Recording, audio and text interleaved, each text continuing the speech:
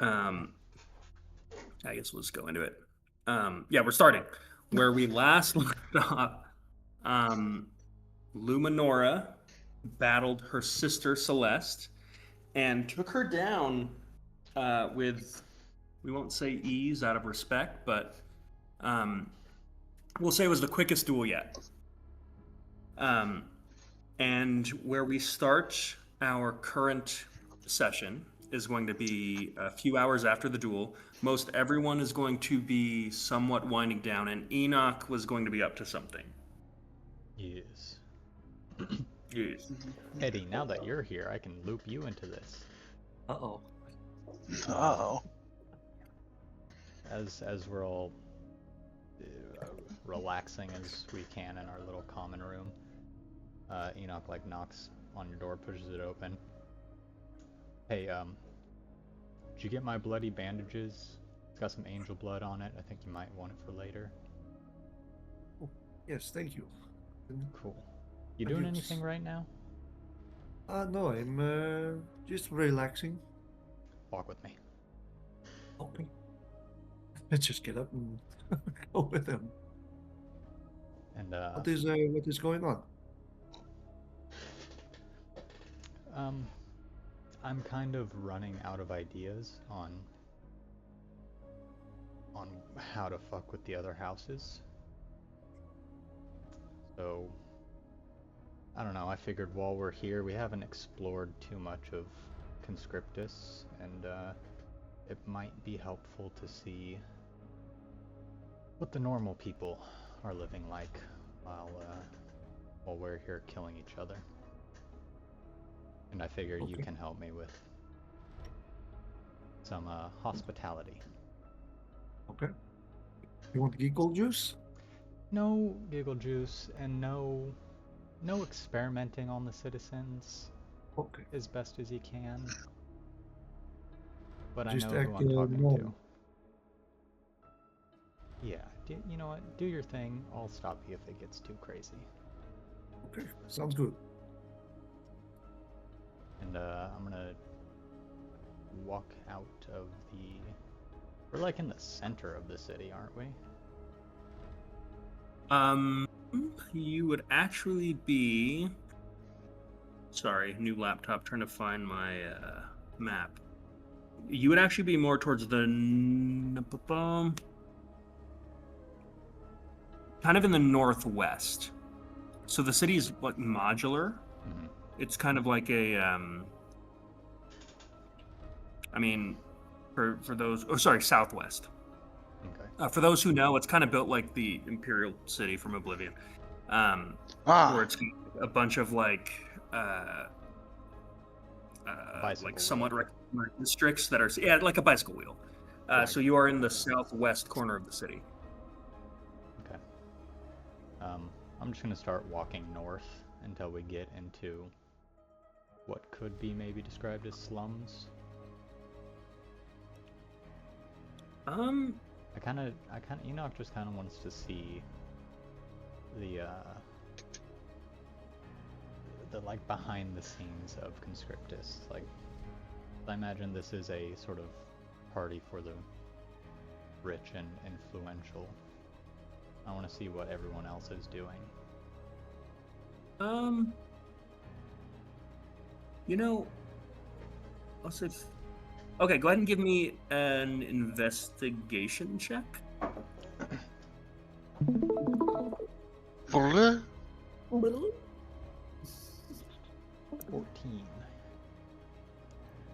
Okay. Are you...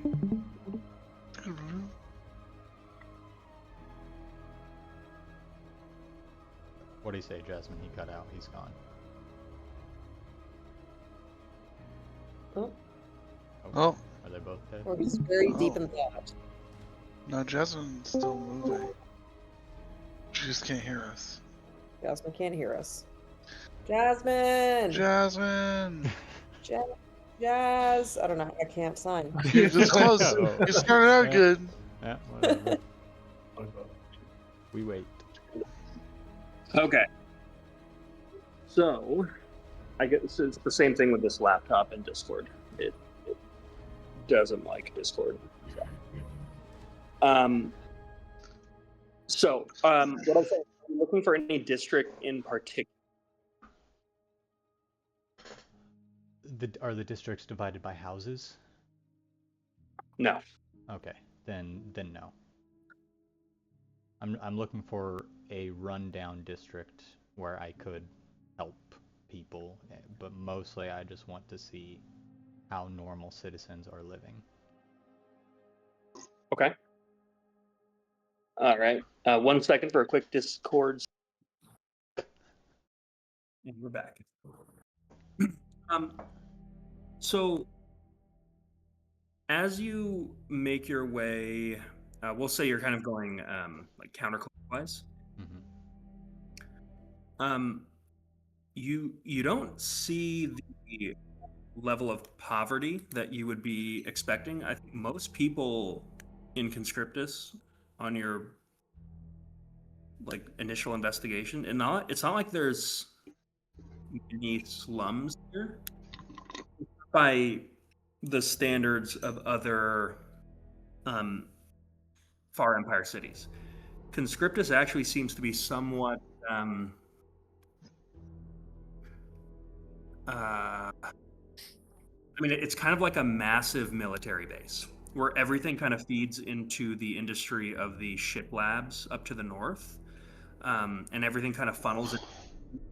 It's kind of like that thing how, like, you know, the military of the USA is like extremely socialist itself, although it like fights for like a capitalist thing, if that makes sense. Yeah. Okay. That is kind of what's happening in Conscriptus, where like you're looking at like the absolute imperial arm of the FETC, yet like the people here are actually reasonably well taken care of. I mean, obviously there's a massive wealth gap, but people are not starving in the streets. They're not being like forced to take weird hallucinogenic like, you know, components. They're not like indentured servants. People are, as best as you can tell, paid like a living wage, and there's some ability for them to what is it? I guess it's kind of like almost a little bit of like a meritocracy. With that being said, everything funnels like completely focused on military service. So, you know, as you might look, you don't really see people that are completely like destitute and sick and like, lepers and things like that for you to help. Yeah. Well, I gotta say, I'm surprised.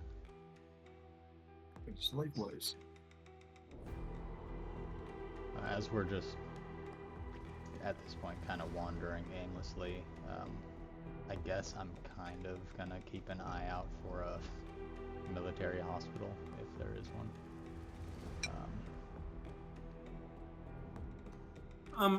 With that investigation check, I'll say there are a few scattered like large open tents that you do see that there's some kind of like healing going on, where you see what looks like a few clerics of Zalathea that are tending to the wounds of some individuals that, as far as you can tell, probably are coming from the war games. Okay. I'll start making my way there. So Sal, we're kind of just pissing into the wind, for lack of a better term, on our plan with all of this. But say it all succeeds. Say we start this overthrowing and FETC falls down. Okay. What's the first thing you want to do? Me personally, I need to find what is left of my family. That is your sister? Cousin? yes, sister. Yes, and well, my niece, right, Alex? My Nailed niece. it. They I do not know where they are. I know that they were taken, but I at the time I did not have resources to find them, and I'm hoping that now I will. Have you not doubting your efforts here, just I don't know, have you hired someone to sort of spy in on her, or is that even possible? No, it is finding people is not my strength. I don't know where to even start. And we usually the way they were taken, people are not usually heard of again. Hmm. But I am keeping out hope, and maybe a solution will present itself. Yeah, we've got, there's powerful magic people around us now. Not that you're not super powerful, but I'm sure there's resources within, especially Luminora's house. I don't know. They're the most friendly. I have thought to eventually maybe pay a diviner to see if they can at least see them, see if they are okay. Yeah. But I'm also scared to do so to find that they have not um, had a nice end. That So would. I'm just taking day by day, see what presents itself. I always say it's best to have answers, even if they're shitty answers. It's good. Yes, that is a good way to look at it. But we will see. What about you, Enoch? What is your goal after all of these? Yeah, I don't really know yet, to be honest. When I first got, I guess, hired or forcibly made to work for you guys, it was kind of just defending the right for my people to exist where they do without being harassed.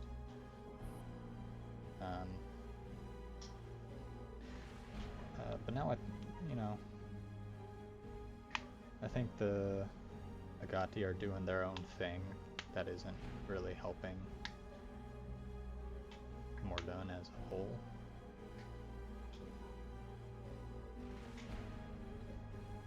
I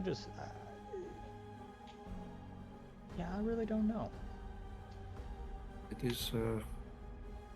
is hard to choose ahead of time. You could set goal and maybe life take you on a different path. I have an intuition that there will be a lack of organized structure. And I don't know if we're the people to make that, or if it's just gonna turn into, one problem changes into the next problem, but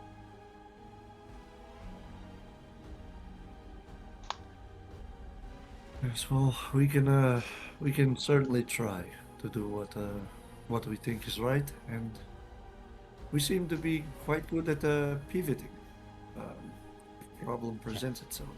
So this group, as mismatched as we are, in my opinion, I think we do pretty good at this. we're not bad. We're good at thinking on our toes, and that's very important. But this helps for sure. I think this helps, and I wrap on a wooden pole of this tent. As you do, you see as this kind of tired-looking, like half-elf woman comes out. She was wearing what looks like at one point kind of like tan linens that are now kind of just soaked in blood. She looks like a Civil War like battle surgeon. And as she steps out, she says, "Yes, are you wounded?" No, hi, sorry to interrupt. My name's Enoch. This is my alchemist, Sal. We are with House Cathari. We were sent here to provide whatever assistance we can. I'm a healer. He's good at what he does. Alchemist. I make medicines as well. No charge, no nothing. We're just here on behalf of the house to help where we can. Give me a persuasion or deception check at advantage. Oh, this is persuasion for sure. Well, which one am I better at? Neither. DC's not terribly high. 18. Okay. She says, House Catharis. Okay. This isn't usually the kind of help they send, but we will not say no to some help. Well, we have a basic, and she kind of just walks you in, and she's just talking about the logistics of this place. She says, tent number 1 is our basic triage unit, where we categorize our entrants in basically 3 categories. We each give them a color, yellow, red, and black. Myself and the Zalathaean clerics are trying to stabilize those given a black tag. If someone is beyond saving that was put in the red pile, go ahead and switch them over to the tent number 3 where the clerics are, and we'll see what we can do, or just send them out back. Do what you can. We are unable to pay you, That's fine. but I'm sure House Catharis has that covered, and just do what you can. And give our thanks to the masters of the house. Thank you so much for coming. We could use the help. And she just kind of like ushers you to this area where there are people that are not like dying, but could use some attention. Mm-hmm. So are you just spending the rest of the evening just doing what you can here? Yeah, I'm well trained in medicine, so I will help what I can. Okay. yeah, I've got mass cure wounds. I've got a lot of charges of cure wounds, and even without that, I've got a lot of key points, and I can cure people of blindness and poison and deafness and paralyzed if they are paralyzed. I can Okay. cause blindness and deafness if need be. Well, there's a money-making scheme somewhere there, I think. Yeah, there you go. There you go. It's creating a market. Okay. But yeah, I will stick here and to near point of exhaustion. At least Enoch will. Yeah, I will stay. Okay. So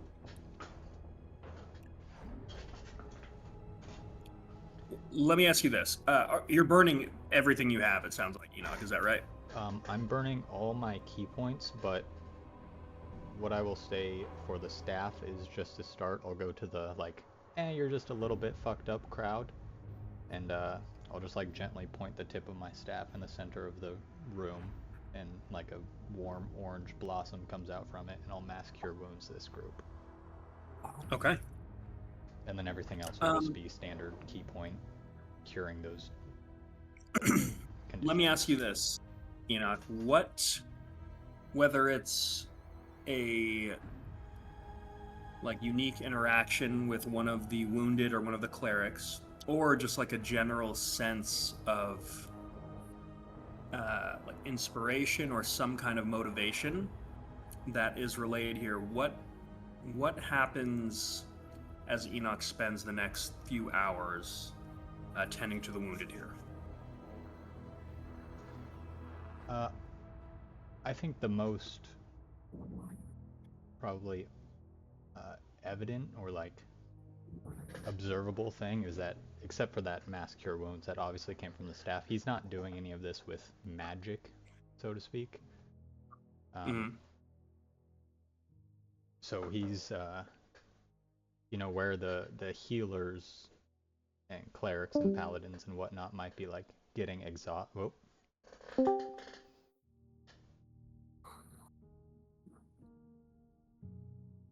Check. His computer being More glitchy than mine is. Please, one moment. Discord is fun. It's like mine if I play the music that we have playing, and mine will shut down like that. I was gonna say we actually could make. I don't want to Okay. make a scheme, phone. but I Wait, kind we of can see an make- opportunity. We can make one now? Well, not like we could possibly make money. Being that you healed them, I could ask and see what they were lacking in the fight, and if they'd like to gain the ability to. I don't think not. now's the time to make money, but we could. I think there's lots of ways me and you can make money. Sorry, it's just that little tick is. Enoch goes to any magic-based healer or whatever that might be, like running out of reserves or being exhausted, and from their point of view, like he seems to have like an endless well of using the person's own body to heal themselves, rather than something that's coming from him. Okay. So He's like triaging the nurses by relieving them of Yeah. their duty. So this is a obviously a massive boon for the clerics of Zalathea here. They get some much, deserved rest as you were able to take on a lot more than, what would be expected of like a divine caster over a short amount of time. And at this point, the head cleric who welcomed you initially comes over to you and just says, I have to ask, who are you? My name's Enoch. I'm a friend of Luminora's. I'm working with the house. That's really all that's important. Well, thank you. And she says, if you don't mind, there's something I feel I must do. And she is going to place a hand on you and begin to cast a spell. I'll say at this point,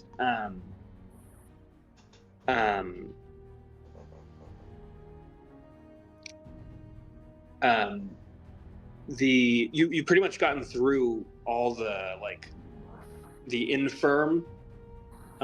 So you make it through the night, and there's no one left to heal. Good job. I will say, give me a Constitution saving throw.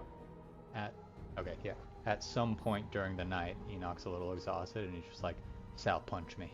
Just punch me real quick." Okay. I give it everything I have. Hopefully not Okay, break Mr. my hand. Osteoporosis. Yeah, go ahead and use a Constitution saving throw. Thank you, Sal. The DC for this is 5. That's a 15 for my con save. I don't know about Sal. What's your con save? Mine was not great. 13. Oh, Okay, yeah, so there you you only go. sprain your wrist. It's not a full break. I use You're that. but yeah. I use that initiative start to regain all my key points. I will technically allow it Yep. this one time and never again for even a single second. That's fair. It was not an accurate punch. I punched you. I tried to go for the jaw and I hit you in like the forehead.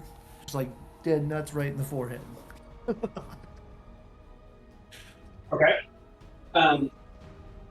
You make it through the night, and if you are amenable, the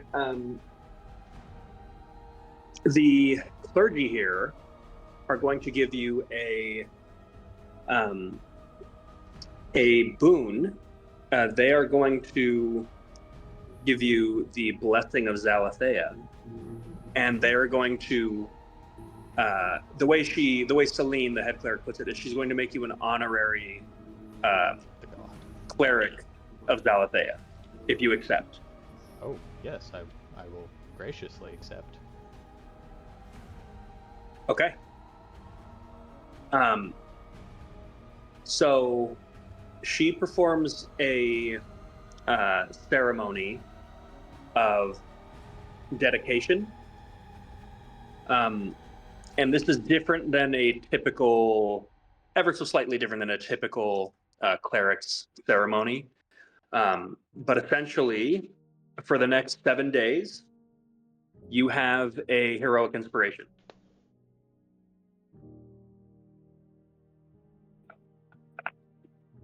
Which can be used once. You don't have it that it resets every day. Mm-hmm, mm-hmm. You just have to use it within 7 days. Yes. It doesn't reset on a long rest. Cool. Cool. And there's a little meter in the top left corner of Enoch's HUD where it just says the clergy of Zalathea like that. That's what we're here for. Sal, were you doing anything? I would give up my bearskin cloak to any who would need it, or one that looks like they're not doing too great. Yeah. Other than that, do any of them look like they are poisoned by chance? There's one individual that looks like he sustained poison from a wound. Would it be possible to attempt to use absorb elements to pull that from them? I know it's not really how that spell works, but yeah, nothing with your character really is, so why not? Go ahead and give me a proficiency based, a trained intelligence check. Okay. Which for you might be like an Arcana check. Okay, gotcha. The DC for this will be 20. All right. Ooh, 22. Nice. Okay. Nice. So here's what I'll say.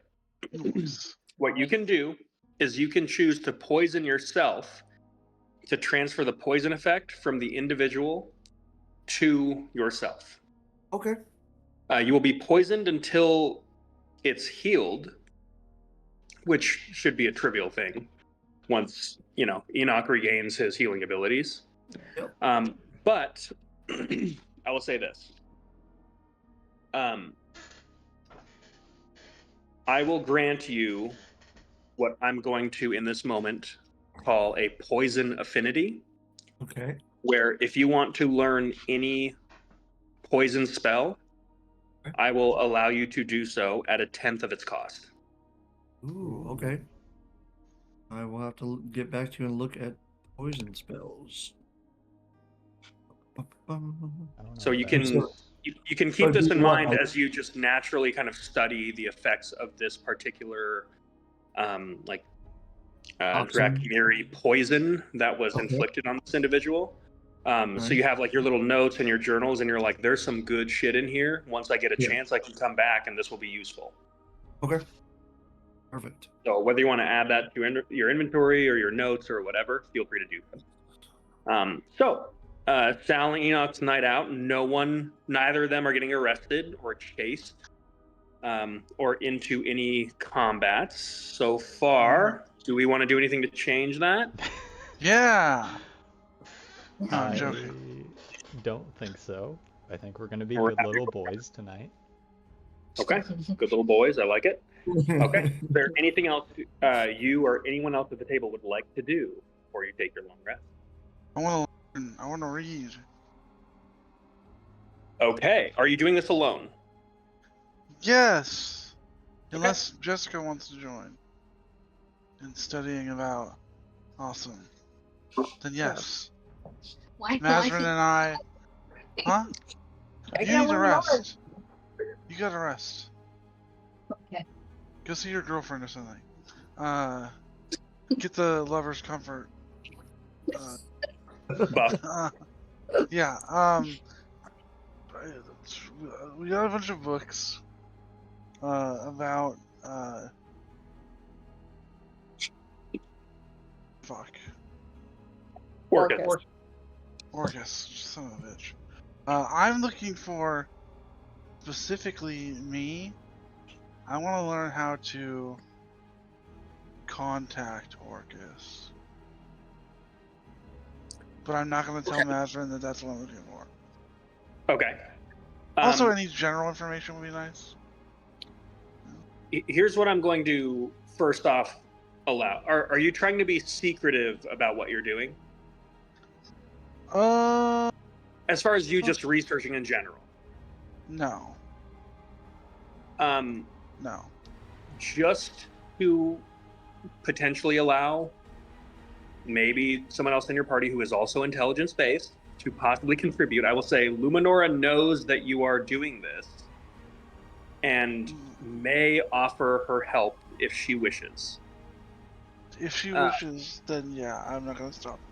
And yeah, you can decline. So, because I just want to see, because there is quite literally like a library of information here, and none of it is like super directed at what you're looking for. Mm-hmm. So this is like, this would take some serious scholars like multiple days to figure out. So unless you're hoping to just get super lucky, more manpower would be. No, if Luminor is up to it, but I also don't want to take away from her. Yeah, I will say Rest. her duel is the first one of the day tomorrow. Yeah. But again, she's an adult. Yeah. Luminor would help out. She sends off a quick letter that she wants to have a servant take to Celeste. That just is like a general warning about her battle with Borin. Kind of like spark notes about what you've noticed. Yeah, just like, hey, like you weren't very assertive in our battle. Like Borin is definitely, it's Luminor coded. It's not very nice. Okay. Do you want to make a persuasion check here or leave it?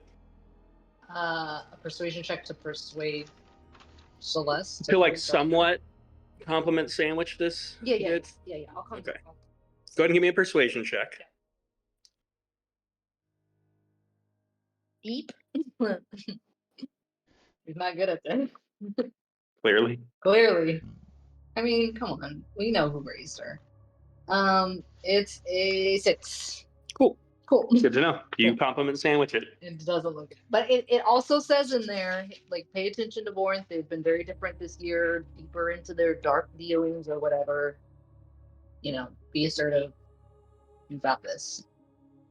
But I'm sure there's some negatives. Can I ask you, is there any actionable intel that you were giving her? Because everyone knows that Belladonna is a dark horse. Mm-hmm. So I don't know if I have any actually.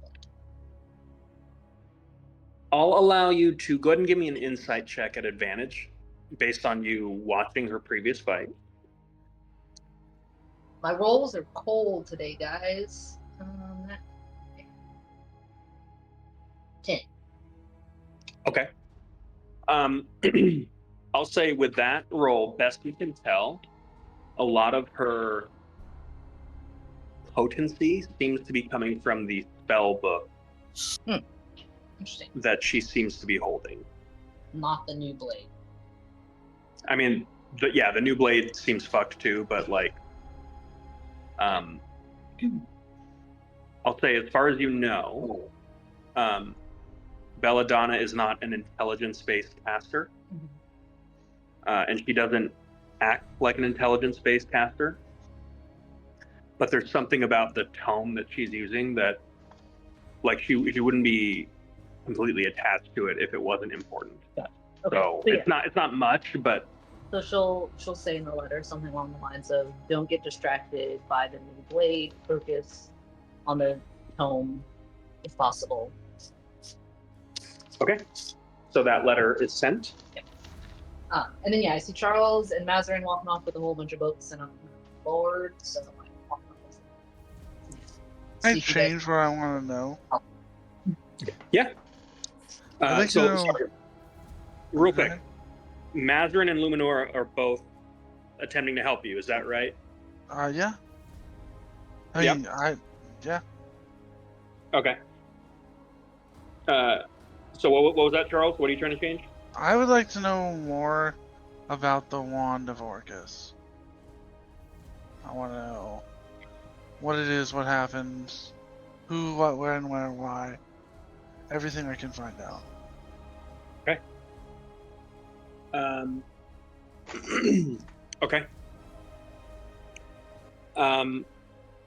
And let me ask Go for it. the rest of the group who is helping.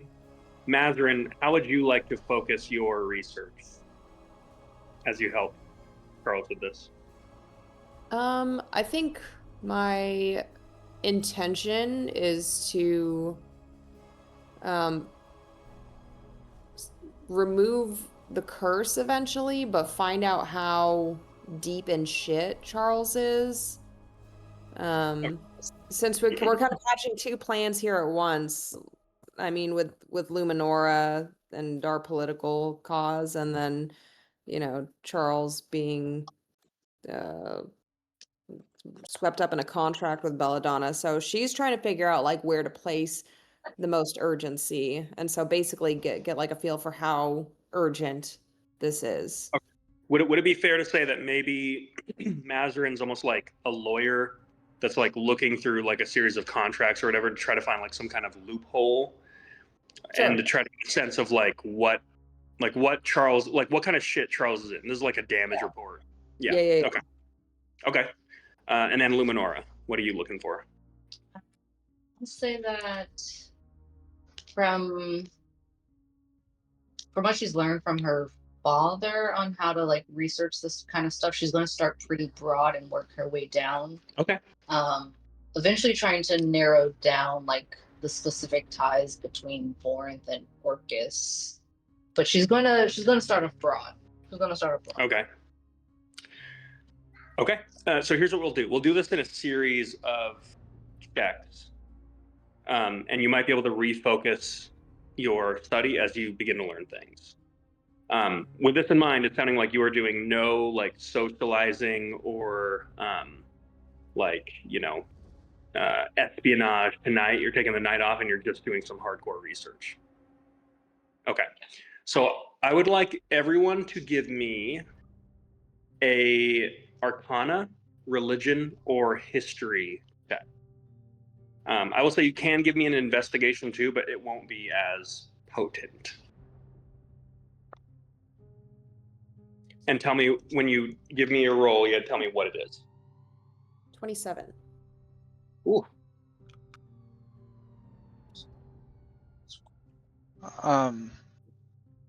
History 15.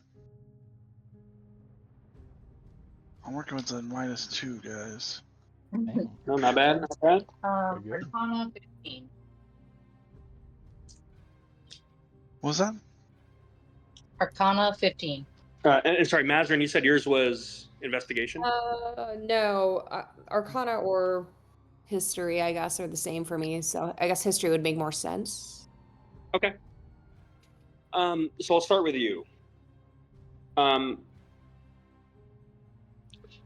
Yeah. Historically, pacts with Orcus do not end well for the Pactee. Cool.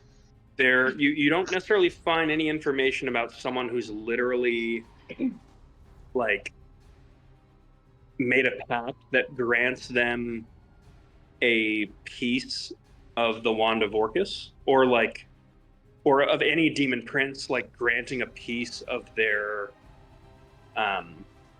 like legendary vestiges. But honestly, that doesn't make you feel any more reassured. It's scarier. There are, yeah, I mean, as far as you can tell, you come up with a couple stories. And anytime someone makes a pact with a demon, it's like they live for X amount of years, they do whatever horrible thing, and then some hero comes and slays them. And they're presumably just like cast to the abyss to essentially be like a servant of whatever demon prince in their like chaotic void for the rest of eternity. I will say with your excellent check, you do find some very like a deep cut of lore as it relates to the house, not in the house, but to Zalathea herself. There is some lore that implies that she actually felled a demon prince herself, which is like a mythical feat. Whether it's true or not, or like kind of like Zalathean propaganda, hard to say. But I mean, it's somewhat believable because she is of like a celestial heritage. But the demon she is said to have crossed with is a demon known as Pale Night. That's night, like Night. Okay. That is said to be like one of the oldest demon lords. Wait, you say Pale Knight? Pale Night. Like color wise? Or Yes. like bucket? Color-wise. Okay. And you do notice, Gears. I'll say you come across some illustrations in which you see Pale Knight as almost being like this kind of Lady of the Lake, kind of like King Arthur kind of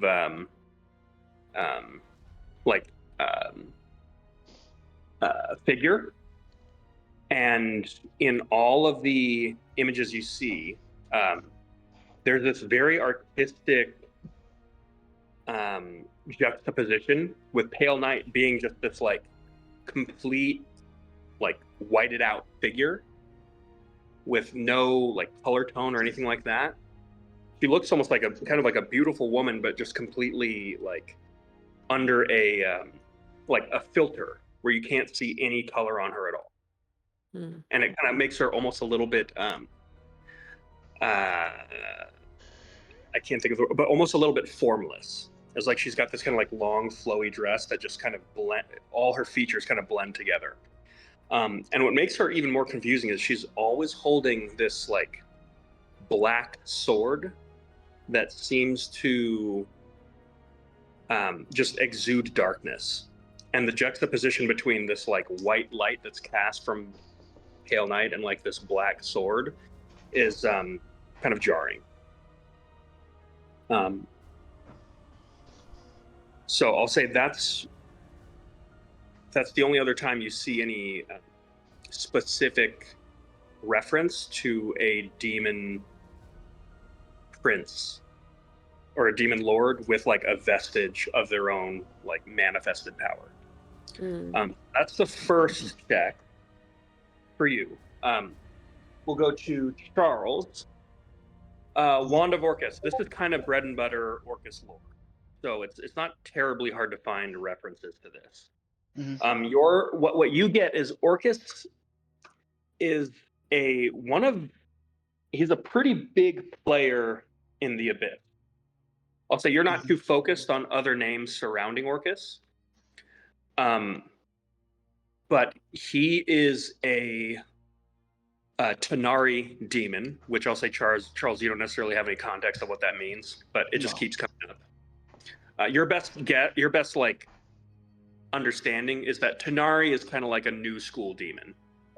There's like a very old demon, and there's like a newer demon that's like seems more badasser. So he's like this newer, more badasser demon who is obsessed with death, undeath, and ultimately becoming a god, which is odd for a demon prince. I'll say you do find that best you can tell, Orcus's somewhat fall and the shattering of the Wand of Orcus seems to have happened with a conflict with another very powerful demon prince known as the Demogorgon. Okay, so family trouble. Yep. Luminora. 15 House of Orange. You get no possible connection between Vorinth and Orcus. I will say you're privy to what was told to Charles in that Belladonna indicated that like the malice was given to him not with the hopes that he would succeed, but with the understanding that he would most likely not restore this demonic artifact to its former glory, which was Because they kind of beef him. so that kind of points you to other demon princes that would be antagonistic to Orcus. You don't find too much information other than what Charles had somewhat uncovered. Being Demogorgon is one big rival, one of the many rivals of Orcus, and Demogorgon is kind of like the quintessential just demon, like does like just pure fury, like does not make deals with anyone, cannot really be reasoned with, is just a complete cosmic force of like madness, fury, and chaos. So that's our first round. I will allow one more round without people going through the night and taking a point of exhaustion. So go ahead and we'll kind of go in the same order. Mazarin, would you like to refocus your check on anything? Yeah, I'm gonna kind of dive into Zalathian lore and try to find more information about how that interaction went down between Pale Knight and Zalathea. Okay. Ooh. 10. Okay. So you got a 10. Charles, are you refocusing? I would like to know, after it was broken. I guess I'd like to do more history on like people who have attempted to bring it back together or have used pieces of it and what they were able to do. If that makes sense.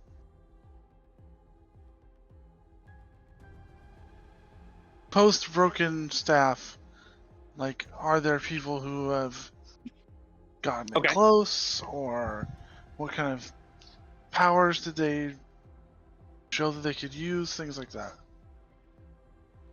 Okay. Go ahead and roll your check as Luminora. 16 history. 15? 16 history. 16, that's an improvement. Luminora? I will try and figure out who other rivals Orcus might be that might make deals. Because if the Demogorgon is not making deals, then I don't think Vorinth is working with me. So Okay. I'm trying to figure out who possibly Vorinth is working. Okay, so Luminora is kind of going on her separate sorry. adventure. Yeah, Sorry, that's Charles. okay. Okay. That's right. Go ahead and give me a check. That's a not natural 20. Wonderful. All right, good to know. Okay. So we'll start with Mazarin. There is almost nothing on Pale Knight. You're getting the sense this is an extremely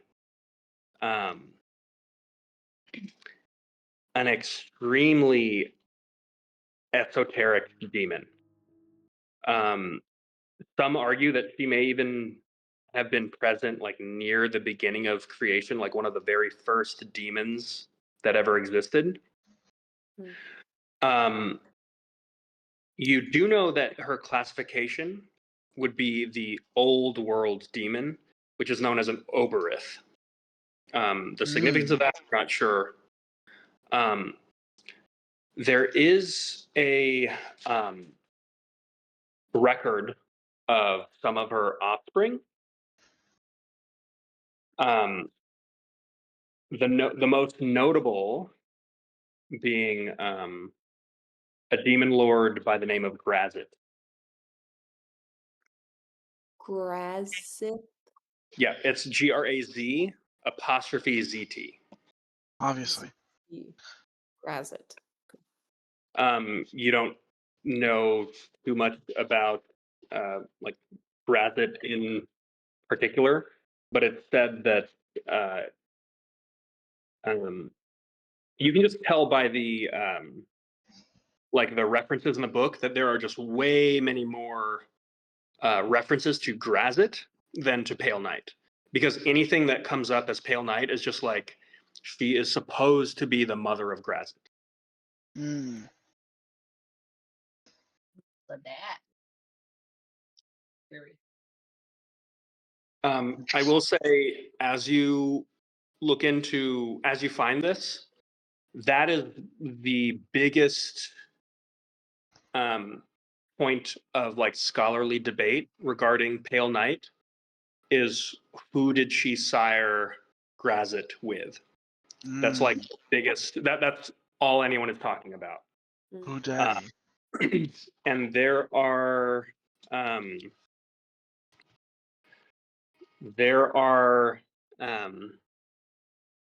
so many theories. It goes into like this massive list of like dark gods like Baal, Bane. It throws out like other possible strong demon lords. Some esoteric theories point out that she sired Grazit with just like the essence of the abyss itself. And one crackpot theory is that her mate was Asmodeus, the Lord of the Hells. But that's about all you find regarding Pale Knight. So you see that there is some kind of clash between her and Zalathea. And then a lot of people wondering, who to baby daddy. So going to Charles. Mm-hmm. You do not find any evidence that once the Wand of Orcus has been destroyed, there's like no reference to it. In fact, everything in these tomes indicates that this is like a permanent thing where it's like Wand of Orcus destroyed, Orcus diminishes, end of story. So there's no record of anyone attempting to restore the wand or anything about any packed weapons or any of that. Like that. Luminora. I will say, as you begin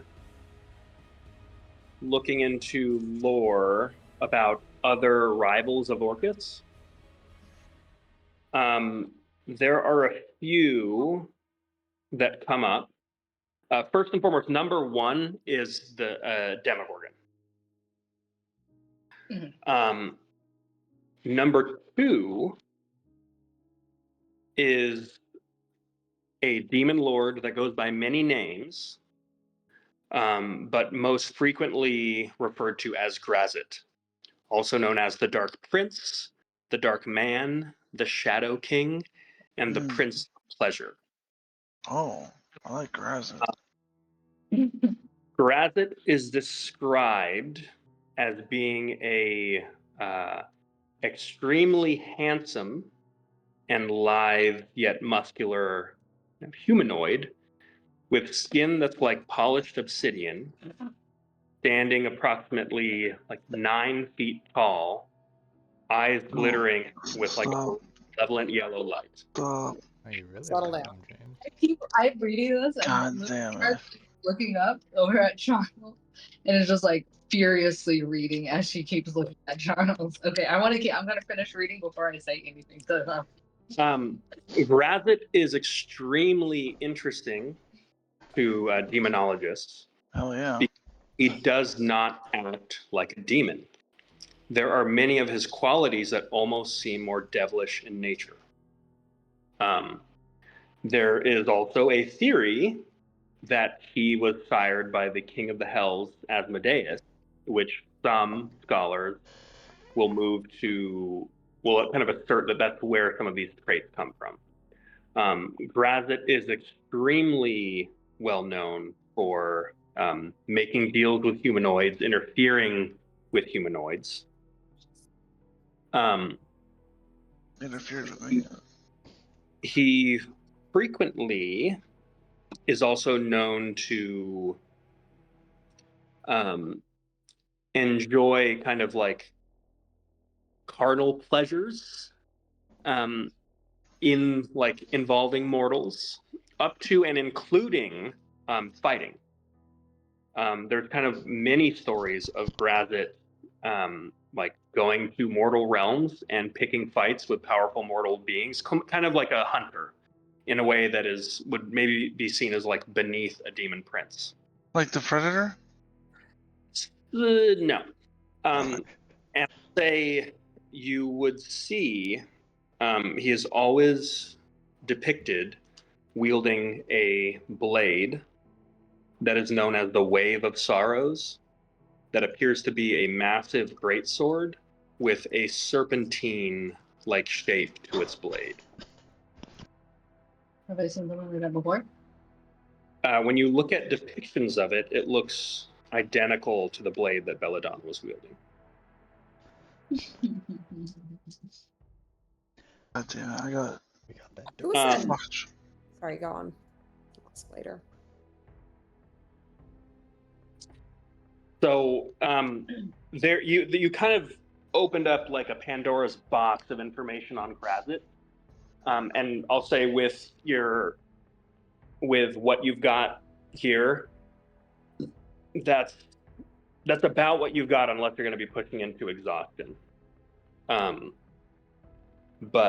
that is the information you get. Now, is anyone going to be pushing for exhaustion by doing more studying, or are we going to leave it for later? I'll leave it for later. What But I need to know how to spell Asmodeus.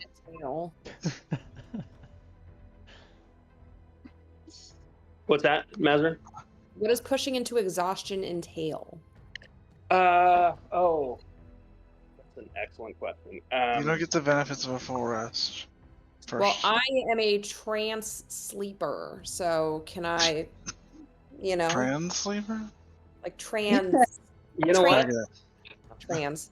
I will give you one. I will give Mazarin one more check, as she does not need a full rest to do her thing. Sleeping on dead bitches.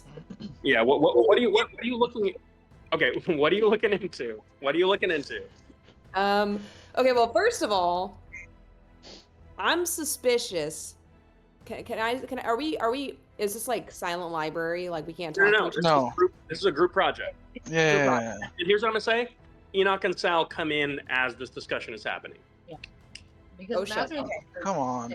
later, and so I'm like getting up and like getting ready to go, but I'm going to look over at Charles Mazarin to like start relaying this information before you start reading on that chamberlain.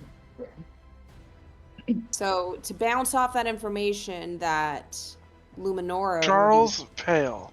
Yeah. I look over at Charles and I'm like, Charles, what was that name of the man that I saw you in the hall? Charles doesn't remember his name. Gracious? Are you talking about Gracious? Yeah, Gracious. Yeah. Yeah, so I'm sort of reading into this a little bit, and I don't want to scare you or anything, but I think you might have slept with the Demon Lord. Wait, did you sleep with Gracious? Yeah. You didn't know I slept with Gracious? I think Oh, you were drunk that night. I put you to sleep. I put you in your bed. Okay. Okay, this Yeah. is He okay. My was- mind is spinning right now. Yeah, he was about 9 feet tall. Really Obsidian handsome. skin, devilishly handsome. Yeah, okay. That's kind Yeah. of what I was putting two and two together. Okay. Cool. His name in this book is Grazit. And he's fitting a lot of the categories here. So I think A lot of the what? well, the categories of, extremely handsome, 9 feet tall, kind of devilish, Yeah. makes deals with humans, has a sword that's currently being wielded by Belladonna, kind of. Does it say he bones humans in there? Oh, he enjoys carnal pleasures, so I think that counts. Yeah. Yes. Yeah. Enoch walks So- by and holds up a bloody high five. To me? Yeah. Yeah, high five. Hell yeah. I imagine it's like a very regretful high five, but you're like, oh, Yeah. I'll take what I can get. Yeah, and he happens to be one of the big opponents to Orcus, which now makes sense why Belladonna gave you the book to fail, because they're working with Grazit, who's against Orcus. Why? Never mind. I have some questions. Yeah. For Grazit. For Gracious. Whatever his name is. He's Demon Lord Grazit, if we want the full name. So what would you posit that the reason for Grazit to give Charles the weapon of Orcus might be? Oh, Belladonna said that there's no way that I could get it all the way back together, so she just gave it to me so I could fail. To Well, why didn't she stop just it. like, give it to you at all? Why didn't you just like keep it? That way under- somebody else who was more powerful didn't get it and put it back together. Or they were So- stabbed with whatever curse is on the weapon itself. True, there's also that. But by giving it to me, she at least bought herself, I don't know, however long I'll live. Could be a day, could be 60 years from now, who knows? That's generous. I mean, I'm only 30. Just with the trajectory of everything in the last 7 months or so. I said hope could that be a long. day. I know. I'm just sorry. I'm just saying. I'm just saying you're sleeping with Demon Lord. I feel like that shortens your life expectancy in general. Or other way around. You're right. I know nothing. How many of you guys slept with a demon lord? Oh, just me. Okay. How many of us are cursed and tied to another demon lord? Just Oh, just me. I mean, win some, lose some. So it would be in not the best interests of Grazit / Gracious / House of Orinth for Charles to succeed at the task, whatever. What are you even doing with this thing? You're trying to reassemble it? What does that even mean? Yeah. Well, I 100% honest, don't really know. But I gotta get magic weapons that are good and feed it to the bad magic weapon that I have. And then you were there, and then he like smiths it into something new, but it's also the same. And then I pull out Malice, pistol form, change it to rifle form, back to pistol form, then away. See, it's the same weapon, but it needs more parts. I was trying to figure out how many parts, but I didn't get that far. And I'm tired and embarrassed. And mostly just those two emotions. Okay, very good. You're dismissed, Charles. And Manfred sits back down in front of a book. and she's going to continue researching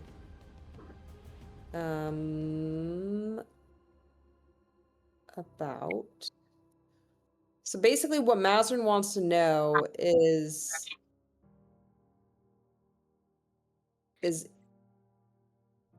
how to defeat Grazit, potentially with the weapon. And also, if I have time, to tug the string of his potential father, Asmodeus, and see where I end up. We're gonna have to pick one of those massive, like, scholar devoting their life to topic. Asmodeus. You want to look into Asmodeus right now. Ooh, not when you ask me like that. Sorry. I mean, that's literally like being like, now I want to know everything about the devil. He's the devil. Yeah. So that's like, that is such a massive topic that that is just a massive topic. Also, these are books on demons, so you might not have the most information on Asmodeus In what we have, Yeah. Okay, physically. fuck it. I'm gonna do a deep dive into Grazit, and I'm gonna see what his deal is, because his name just came up peripherally for me. So I just want to. So now we're switching over to Graz. Is there anything specifically you want to know, like Grazit's feats, his like, or is this kind of like a general, just deeper dive than what people have found out so far? Yes, the second one. Okay. For this, I am going to ask for an investigation check specifically, because this is like pouring through these texts that are not really specifically like. Okay, can we say the natural 20 roll counted for something? Because I never got to apply it to anything. Remember, you said roll again, and I rolled, and then I said natty, and then I did my dance. And I then... did. I do remember that. Oh, Right. I gave you the natty. Okay, so that's my investigation check. No, that was for last roll. I gave you the No. natty. No, that was No. that was for this roll. Yeah. Last roll was a 10. Yeah. Yeah. Oh, my last Sorry. Okay, you're right. Did I Don't get? take away God, the we were- natty. Okay, I will. Fuck. You got a natty on this? I'm going to say Saul has study All right. juice if you need. Everything's juice. Yes, everything is juice. Much easier to drink. Okay, so powered by Sal's study juice, Mazarin is going full on Charlie Day. She's got like multiple books open. She's like drawing on the text that do not belong to you guys. There's like a whole Cliff Notes, Spark Notes, all kind of notes. She's got Chegg open on one window. So, what's natty worthy? Okay. All right, this is natty worthy. I can't believe you. Okay, fuck. So,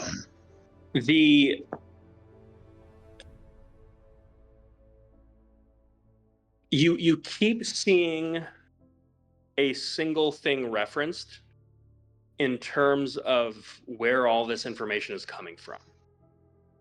And Mazarin, what you notice is whether it relates to Orcus, especially as it relates to Grazit, even with Pale Knight and everything in here, the text that keeps coming up is a legendary artifact that is known as the Demonomicon. And it is said that there was a incredibly powerful witch that went by the name of Tasha, who created the Demonomicon some way or other. You don't really get into that too much. But essentially, it is said that this witch knows more about demons than demons themselves know about their own nature. There is also lore, as you look into how one would potentially defeat Grazit, almost immediately you see that this is kind of a futile task.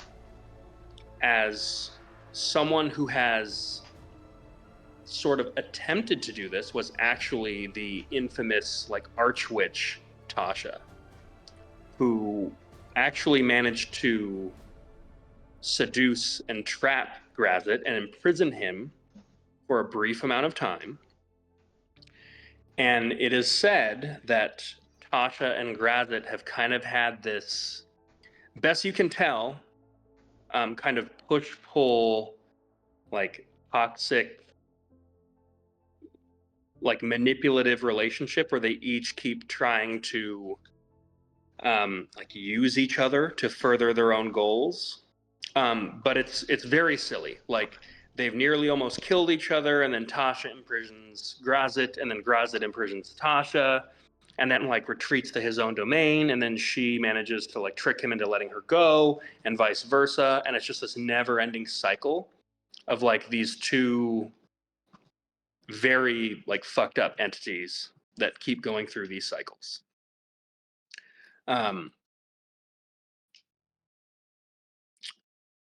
So that is what you get with that last lore dive, is that a lot of Grazit's writings seem to be from the perspective of his relationship with this immensely powerful witch by the name of Tasha. Is it common knowledge that she's still alive or where she is, or is... No, it is very much like last anyone heard, like no one knows the current status of like Tasha and her feud with Grazit. Because he's a demon prince, she's kind of assumed KIA. Like whether she's imprisoned in his like domain or something like that. But there are multiple theories as far as like her being still out there, but no one knows. Well, I mean, if he's out trotting around, wouldn't you have to assume that he's not around? He's dead. Or be like imprisoned, or like. Again, as best as you can tell, as you're reading this story, there's almost kind of like a bit of like a, I don't know, like Twilight, 50 Shades of Grey kind of thing going on, where like there seems to be some genuine like longing between Tasha and Grazit, where like you it seems like neither one could really bring themselves to actually kill the other one, because there's this weird like jealousy, possessiveness. They just can't really decide who's it seems like each one wants to be like the dominant one, but there's this very toxic relationship going on, where I would say Mazarin's perspective is based on these stories. You get the sense that one would probably never actually kill the other. Yeah. I want to be a home wrecker. I don't think. I'm not sure you have you wield that kind of power in this toxic relationship. Also, you're asleep, so I'm not talking to you. I know. I was just thinking. I was talking to my sleep. Okay. This. Thanks. Mazarin's just gonna put down the books and go, this is fucked up. Yeah. She's gonna go into trance and get some sleep. Yeah, you got a major headache. Okay. So finally, a long rest comes to all of you. As it's morning, Luminora has very few precious hours before her duel with Freya.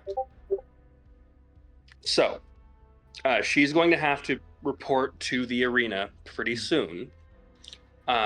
Just quick roll call. Is anyone doing anything during or before the duel? Mazarin, are you sharing this information during breakfast?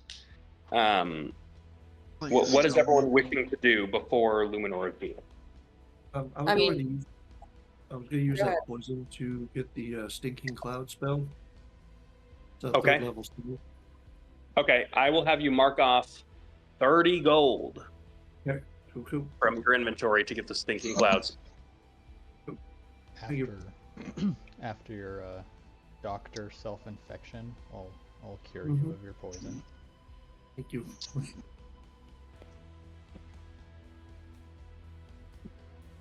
Yeah, Mazrin's gonna share everything she found out over breakfast.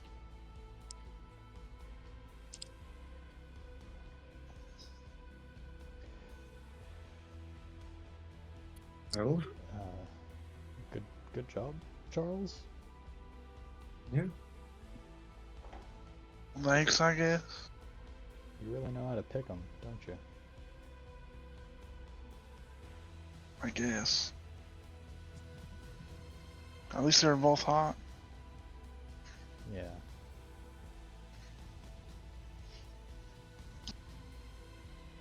I'm a little more worried about your involvement. I will say, sorry, Marion would have been with you guys this morning. Would you have wanted to have this conversation in private? No, it's fine. I mean, I don't care. It's up to Mazrin, I guess. I don't think there's a reason why I would conceal this from Marion, so Yeah. No. She doesn't have anything to say, but she also looks sort of like more pale than usual and is kind of like sneaking glances at Charles that are just like, what the fuck? Yep. it's an appropriate response. What the fuck is right?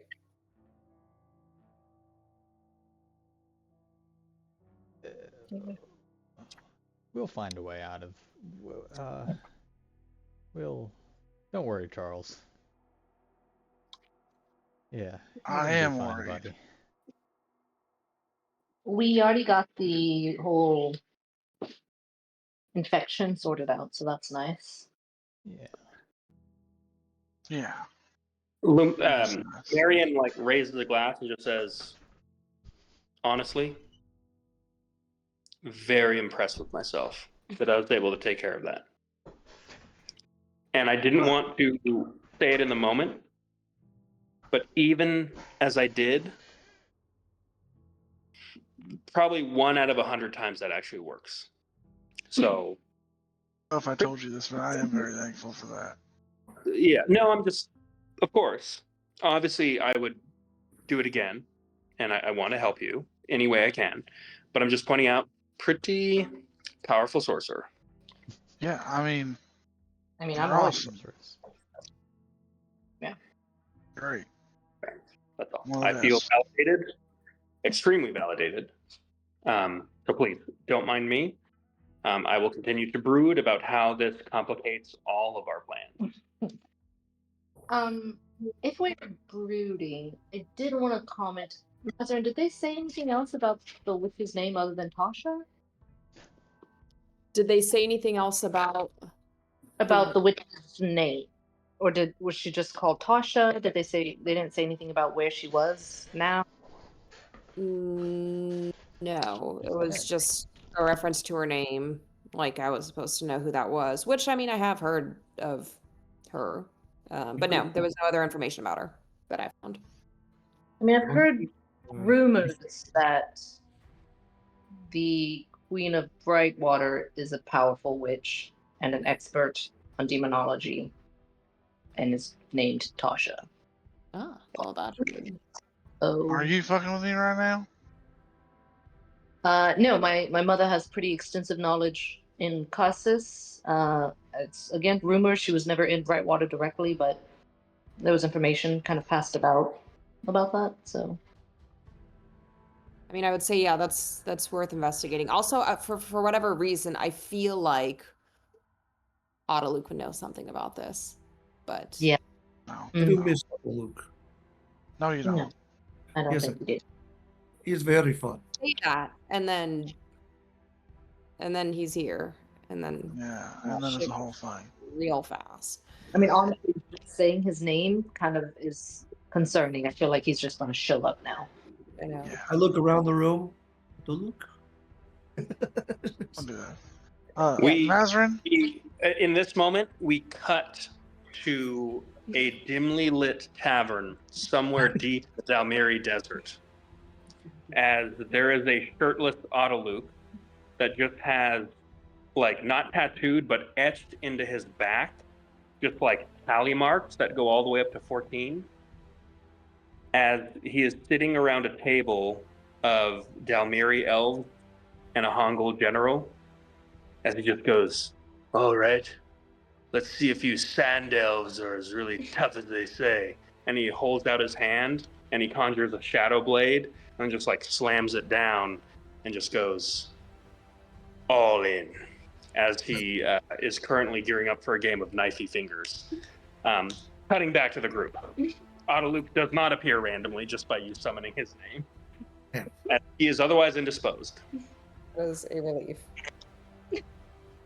Master- They do have clerics here. Maybe one of them is trained in divination. That's the one, divination. And they could divine on this Tasha, maybe. My father might be. He's a divination wizard. What was that? I didn't hear anything. I heard- Right. Luminora, as she runs off to grab a cup of non-Sal created coffee, she yells that perhaps her father could help, as he is a divination wizard. I do like your dad. Yeah, I agree. You agree that I like your dad? No, I agree that he is likable. Well, maybe I could pay him a visit. You think he's here? Yeah, he's probably in the little box. Was it the house seat with Admiral and Celeste? Well, actually, Celeste is probably getting ready for her battle with Belladonna, which I am so not nervous about. Yeah, I'm afraid of that. I pray she does not fight Belladonna like she fought me. We'll see. Anyway, focus on myself. Focus on myself. Focus on yourself. And you, Charles. Sleeping with demons. Okay, we've No. got a mess. Don't worry. Okay. You guys will handle Just- this. I will do sword stuff. Yes. Yeah, you do sort of stuff. Speaking of which, Mazarin, Charles. I got kind of a plan. Oh boy. Go on. Well, I was going to speak with Luminar's dad about Okay. finding out about Tasha. Okay. Maybe you could speak to Gracious? You want me to speak to Gracious? Why would I do that? Because I He's- don't want to speak to him. I don't think any of us need to speak to him. I think we know what we need to know about him, and we don't want him to know that we want to know more about him. So,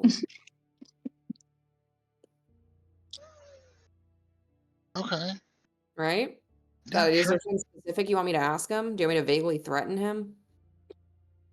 Because I No, don't want to do that. I don't want you to threaten him. Okay. So Maybe you no- could just ask if he knows if Tasha's around. I don't know if that's such a good idea based on what I was reading. Yeah, they don't like each other, but they love each other. And it's complicated. I have a feeling I already know the answer to that question. And I think it would be best if we investigated the answer to that on our own. We should try and find that book, though. Yeah, totally. 100%. But I So think, maybe you do that, yeah. and I'll talk to Luminar's dad. Well, I would assume, like, let's just say theoretically that the Queen of Brightwater is Tasha, then I would assume he would have the book. I don't know. Yeah, maybe you could find that out. Well, We should go to You want me to go to Brightwater, Brightwater? guys. Let's go to Brightwater. Yeah, We okay. should go to Brightwater. we should get a Brightwater. Let's, I mean, after this. Finish this. yeah, We're in the middle of a whole. Luminora know. does her battle. Yeah. While you talk to her father, and then Mhm. if all signs point to yes, then we all go to Brightwater together. Well, then she'll have more battle. Are very Well- much so in the middle of the revolution, so I don't know if that timeline is going to be as streamlined. We got it. We got it. We'll take care of it. Just a little. Yeah. bit You Like, focus on fight. We're You trying to fight. break apart the empire, so that just seems like it's kind of not a remote kind of job. I don't know. But Maybe she Agreed. can help. maybe she can help. No. Enoch, sometimes we're like this, but Yeah. we're like this. I'm right there with you. You Yeah. got X's, I'm here to kill them. Yeah, cool. You know. Okay. Yeah. That's hot. I like that. Everything's hot to you. Well, you know what? I'm a little fired up today. Feeling good. Fired Did up some research. Like 2-3 months. Excuse me? You have been fired up for the last 2 or 3 months. You're I mean, sleeping there's with- not much. I don't know what to tell you. I don't know what to tell you. It's fine. It's just yeah, whatever.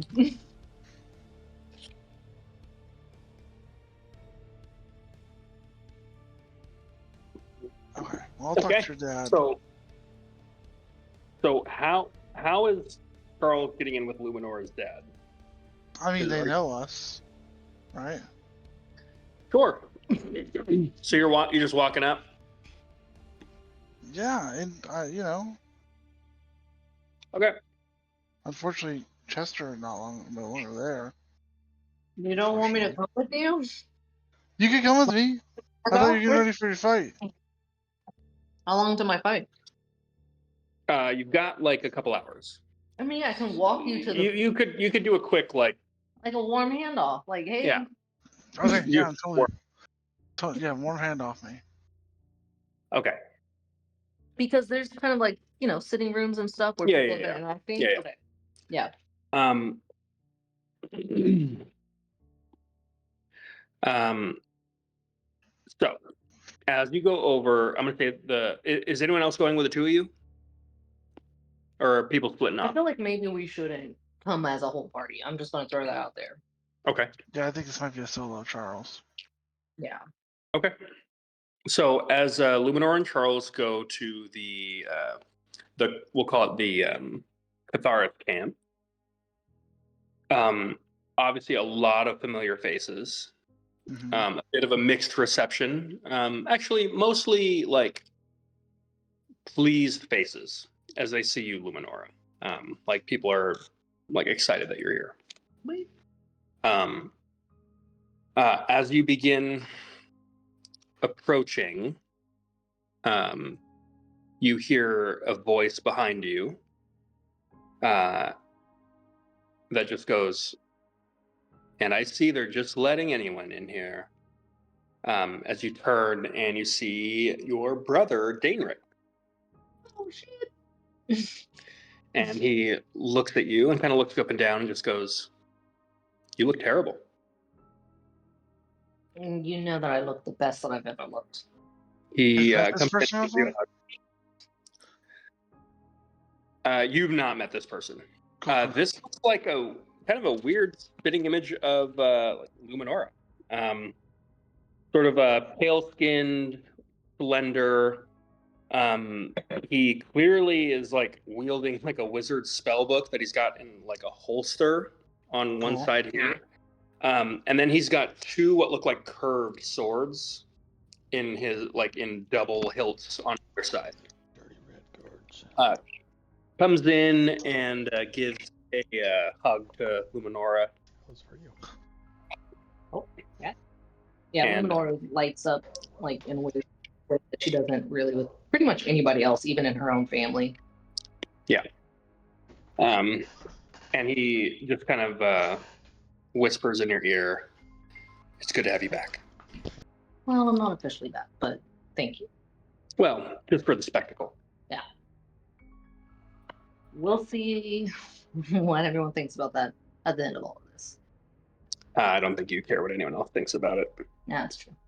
I need to introduce. I'm Well, Charles. yep, this is Charles. And he goes in for a hearty handshake, Yeah. grabs your hand, and then like clasps it with the other hand, and then Mhm, like yeah. goes in like a kind of almost dapping you up a little bit, and then back into a handshake, and then grabs Yeah. your hand again, and just goes, "I'm Daenric. Friend. Yeah. I'm Celeste Swornblade." Oh. Little- And I'm her friend. A little upset Luminoris. this moment at that. We're in like a group. Yes, you are one of the other ledgermen. That is, yeah, kind of, yeah, definitely. Very good. Keeping my sister out of trouble, I hope. Oh, no, he's She's keeping me out of trouble, actually. causing it. I see. Causing Well- trouble. But we're whipping them into shape. Don't worry about it. Hopefully you're teaching her a sense of humor. Trying. I have a perfectly fine sense of humor. Thank you. So, Uh, you are... what are you doing here? I'm just here to pass off Charles to father for a moment, and then I'm going to go get ready for my upcoming duel. Okay. Well, since you're here, would you mind waiting for a second? I think Takamori wanted to speak with you. Oh, sure. Yeah, that's fine. Can you take Charles to father, or? I was thinking I would do that, Okay, yes. perfect. Yeah, I'll just do it from this place. Charles, then he holds out his elbow to you. I will take it because it's funny. Yeah. I Yeah. grab Charles by the collar really quick. Don't sleep with my brother. I'm not gonna sleep with your brother. I mean, Maybe. I'm not gonna try. I'm not gonna force it. He turns to you, Luminor, and just goes, "You are no fun." And Charles, he begins walking you over towards like kind of the main area where you see a lot of the more like hoity-toity of the Catharis. I send a little message, and I to Charles, I will actually kill you. I will kill you. I will slit your throat. Don't you dare sleep with me. I send her a winky face emoji. Takes a lot of concentration. Yeah. Charles, as you're being walked by Daenric, he says, Charles, I will be honest. I have actually heard of you. Really? Only good, I hope. Yes. Chester has nothing but good things to say about you. You know what? None of your family call him by his name, except for your father. Yeah, so my father brought him back on. Well, you just tell him yourself. And as he walks you over, you see Chester holding like a platter full of like champagne glasses, like a champagne glass tower. And he turns Yeah. over, drops it, and he goes, "Shut the fuck up!" I run to give Chester a hug.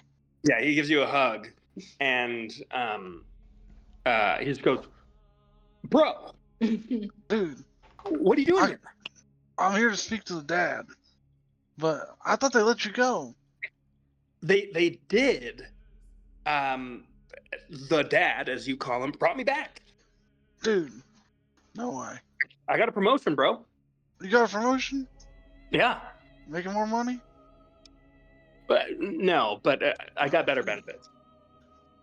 Worth it. Yeah. I'm so glad to see you. Yeah. Gosh, how have you been? What's it been, like 2-3 months?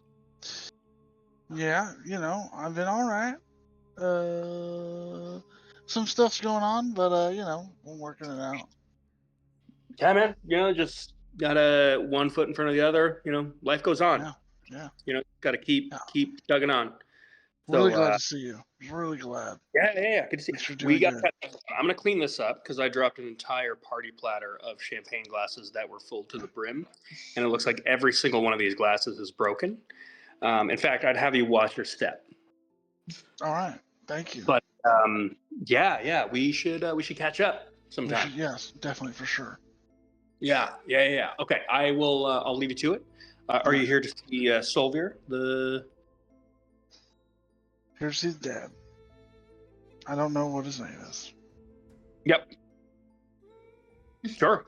Here, right this way.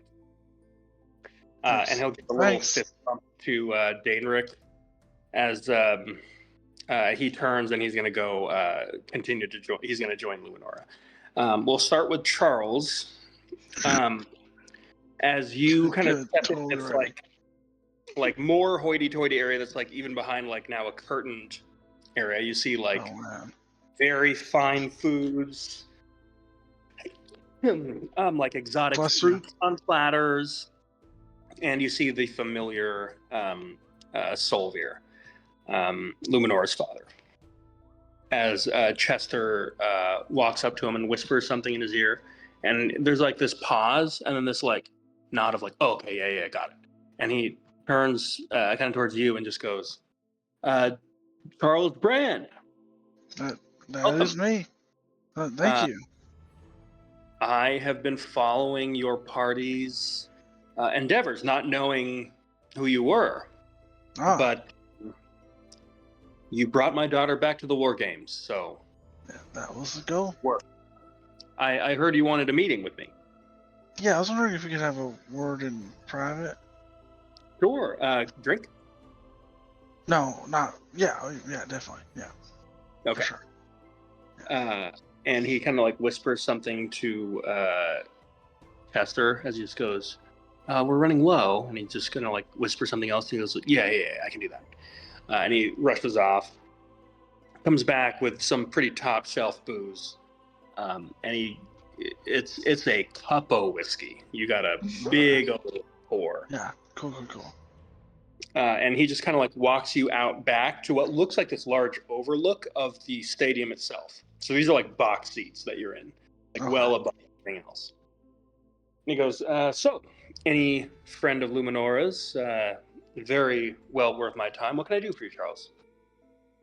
I do have a strange ask, maybe. I heard you were practicing the art of divinations. Yeah, you heard correctly. Did you just lick that bottle? Yep. Okay. As does he. I just, I'm having a bit of an issue, and I need to know the whereabouts of like a super powerful witch. Maybe you've heard of her. Sasha. God. If not, I could give you a little bit more detail, but I don't know that much. She's like, will they, won't they, with Grazit, the demon prince?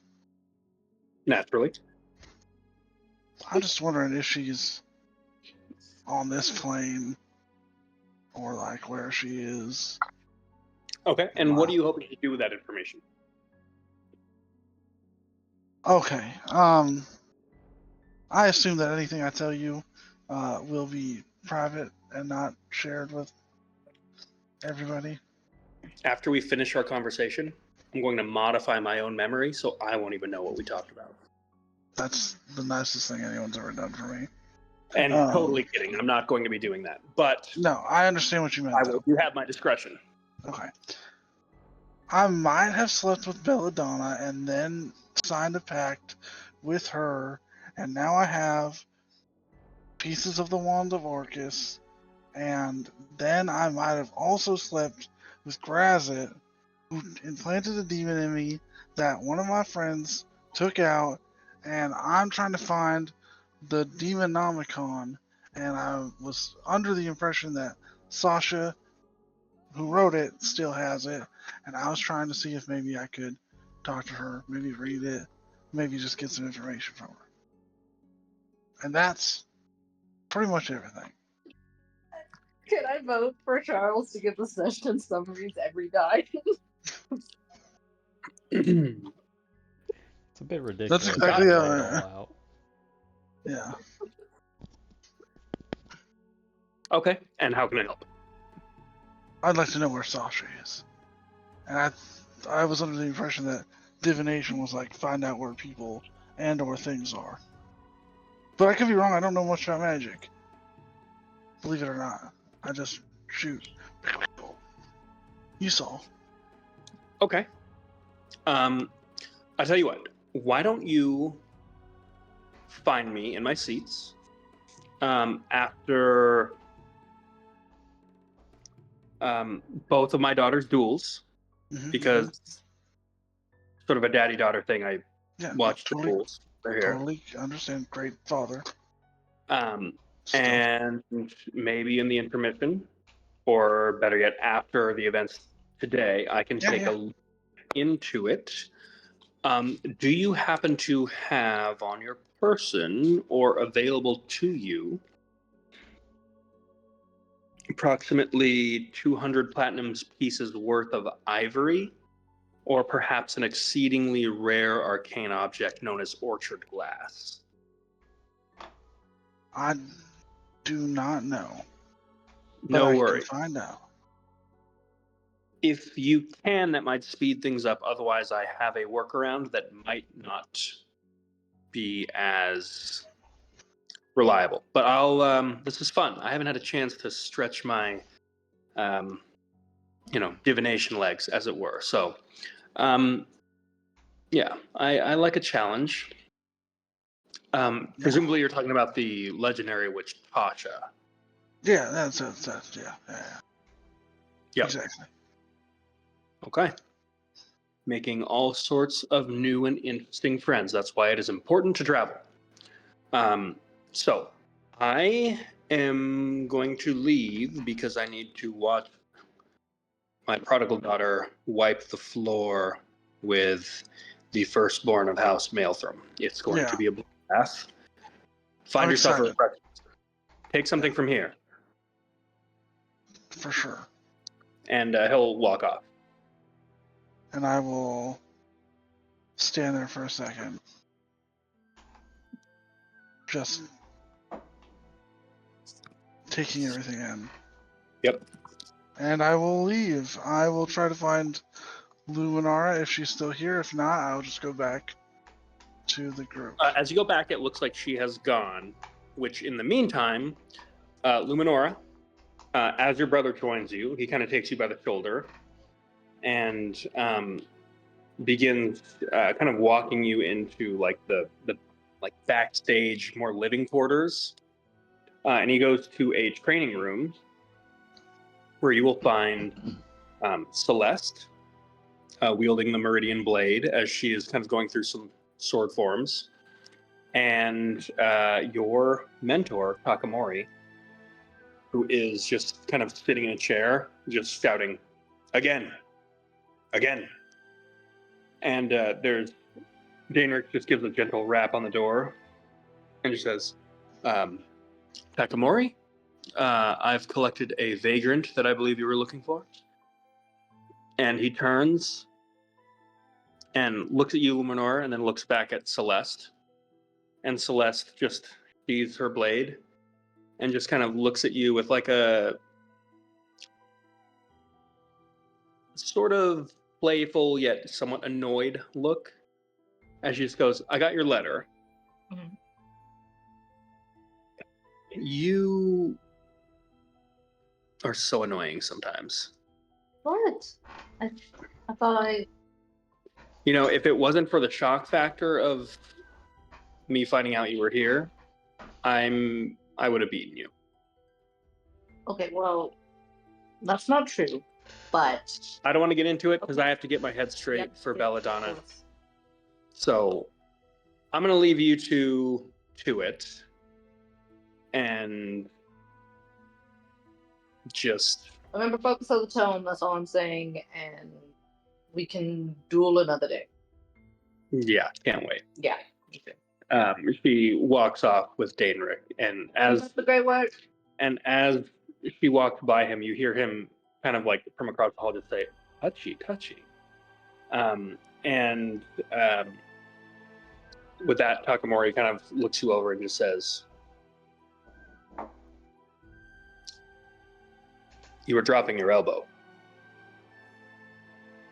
I think that I've learned some things while out in the field, and otherwise, your training held quite well. And I know that I need to keep my elbow. Yeah, come here. And he just kind of walks you over to like the equipment area, and he just says, "I meant to deliver this to you before you're leaving, but I had a delay with some of my contacts from Drakmire. Here." And he takes this box and opens them. and what he shows you are two like iron bands that seem to go on your wrist. As he hands them to you, these look like you don't know what kind of alloy they're made of, but they look almost silvered. And there is clearly like Drakmiri runes that are etched into them.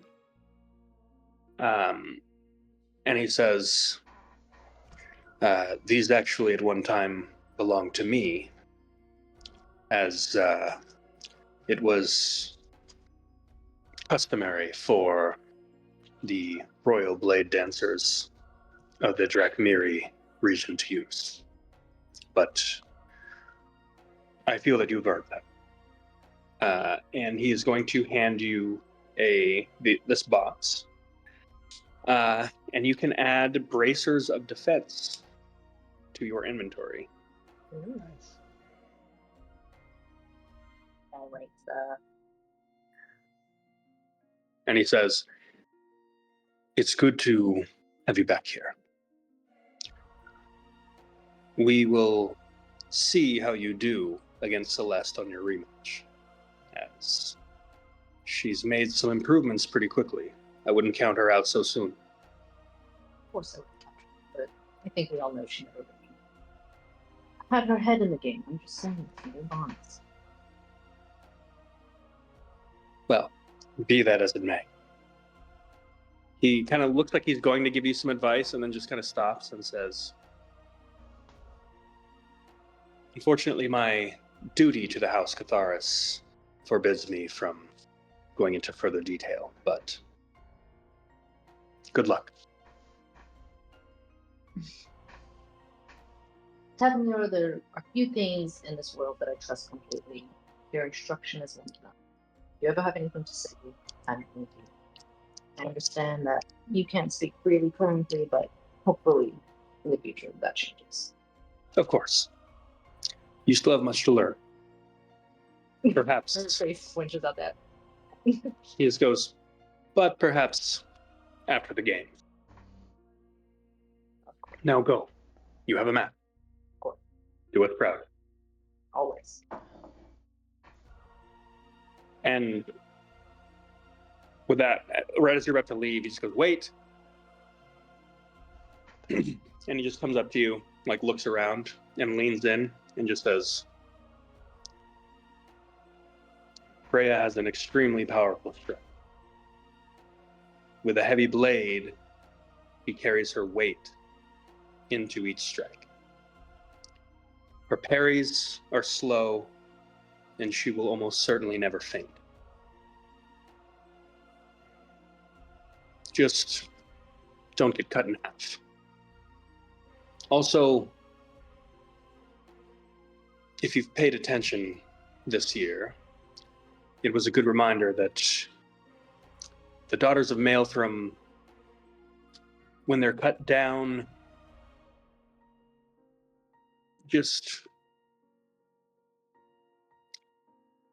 it seems that death sometimes does not stick with them.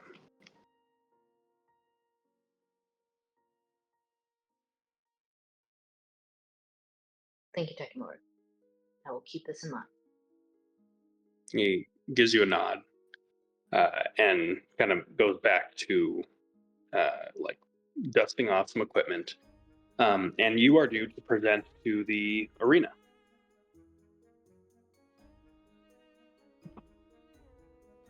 Yay! So is anyone wishing to do anything before the duel starts?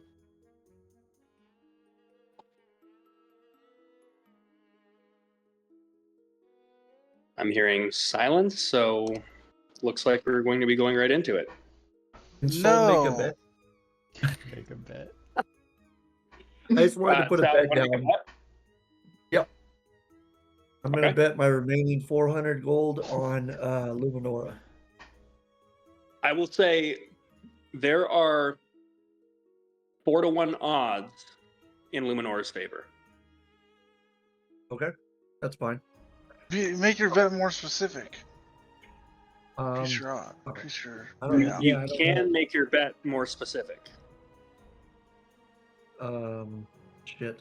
I don't know. Any suggestions? You can 10x your money if Luminora if she does a no-hit run. No, it's okay. We'll just. She's Dude, I'll take fighting Freya. those odds. You actually look at the numbers. It goes to 20x. Dude, I'll take that Sure. action. Fuck I it. want that action. Why not? Go big or go home, right? No. I'm Okay. gonna bet 500 Gold, 5 gold. 500 gold on what? No-hit run? on a no hit. Yeah, fuck yeah. So you would turn that into 10k. I understand. Luminara, Okay. don't fuck up. Sal, Yep, sure. No hit run. Fuck it. Why not? 400 for the no-hit run. Yep. So bad, please. You could do it. You could do it. Luminora's fighting No pressure. Freya. Yeah. Freya's slow. She got this. Enoch. Oh yeah. is By the way, going- Saul has gate glass. I forgot I even had that. You have Yeah. what? We do. Yeah. Yeah, I have a piece of gate glass. I don't know when I got it. I was like, wait, don't I have some of that? Like, oh yeah. I didn't think it was called gate class. I thought it was called something else. That's like 3. Whatever. I campaigns put ago. it as magic glass, and I was like, okay. Dude, then yeah. Charles would have relayed the information of what he needed to the Okay. group. Enoch is going to sneak away from Luminora and place a bet against her. I'm not even there. Don't worry. Yeah. You Yeah. do whatever you want. I'm not there. I'm Wow. not going into the betting house. How much are you? How much you betting? 350 gold that Freya is going to win after she dies. Oh. After Freya dies? Yeah. Okay. Give me a persuasion check, because this is so specific. You're gonna have to like find someone to take this. Give me a persuasion check for this one. Freya is Let's going see to how- be defeated, but then an upset will happen. Oh god, not good. 11. Okay.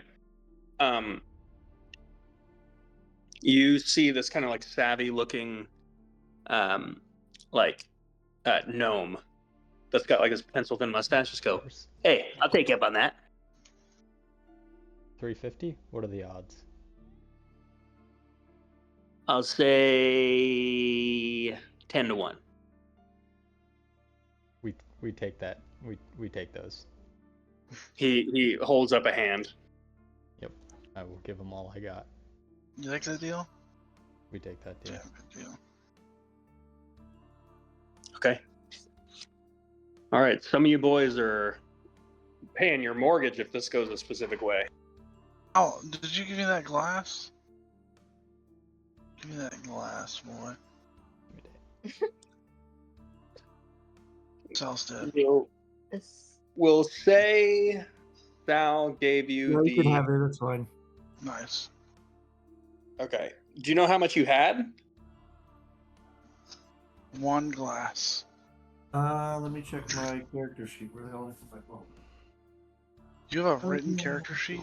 Disgusting. Can't figure out where's my phone. Hold on. Give me 1 second. It says I have. Nope. It just says I have 1. Perfect. Love it. 1 what? What? 1 magic glass. 1 magic glass. Great. I'd love 1 magic glass. Hey, 1's better than 0. I had Here's what I'll 0. do. Charles, roll a d20 for me. You got it, bud. 16. Okay. I don't know what that means. Okay.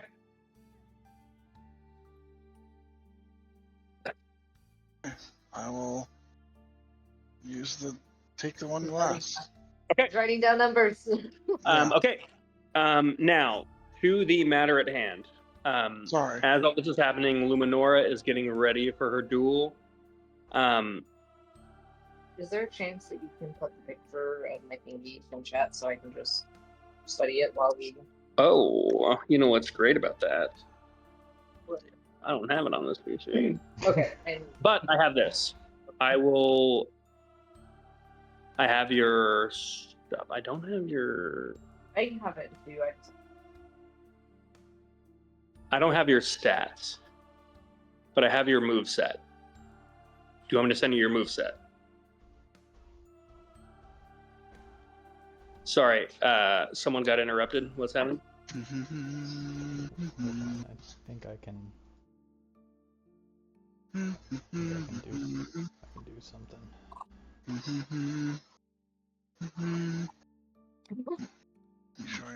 I also. Charles, were you saying something?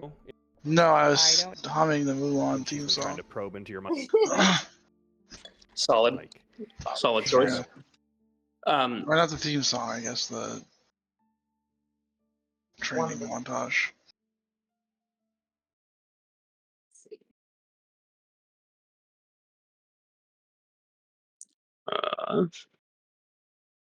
So, I mean, what I can do, I got your stats. Pierce, legend. Whoa, dude, clutch. Came in clutch with the stats. Don't look at me like that. What I can do is send the group. I already did. Wait. I can send the group an image of Freya, her opponent. That's what I can do to help.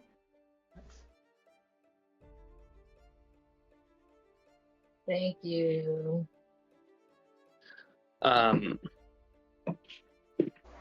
Is that Commodore pin?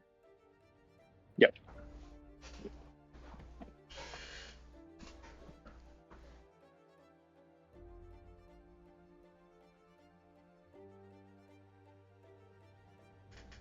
Okay, so with that, the duel is about to begin, and you see Seraphina of House Maelstrom beginning to announce our duelists. And she says, "Good people of Conscriptus, we now bear witness to a clash of blood and legacy." And with that, the gates open, our duelists step out, and she says, "In this corner, the champion of the 6th seat, proven through contest of this year, but bearer of last year's crown, Luminora Catharis." And the crowd stirs, there's some cheering. It's a little bit more quiet than you would think. And she says, "And in the red, the heir of House Maelstrom, warden of the deep hunt, she who tempers steel."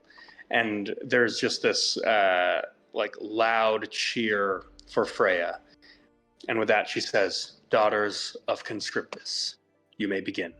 Oh, And with that, I would like Pierce, are you cool being our duel master? I'm ready.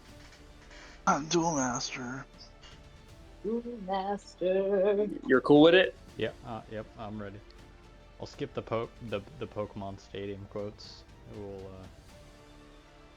I mean, you do not have to at we'll all. be by the books. I like it. Okay. All right.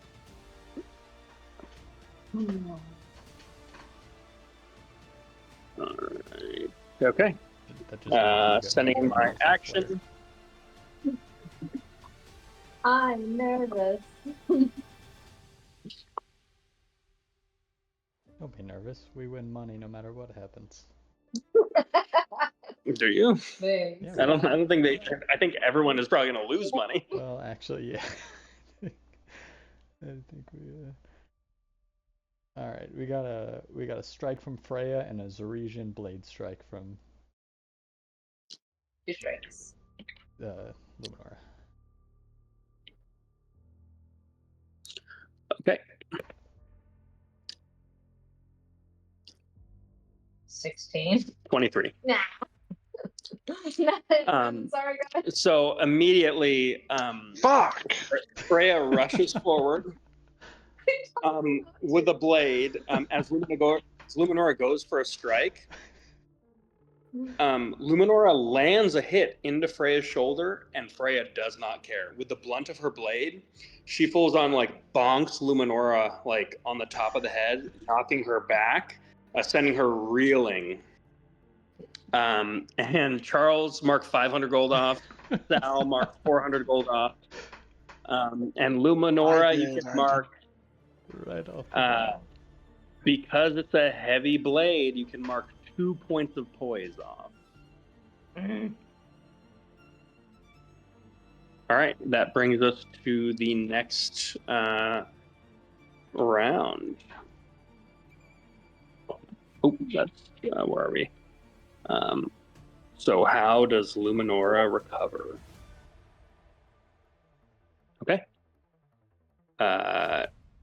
Pierce, let me know when you've got him. Yep. Follow-up strike from Freya and a feint from Luminora. Okay, so I will be rolling at advantage. Come on, Jasmine. Get your head in the game. Okay. That's a 17. Against her 27. Oh my God. Okay. Starting off with the best, but I'll get there. So with that, Freya, you watch as these two, this explosion of celestial energy comes off of her as she activates her zealot aura, and you watch as these two radiant wings sprout from her back as she leaps up into the air, and then it goes into a dive bomb and just does this drive-by on Luminora with this massive blade as she literally swoops down and flies past her. There is this echo of this heavy stone blade against tempered steel as Luminora blocks the strike, but once again just gets knocked off her feet by the sheer force of this blade. So that's 2 points of poise on you as you are knocked back, sending into a back roll, as you are very off balance. So 2 more points of poise.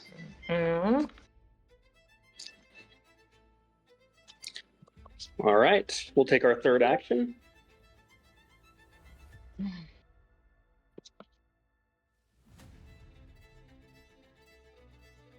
even got the intel. Come on. Come on. I know, I'm thinking. 5-second timer on the clock. Okay, here's what we're gonna do.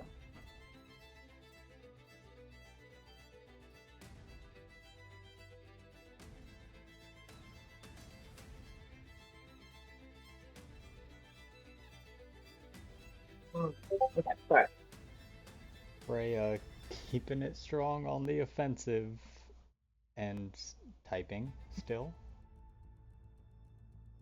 Oh, I'm just looking. Oh, and a feint again from Luminora. Okay. So Freya's rolling with advantage. Oh, but wait. I don't know what it does, but a Zalathane clarity. Yeah. I'm going to do a parry instead. Okay, so you roll with advantage.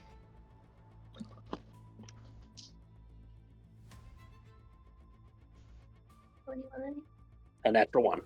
Oh my god. So I will say with a natural 1, your parry will be doing double damage. Back in the game. I still want you to lose, but back in the game. Thanks, I know. Nobody else cares anymore because I already took a hit. So. I still want you to win. I don't want you to lose.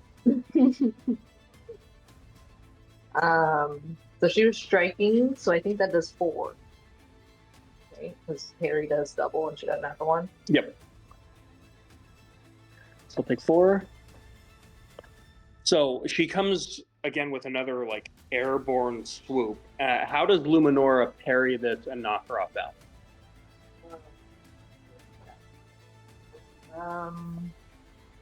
I mean, she goes in looking like she's going to attack and realizes that Freya is just on the offensive. and uses her quick nimbleness compared to her like intense heavy hits. That's what I got. Okay. Would you like me to add some clarity? Yeah. Okay. So,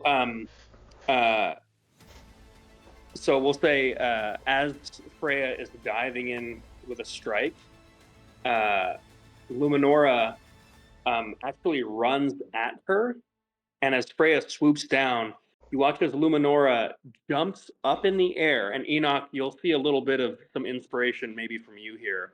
And she's doing almost like this like twisting barrel roll in the sky as she is incanting in the air, and you watch as she's in there, she jumps above Freya's strike, and you watch as her spell book, it almost looks like it falls off of her person, but it opens up and the pages flip open right as Luminora is incanting, and she thunder waves Freya like into the earth from above her, like bouncing her off the ground and just sending her flying like actually into the stands. So you watch as Freya just like gets launched into the crowd and just like smashes someone as she just like gets up completely off balance and looking extremely pissed off. I will say you have uncovered or potentially remembered Freya's weakness, which is that she is heavy-handed. So unsuccessful strikes grant her a negative D4 on next round's action, regardless of what it is. Unsuccessful. So when she fails a strike, her next round is bad, or more badder than it would have been. So, with that, So this counted as a negative. yes. Okay. Okay. So with that, go ahead and take your next move.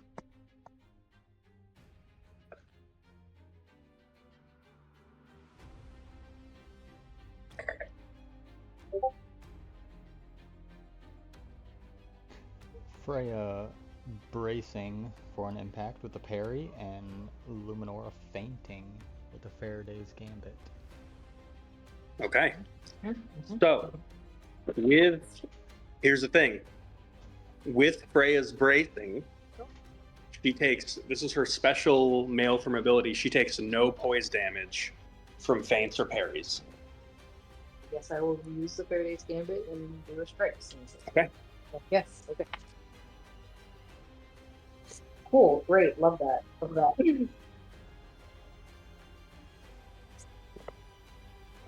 17? 17? That's good.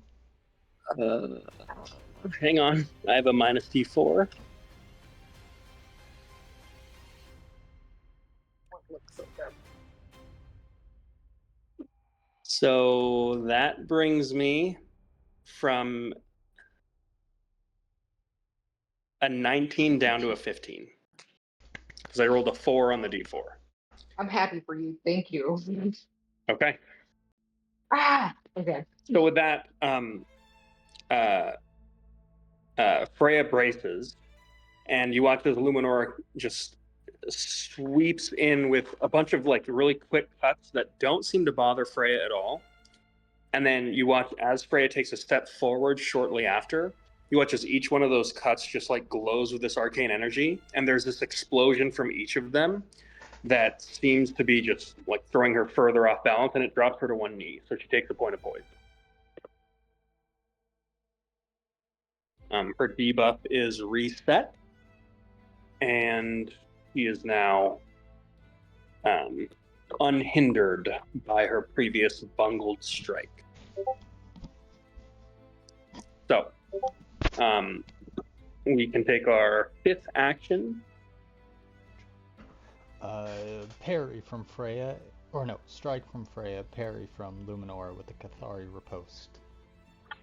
Turning it around. Just need a second to, get there. Maybe 19. 19 total? Yeah. Freya got a 26. Oh, Jesus Christ. For her. Okay, so you take 2 points of poise Why? because she has a heavy blade. Oh God. Okay, cool. That was a. Okay. I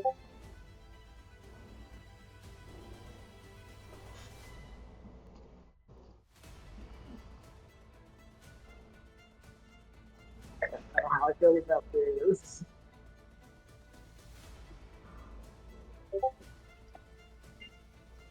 Follow-up strike from Freya and a parry on the defensive from Roll at Larula, advantage. with a I did this. Zeresian guard.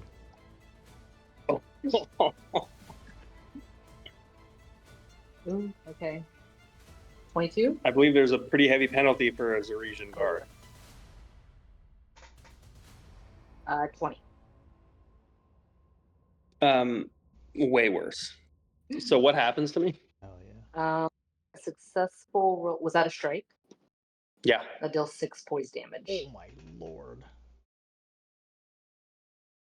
It's a risky move. It's a risky move. All according to plan.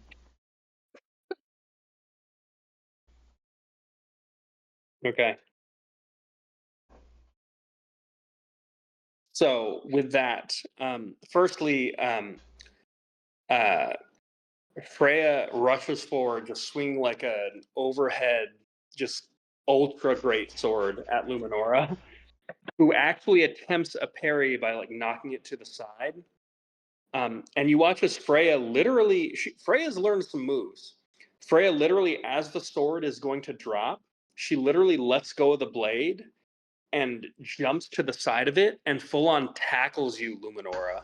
Like letting the blade just like drop and sink into the ground. She picks you up off the ground and just slams you into the tile beneath, like breaking some of the marble beneath you. And you feel like the wind just completely knocked out of you as you kick her off and over you. And as you kind of like regain your footing and look at her, you hear this like cracking sound from behind you, and you turn and quickly roll out of the way as the massive greatsword has now flown, like almost hitting you back into her hands. And you look forward, and she's now running at you. And for whatever reason, in this time, you found it within yourself to completely pull like a mental. I don't even want to know what's going through your head. But you watch as the crowd just like gasps in anticipation as Freya once again is just coming in with an overhand strike, and Luminora is like completely undefended. Can I say that it like reflects the moment in the gala where she did, I think, the exact same thing? She went in for an overhead strike. Luminora went underneath and then smacked her in the head. Yeah. You watch as Luminora steps in and allows the strike to like make it through her guard, and she puts the blade behind her head and like catches it right as it goes over her shoulder. Mental move. Makes no sense why anyone would do this. And you watch as she does, Freya for a second looks confused, and you watch as Luminora just backhand bitch slaps her in the face. And with this, you watch as Freya completely enrages and lets out like this like primal barbaric scream as like radiant energy is now like flowing off of her. You watch as people in the first couple rows begin getting up and leaving because they're being quite literally like burned with radiant damage coming from Freya. Freya is very knocked off balance. We're having fun though, right, Freya? You're my favorite cousin. Yeah, she said she was gonna split you in half. So, Yeah. Okay. mm. Oh, did you already go? Mhm. Yep. Okay.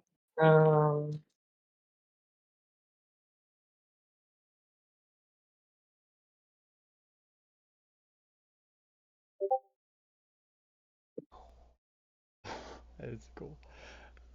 Zealot strike and a Zeresian blade strike. As you both just clash of the house specialties. So Strike v strike. for her zealot strike, Freya is going to sacrifice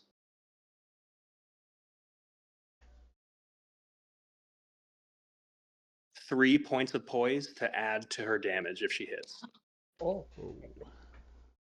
3 points of poison. Okay. Also, as part of the Zealot Strike, she cannot be defeated or killed until the end of the next round, regardless of any poise. If both opponents are at or below 0, the winner is decided based on a Constitution saving throw. Got it. Come on. Okay. What's a 16? Okay. I got a 16 -3 Okay. because of the unsuccessful strike. +3? Because of you sacrifice points or something? No, that's to the damage. Oh, okay. So this would have hit you for 4 points of, or 5 points of poise if it hit you. But it doesn't. Okay. Wait, does that mean so you lose 3 points of poise? I already did. Oh. And then Yeah. Oh. So Freya is now at -1 point. So here's what happens. Oh, we're here. We're Uh, here, baby. 3,500 Nora- gold. Freya does this wide swing. Luminora runs at her, does a running like knee slide underneath her blade, and comes up, impaling her completely with Echo Brand. And this is a lethal blow. Like she stabbed her in the heart. And you watch as Freya for a second, like drops the blade, and like almost falls to her knees if it weren't for Luminora literally like struggling to hold her weight up with her impaling her through the chest. Enoch like shoots up and is just like leaning over the rail, like, "Come on, Freya! Come on, Freya!" And with that, Freya's eyes like shoot open, and Luminora, you are being burned with this radiant light as she says, "I'm not done with you yet, cousin.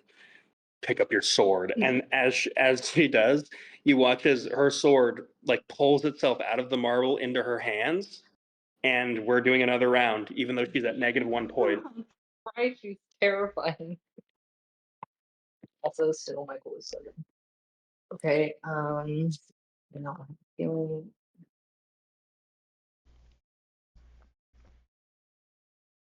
You got it. thanks.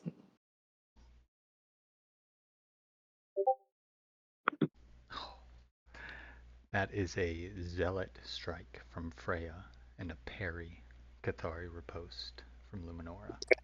So you have advantage. Oh,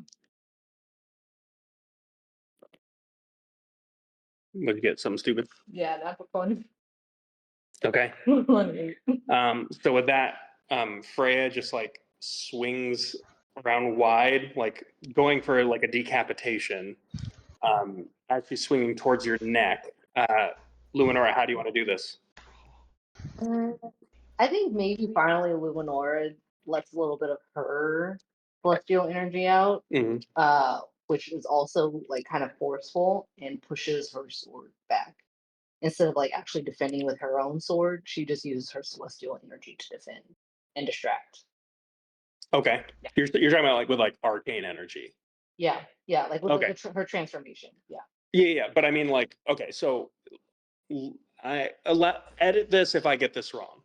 So with that, you watch as Luminora gets a little loose here, and you've seen this before, but you see the visage of like the celestial mask Dawn, and you watch as she like picks up off the ground as now both of them are airborne, and Freya like goes for this wide strike to just try to cut Luminora in half.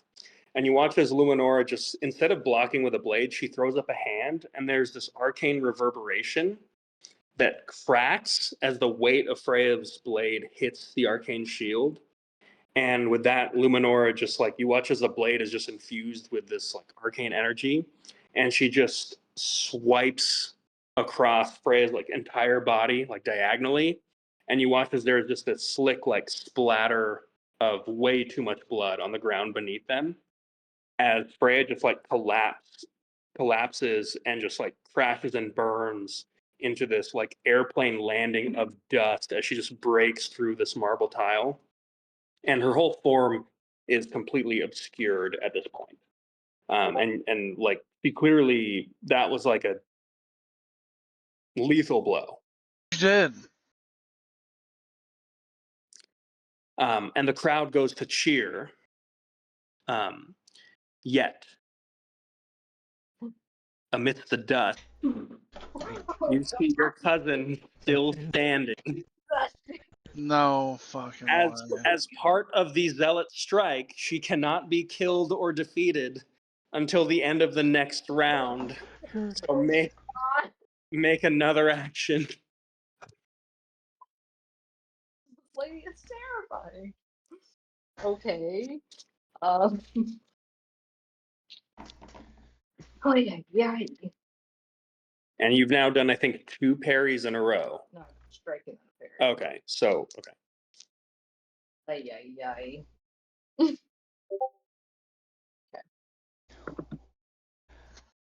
And Yeah. to no surprise, a strike from Freya and a feint, a gambit of the Faraday sort. So I will switch it to a strike. Okay. It's for all the bones. Yeah. 22. Oh wait, actually, it's minus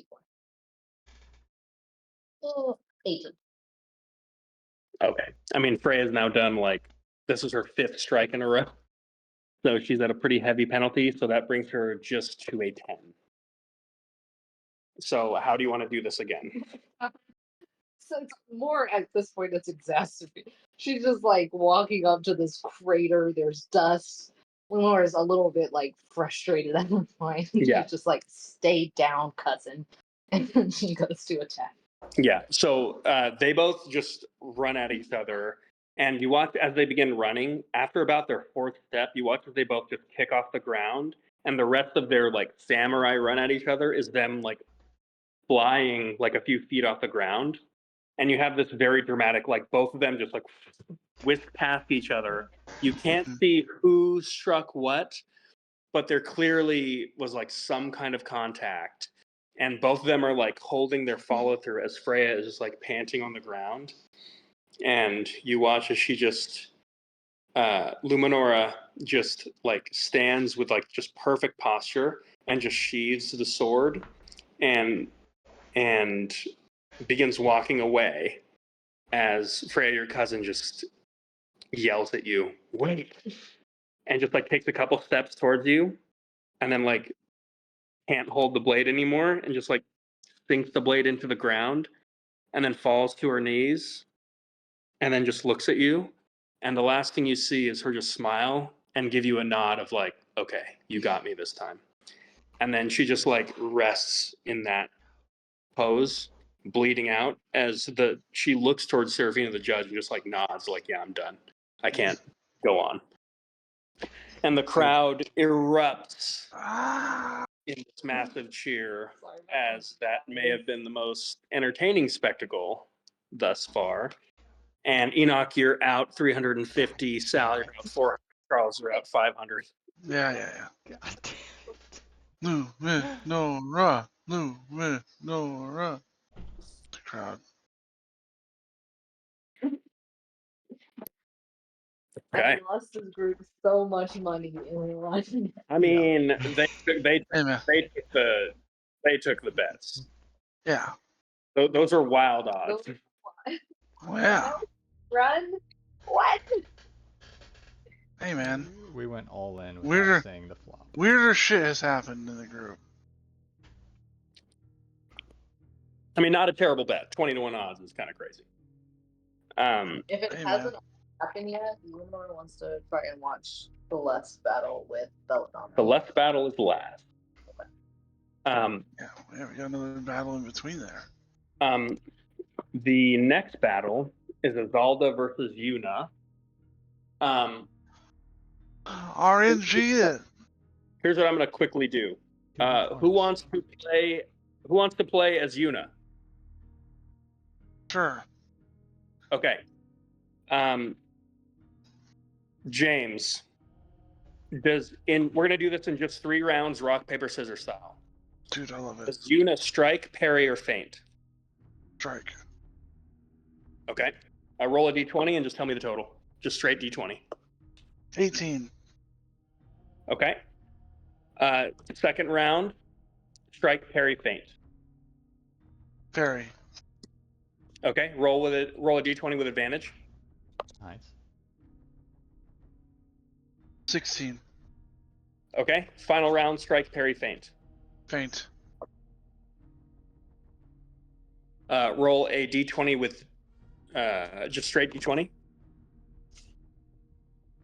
4. Okay. So Who was I again? you are Yuna, Which house is that? Lysandra. That's She's the one who you rode in on with. Did I what? You rode in on her boat. Oh, yeah. Feel bad. Could have So that. you watch as Isolde just rushes Yuna as they kind of like just run at each other. And Yuna just kind of meticulously keeps her at... She kind of stays a little too close for her to utilize the reach of the greatsword, and slowly and methodically just picks her apart.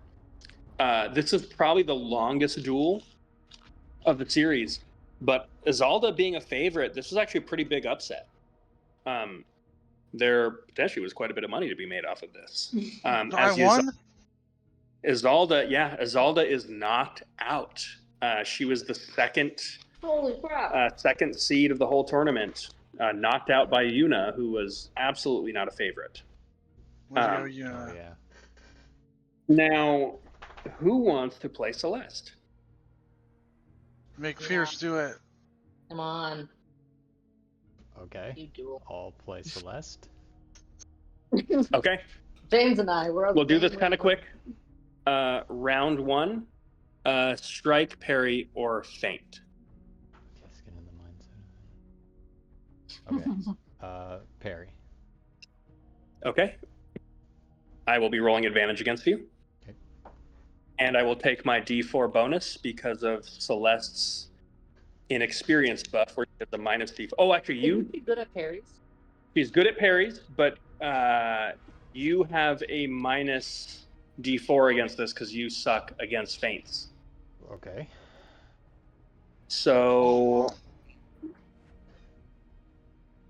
roll a D20 and add +7 minus a D4. So that's a 20. D20 +7. Yeah, that's a 20. Plus 7 minus 4. Minus a D4. Minus a d4. I rolled a 4. Okay. Okay. Second round. Go ahead and take your action. Strike. Okay. Straight roll. 17. Okay. And final round. Strike. Straight roll. You're at a -1 penalty. Natural 20. Minus 1. Okay. So Celeste, you won all 3 of those rolls. What? So, as Celeste faces down Belladonna. Oh, dude. Tell me, Pierce. Here's what you noticed in the fights. Here's what you noticed in the fights.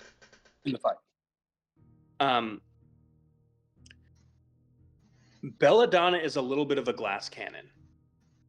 Like, she is swinging a great sword that has way too much weight to it, and she is swinging it like it is nothing. You also notice she is like sneaking in, like hellish rebukes here and there, just like straight up like damage dealing curse, like and hex spells that Luminora is either counterspelling or completely evading. Celeste. Yeah, we get it. Sorry, Celeste. Celeste is completely counterspelling or completely evading. Luminora, you watch pretty much this is a no-hit run. You watch as Celeste just Oh, yeah. completely like dog walks Belladonna with nothing but this is just the fundamentals, baby. Mhm. Like this is Just hit those just shots. this is just straight up Run like down. she's keeping that elbow up and she's just staying in the pocket. And I gotta imagine there might be a bit of like a you know, sisterly like pride to this. And when all's said and done, Celeste just like takes a like very tight strike across Belladonna's throat and just like slits her throat open. And you watch as Belladonna just like staggers back, like choking in blood, and like drops to her knees and falls and is just like convulsing. And then you watch as her form just like stops, and she just kind of like is lifted back up into the air, as there is just this cacophony of laughter that is coming off of her. I don't like this. And Pierce, we're gonna go again because Belladonna's not done. I don't like it either. Ruh-roh. But she clearly, in a very similar way to, well, not so similar, but sort of like Freya, seems to be just resisting a death blow. Mhm. As there is now just like this force that's lifting her up as she's just like floating in the air. And we're gonna go again. So go ahead and take your first Scary. action. Love the Okay. POV shot. Okay. Yeah, Um, agree. Perry. Roll with advantage. Ooh, yikes. 6. Okay. Second move. Man, this is hard. Perry. Roll with advantage. Yeah, I got you, bitch. I'm reading your mind. 19. Okay. Final action. Faint. I will re-roll this natural one against you, Do I roll straight? and go ahead and roll. Straight roll? Straight roll. Come on, come on. What was your final roll? 9.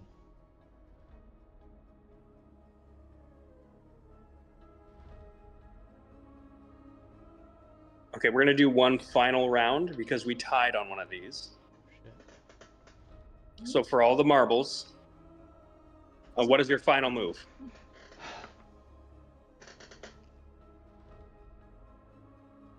Strike. Straight roll. Fuck. 7. 7 total. Yeah. Oh, I'm not adding That- anything, right? You would be adding a 7. Oh, to my strikes? Yeah. Okay, then that's a, what, 14? Okay. We tied again. What the fuck? Give me another action. Fucking Perry. Roll with advantage. 18. Okay. With that, Again? you watch as, Celeste, to her credit, does not seem discouraged by Belladonna's refusal to die. And in the course of the ensuing battle, lands about 3 more what should have been lethal blows against Belladonna, but not enough to slow her down. And with one final move, you watch as Belladonna just completely impales Celeste with the Wave of Sorrows and just like pins her into the tile And as she does, she's going to lean down and with both her hands is just going to cast a harm on her Oh my god. and completely just turn her into a dead body. And with that, there's a bit of silence from the crowd as Belladonna kind of like this like occult energy wears off. And she kind of almost for a second like looks around, surprised. And with that, Seraphina steps forward, also kind of looking at her suspiciously, and she says, "The winner of this duel is House Vorinth," in almost like a very unceremonious way, as it seems like this is being viewed as somewhat of a dishonorable victory, but a victory nonetheless. And with that, there's kind of this scattered, shocked applause throughout the crowd as some helpers kind of rush down and like pick up Celeste's dead body and like rush her to the back as Belladonna just like storms off and like walks through like her own corner. But Eleanor's gonna stand up and head to the where they usually do the healing, just to check to make sure everything goes okay. yeah, as you kind of rush down there, you kind of have to push past a couple guards, but they know who you are and you're ultimately let back. You notice the healers are working on Celeste and it does not appear to be working. And there's a brief moment of panic when you watch as Celeste herself walks up behind you, Luminora, to view her own dead body. I'm very confused. You're getting a sense that she's tethered and she was kind of shunted into a new body the moment she was killed. Don't fuck Yeah. with us. Yeah, Luminora, like, it was super, like, she was trying to keep it really cool, but was really tense until she sees Celeste. And then, like, breathes, like, super heavy sigh of relief. And it's like, whew, you did very well in that battle, Celeste. Yeah, you did well. She just kind of like, she looks very disappointed. That one was annoying. Belladonna's into some weird stuff. But she's not unbeatable. Okay, well, great job. See you. Yeah, sorry. And then I walk out, just kind of flustered, trying to keep it mellow, keep it chill.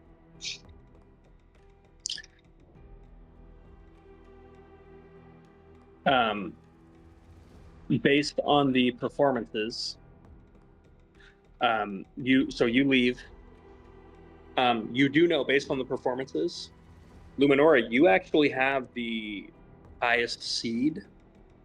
So Yuna is going to battle Belladonna, and you will face off against the winner for the final round. Is there anything your party is doing in the aftermath of these duels? There is something I want to try, but I need Charles. Okay.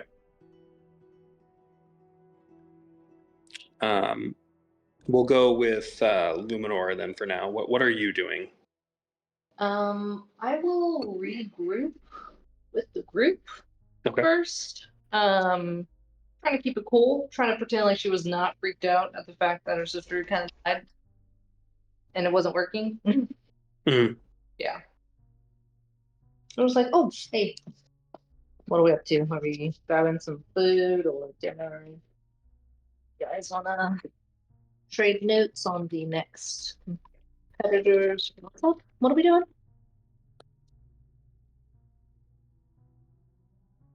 Um, Mazarin's a little just as I assume everyone is a little bit just kind of shaken from watching the last encounter between Celeste and Dogmount, and just goes, yeah, let's go grab some food.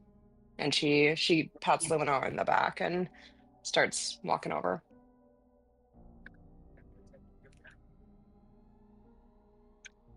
Yeah, that sounds great.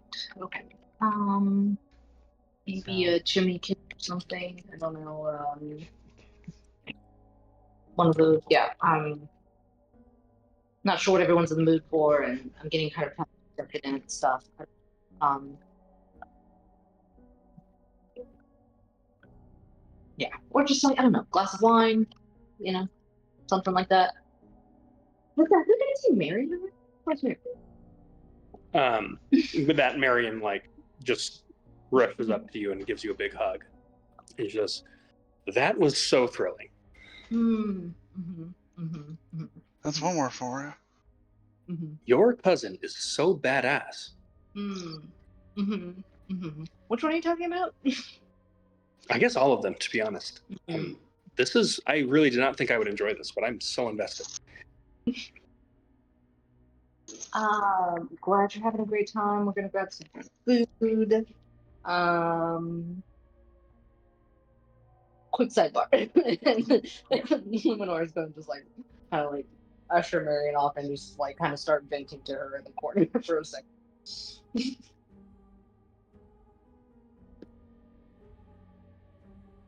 Okay. you. Enoch. Yeah. Pretty fucked up, huh? Yeah, that wasn't fair at all. Not to change the subject, but I'm supposed to meet with Luminar's father. You want to come with me for that one?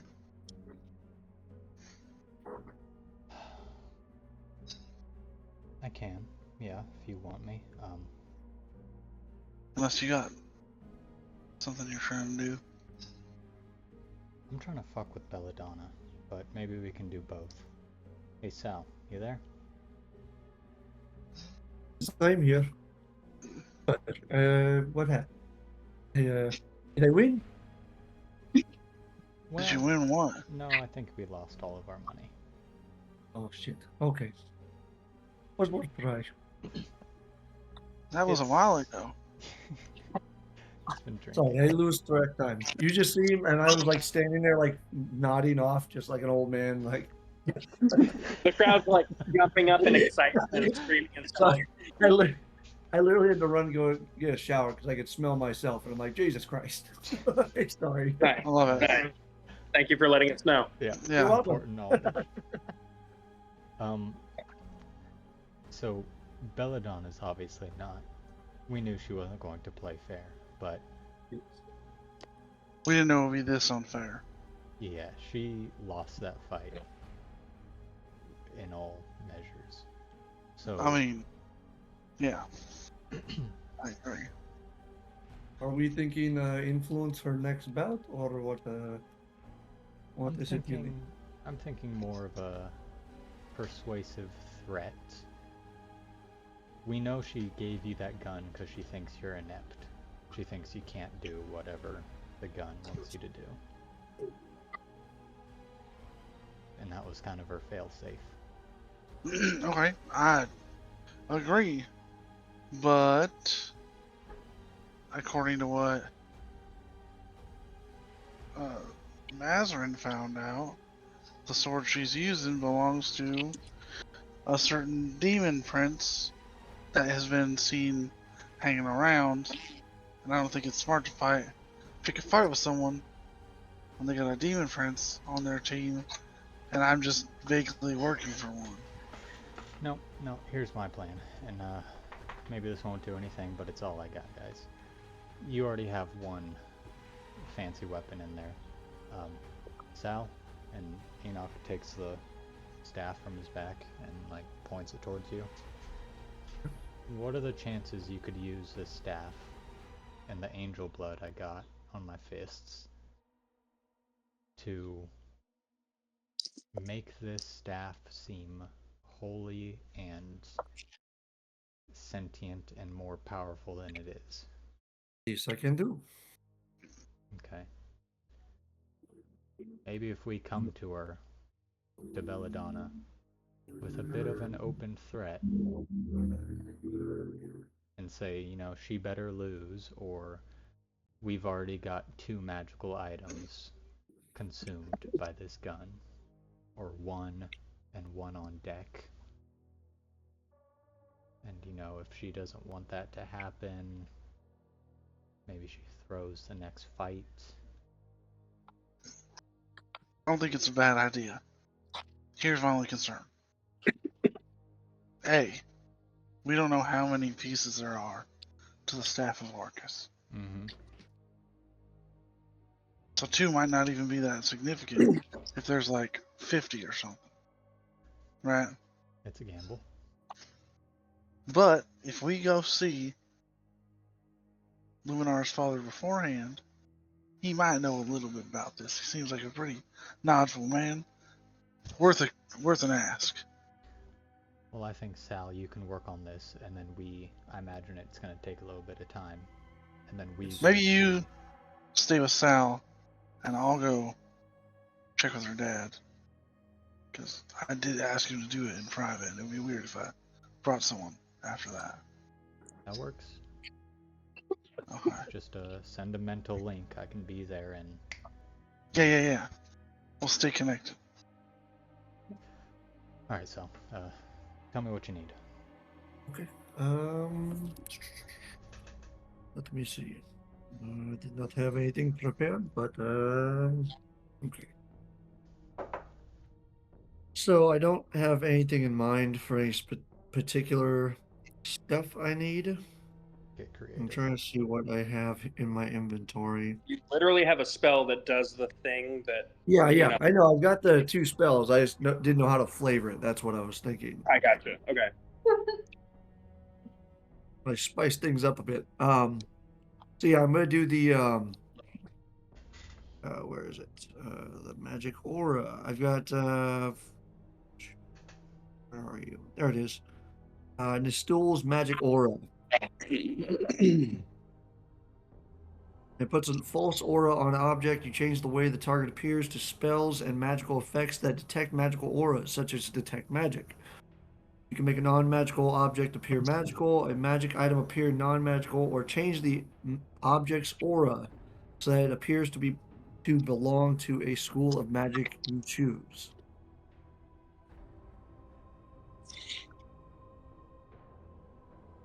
So, what school of magic would we make this look like it's from?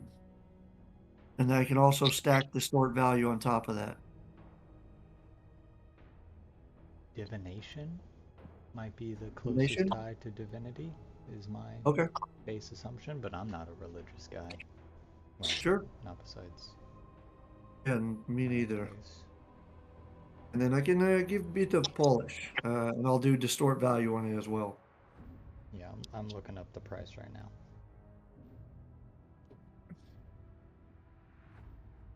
Actually, I guess this is Alex, unless you have a price on it,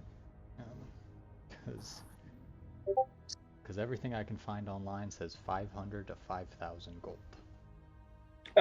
It was like 2,000. Okay. Rat in mind. So I think you can double it. Yes. It's a good Yeah. amount. It's a good amount of price.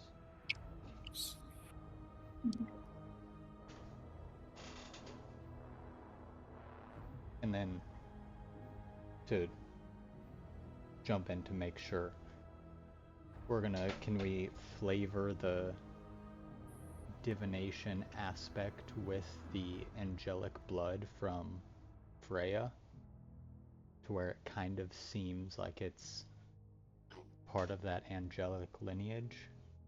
It's got like radiance kind of glittering Yeah. off of it, glimmering. Yeah.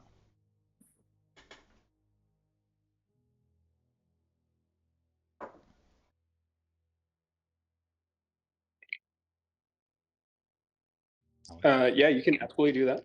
Okay.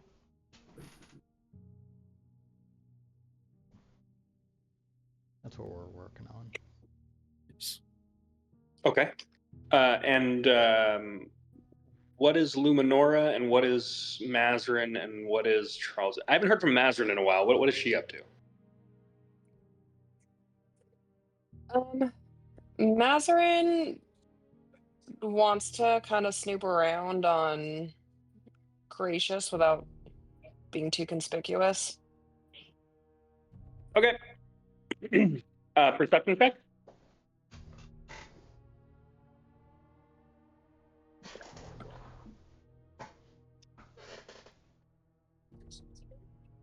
$21. Okay, you find him. He's kind of creeping around the arena himself. Kind of vaguely like disinterested in the fights. Are you following him? Yes. Stealth check, please.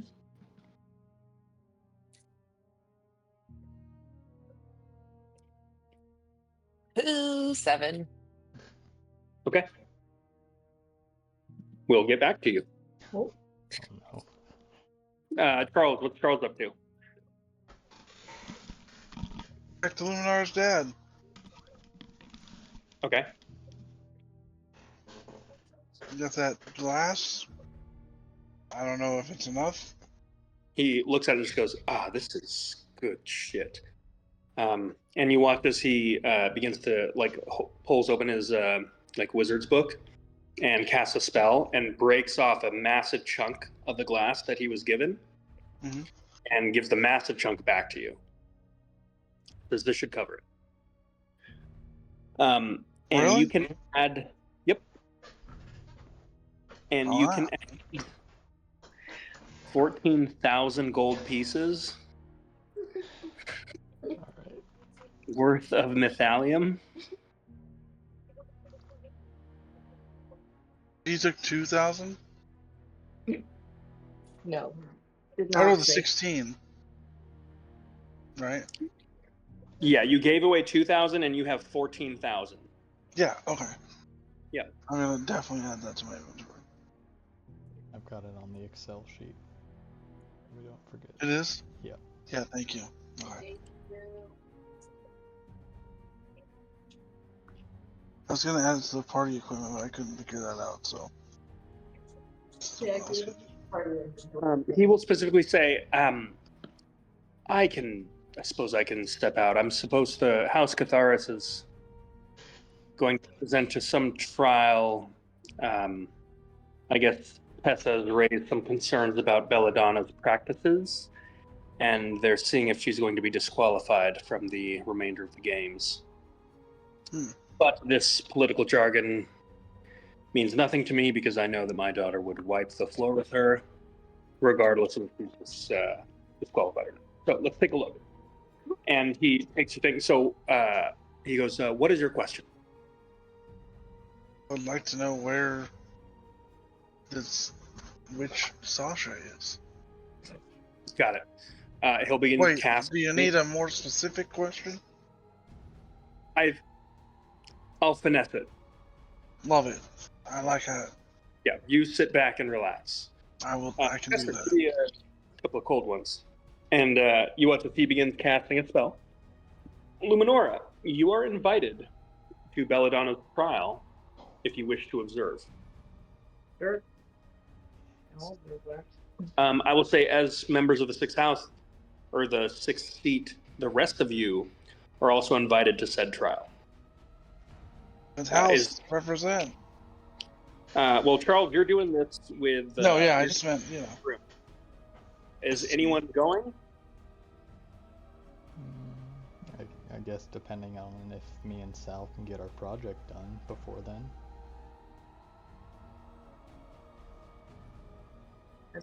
Maybe you cut out. Oh, depending on if me and Sal can get our project done before that. And Mazarin's snooping. Yeah. You need to approach Belladonna, who is the one that is currently being interrogated by the council. Yeah. Okay.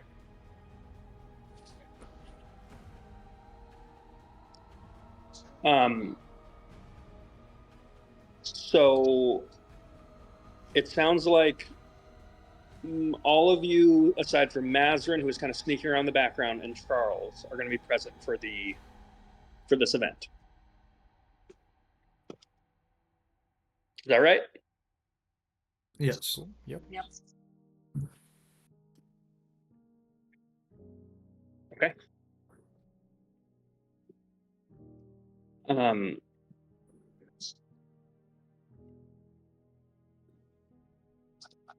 So with this, you watch as you see Luminora's mother, Tessa Catharis. You kind of walk in the middle of this hearing. And with that, she says, through our divinations, it has come to our attention that Belladonna of House of Vorinth has been using artifacts of a forbidden magnitude during her participation within the war game. Her use of a blade belonging to the demon prince Grazit, known as the Wave of Sorrow, is considered to be a breach of tradition. But even more concerning is her possession of the artifact known as the Demonomicon. What?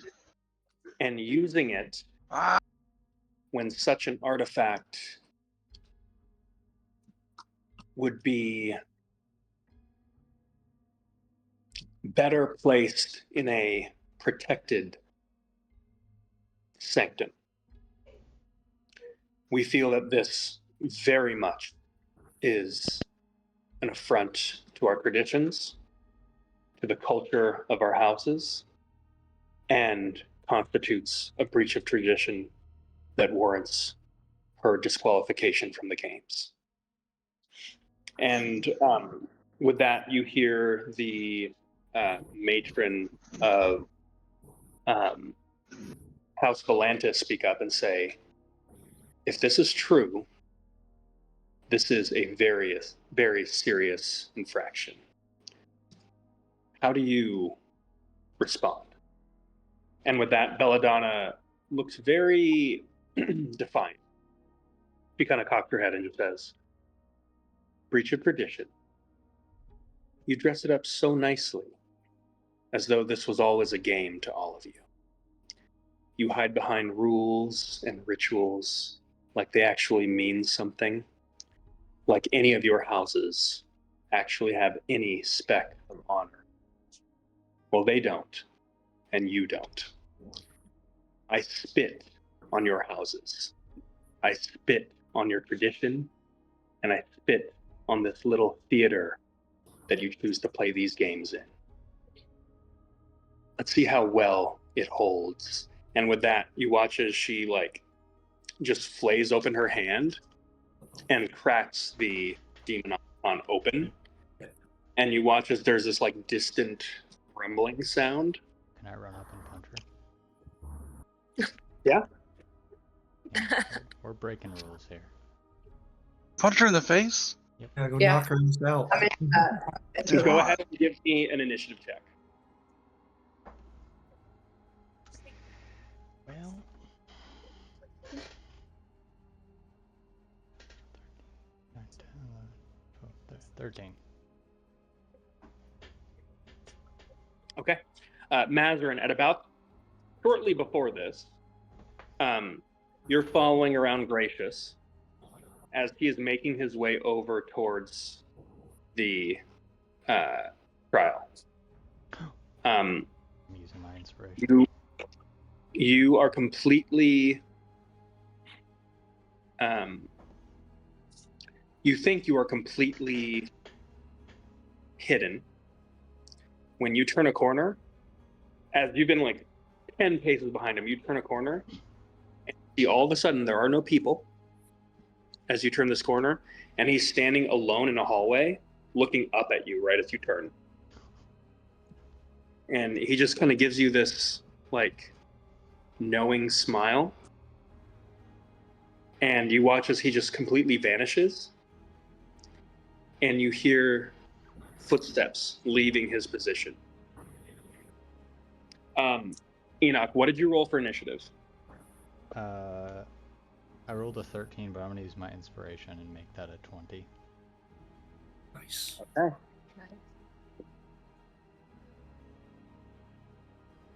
Nice. Was that a natty? No, not natty. Natural 20, but it's still a 20. We'll take that.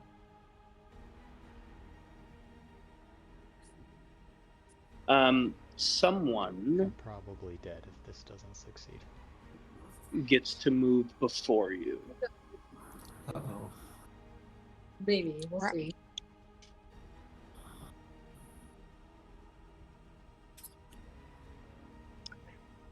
I need you to make a wisdom saving throw. Oh. Okay. Decent at these. Decent. Not decent. 11. Who's with Enoch? Same. I am. Okay. The two of you watched as Belladon is doing this. Enoch begins to rush forward, and then he slows as all of a sudden he like reaches up and is just grasping his head in pain. And as he turns, you watch as there is this black crown that is now sitting atop his head. And Enoch, you feel this gentle caress across your cheek as you hear a kind of sultry male voice just say, "Wait your turn." Can I go now? Sure. I would like to cast Auto Resilience Sphere on Enoch. Yes. Good, good. Okay.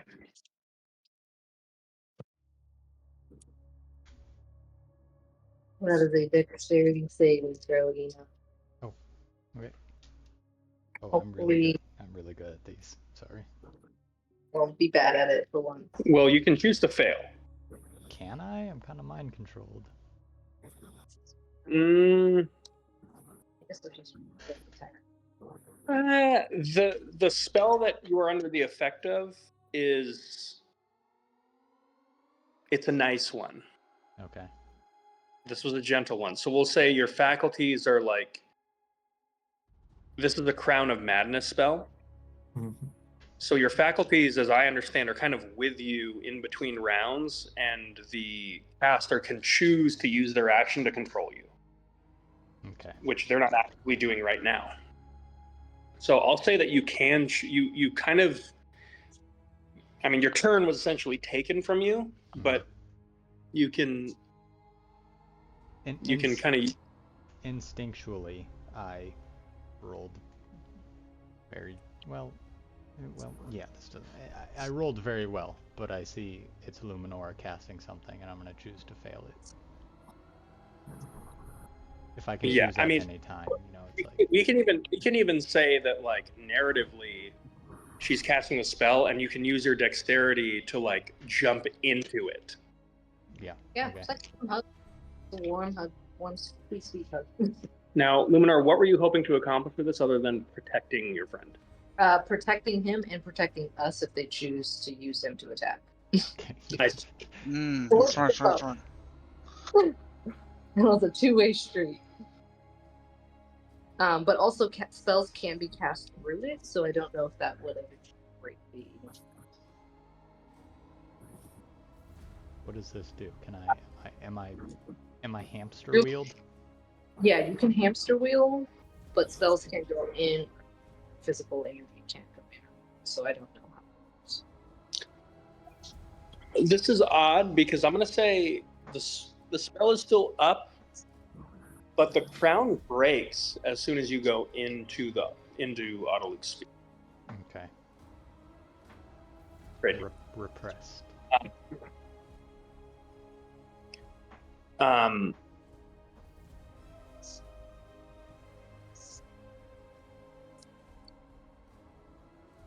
so, anyone else doing anything?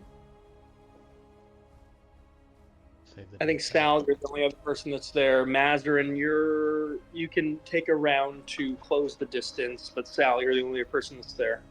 Oh shit! What to Good do? call. I know what I want to do. I will. I'm gonna cast invisibility on myself. I'm gonna start erasing myself because this is about to get Yep. ugly.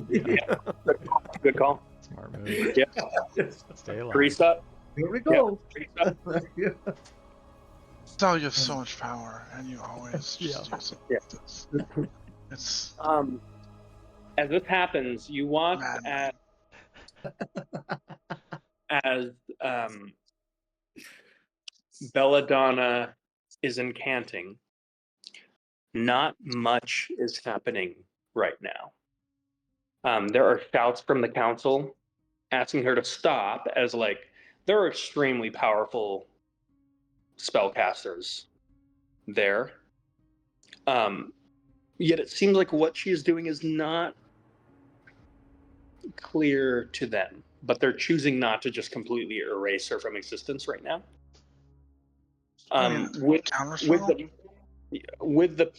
It doesn't appear that she's even casting a spell right now. It's unclear what she's doing. It's some kind of like magical action. But the council is choosing not to erase her from existence, and they also don't seem particularly worried with her like childish antics right now. I mean, Tessa Catharis dropped a meteor swarm on like an FETC battalion in front of you guys, so like, and there are like 4 others that are presumably at that level. Good point.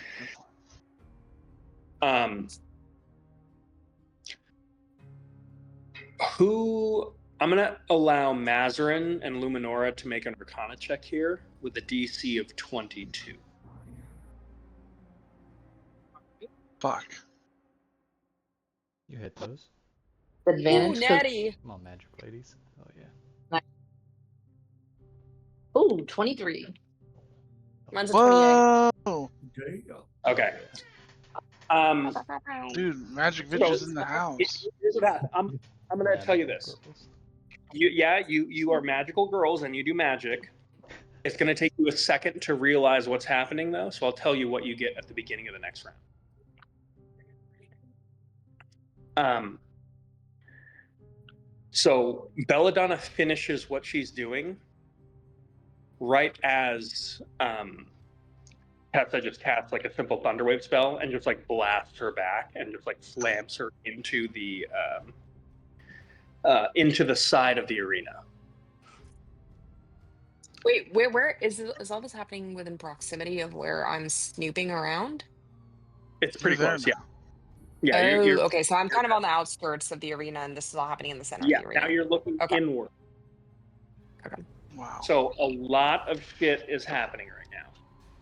First off, there is this pairing in reality that occurs above your location as there's this like bright light that is just growing and growing and growing until there's this just like blinding light.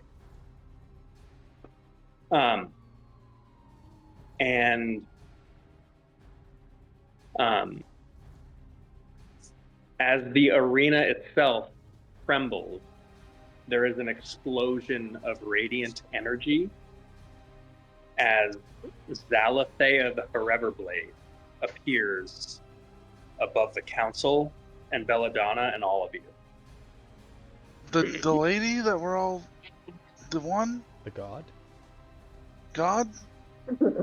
As far as you're concerned, Cool. I'm into it. Roll to seduce. and as this happens, Oh.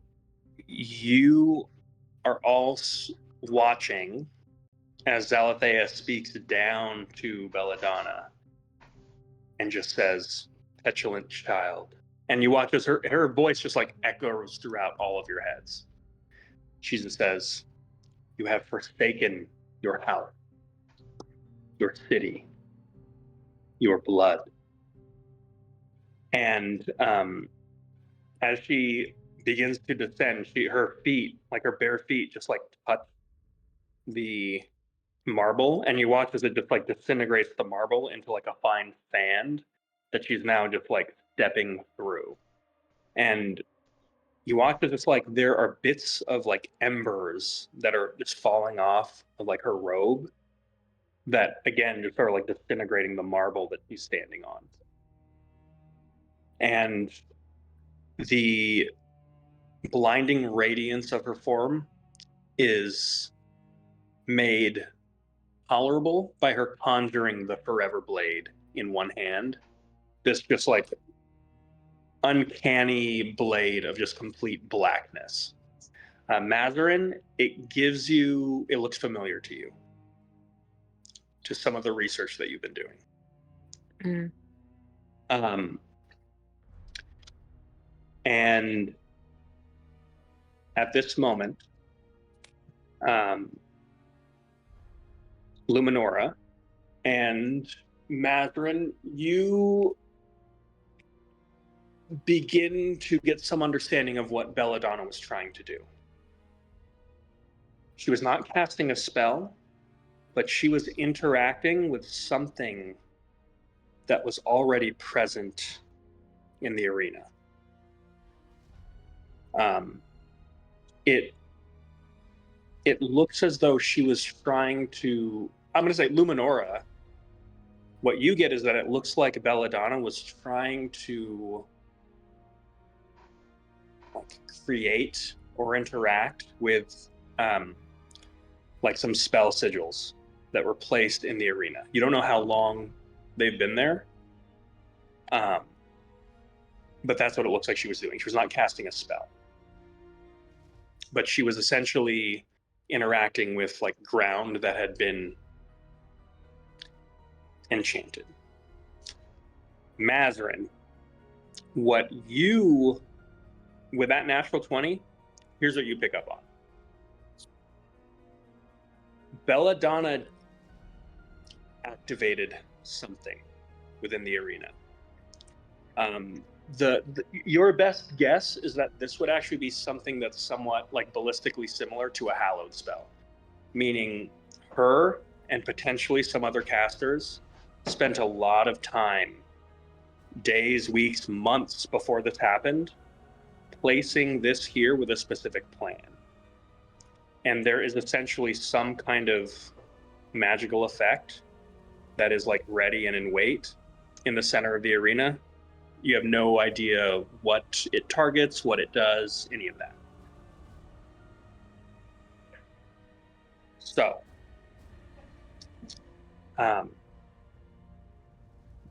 as Zalathea is rebuking Belladonna here, he just holds the blade kind of towards her neck, and Belladonna looks like she kind of like flinches in fear at this, and she just says, "So tell me, daughter of mine, will you recant any of your heretical words, or will you die as an outsider?" And you watch as Belladonna is kind of like looking down and away, and then she looks up once again with this look of this like uncanny confidence, despite being addressed by essentially like a demigod.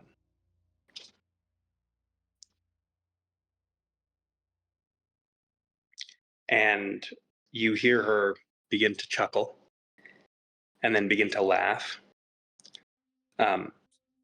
And you begin to hear like her laughs begin to like echo across the halls and reverberate. And then you hear a chorus of laughter begin to join from around the stadium as you watch as like these individuals begin to just appear, like maybe 3, 6, 12, 24, 48 just begin to step out from the shadows. Charles, at this moment, you watch as Stolvir's eyes have like finished glowing with this arcane energy. He looks at you and just says, "Huh. Why did you ask me this question?" I was looking for the Demonomicon.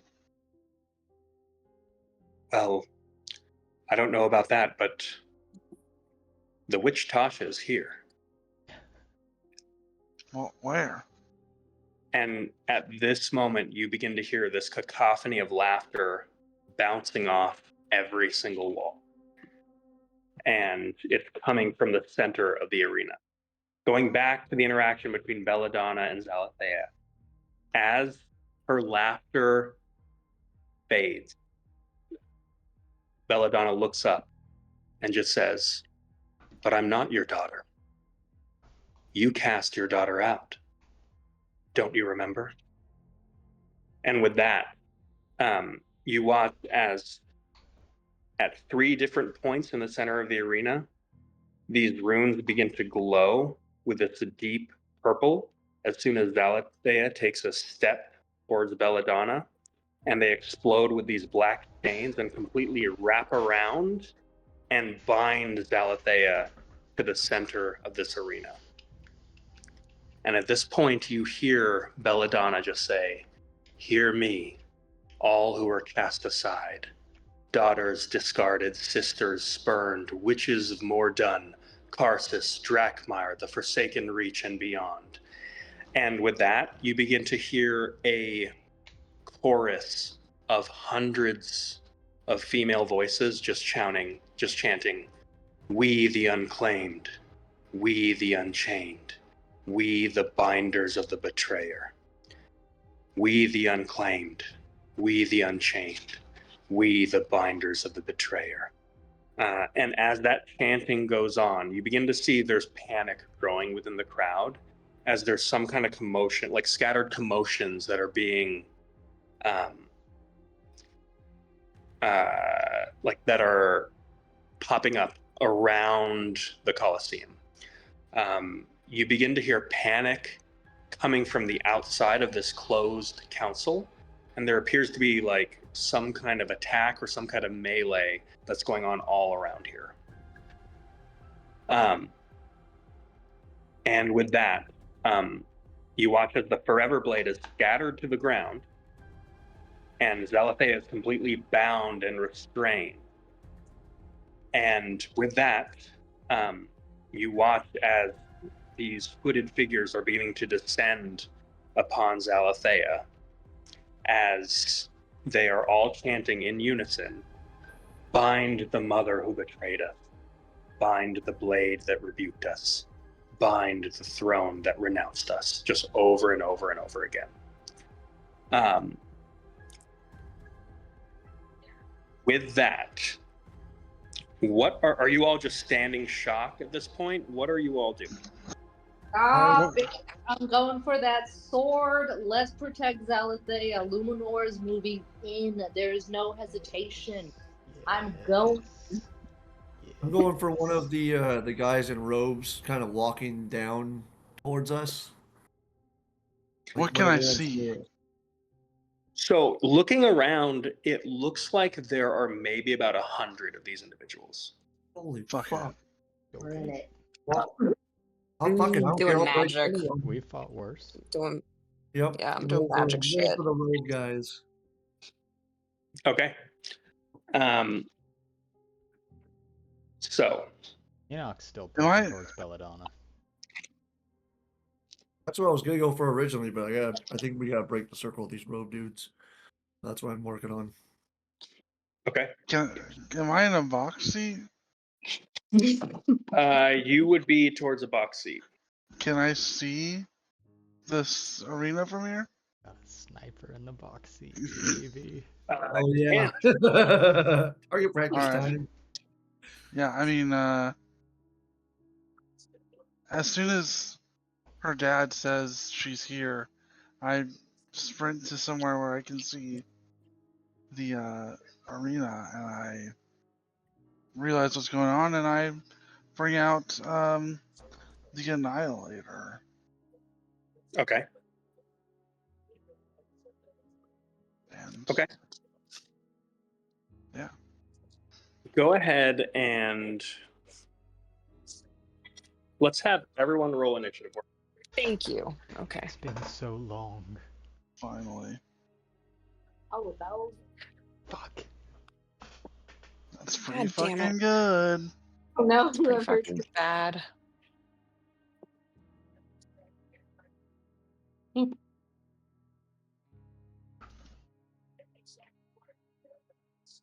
Before we jump into this, do I have any idea where Grasset is? Nope. Cool. Your best bet is that he casted some kind of invisibility spell on himself. When I heard footsteps, was he walking away from me? He was going towards the arena. Okay.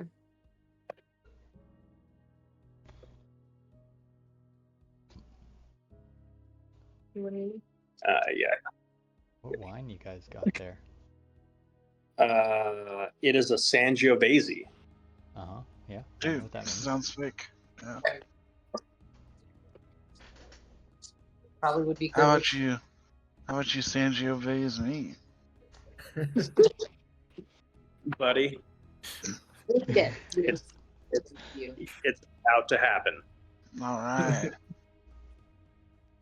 You're about to get Sangiovese right now. Dude. I'm into it. Who's together? Luminora, Sal, Enoch. I think Charles is in the arena. Charles is off to the side, and I'll say Mazarin can be over here. Hashtag support covering fire. Yeah, Could let's not do be this. more perfect. Because Yeah, I'm very excited for this. I am in love with the visuals of this. Gotta say. This is awesome. You thought this was going to come down to a 1v1 between Luminora and her cousin? No way. No. Sold it. I knew it wasn't gonna happen. Can't. Fuck that. Okay, I'm going to try this one more time. I'm going to see if I can get... How's everyone doing on time? Got nothing but it. Good. I gotta go pee though. All right, take a pee break. Gotta go make a sissy. Perfectly fine. What did you say, Eddie? I say he's gotta go make a sissy. I don't What feel when you sexist bed? somehow. I think that's just a bad thing. Yeah.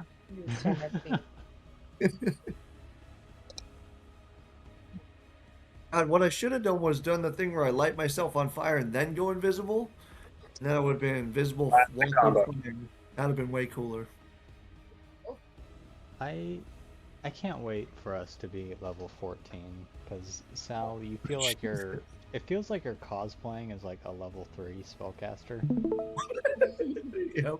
and we're fairly powerful now. Yep. I like to hold back. Oh, we got an arena. Okay. Test your might. My camera might not be working, but my mind is free. Okay. Yeah, it's scooch over Um, close to Jasmine. We got a camera over there. Failed to start. You guys are friends, right? Yeah, there you go. No. No. Justin? No. No. Why did it fail to start? What the fuck? Yeah, you know what? I think it's fine. Fuck We're good. We Richard. can still hear you. That just Okay. All right. 15 and above. 16. 26.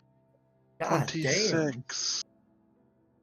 19 plus 7, motherfuckers. Are you guys able to see my screen share at least? Yes. Yeah. We have the screen share. Yeah, you're good. Yes. And we got you on cam, so if you Mhm. flip us off, we can see you. Okay. 26 for Charles. I'll flip you off in game by murdering your PCs. That's Aw. fair. Whoa. Love it. I'm Well, ready I don't go need to back interact cast with anyways. That's how you know he cares, guys. You could try. Okay. Youchies. Did you guys like that artwork I made for that? Yeah, that was pretty good. I was curious. Okay. I was like, I wonder what ChatGPT would do with this. I'm not impressed.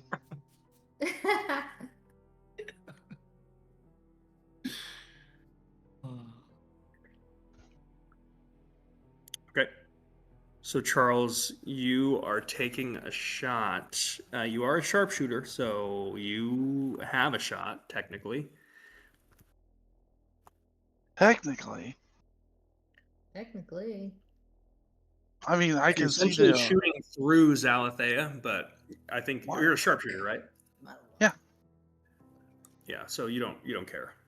I'm shooting at the throngs of crazies. Oh, I thought you were shooting Belladonna. Oh, can I see Belladonna? Barely. Then hell fucking yeah. What's the range on the Annihilator? 200 to 800 feet. Yeah. Okay, you're fine. Yeah. Move, dog. Move. Okay. Go ahead and roll to attack. All right. Well, that's okay. That's what is this plus? What is it? That's a 19. Unnatural. She's going to shield that. Okay.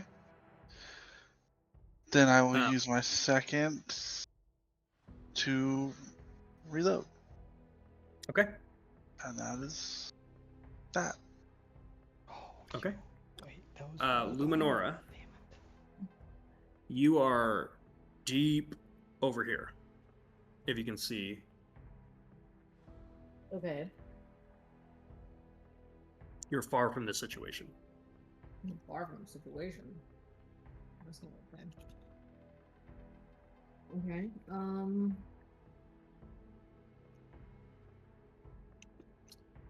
Can I get an estimate of how far?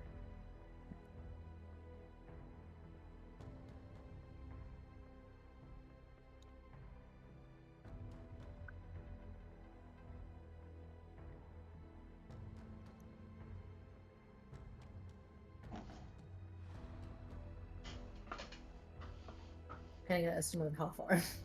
Oh, sorry, I didn't hear that. Yeah. About 150 feet. Okay. Okay. I will say,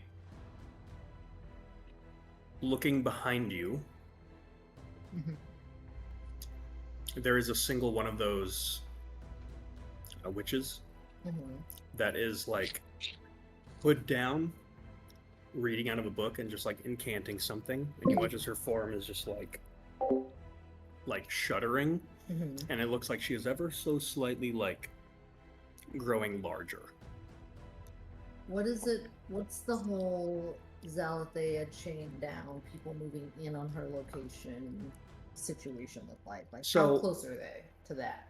So it doesn't look like anyone is imminently like on top of Zalathea other than Belladonna, who kind of appears to be like now completely done with Zalathea. She's disinterested. She's like, "You're chained. I'm done with you." Okay. There's her and one hooded individual who's making her way towards the Forever Blade. Okay. And other than that, the witches are moving like down towards the upper like the good seats of the Colosseum. And how close are they to the Forever Blade? Far. As far as I am? Thereabouts. Okay. Let's do this. Let me try this. Let me see here. Sorry. You said I'm about 150 feet? Mm-hmm. Okay, can I first move all of my movement speed in the direction of Zalathea, Belladonna, and the Forever Blade? Which is... Oh! 30 feet. Is my blade song active already? No. I activate that. So 40 feet. 40 feet can get you here. Okay. I will... Let's do this. Let's do this. I'm going to try this. I don't know if it's going to work, but we're going to go for it. I'm going to cast Dispel Magic on the chains around Zalathea. And I'm going to use my...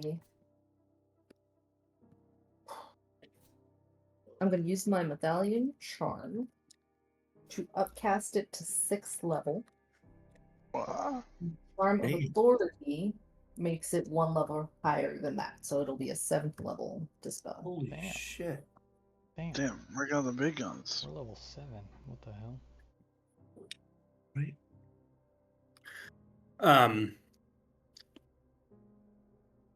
What's the range? 120. Okay. I think I'm 110. So give me an Arcana check real quick. Yes, sir. 25. Okay. As you cast your Dispel Magic, you feel that you're latching onto something. And you have just learned something that is so interesting.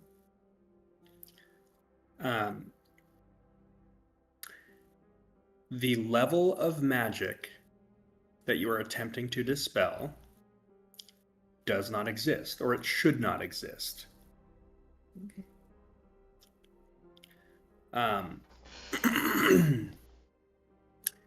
Deep in the recesses of your memory, you recall myths of ancient spellcasters that would undertake the castings of spells beyond the 9th level, which was said to be the limit after the fall of Karsus.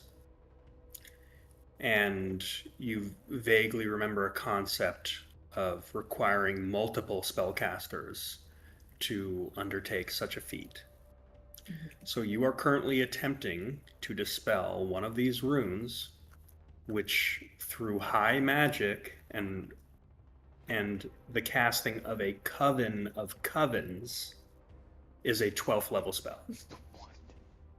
So what I'm going to do is I'm going to have you roll a spell casting ability check against a 12th level spell.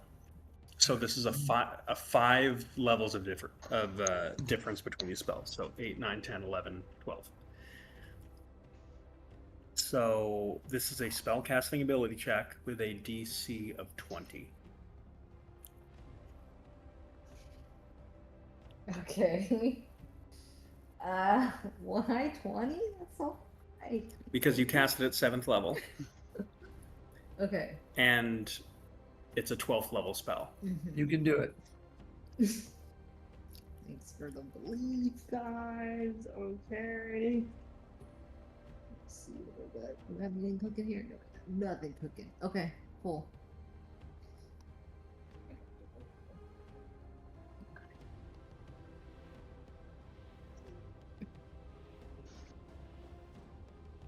Uh, 23.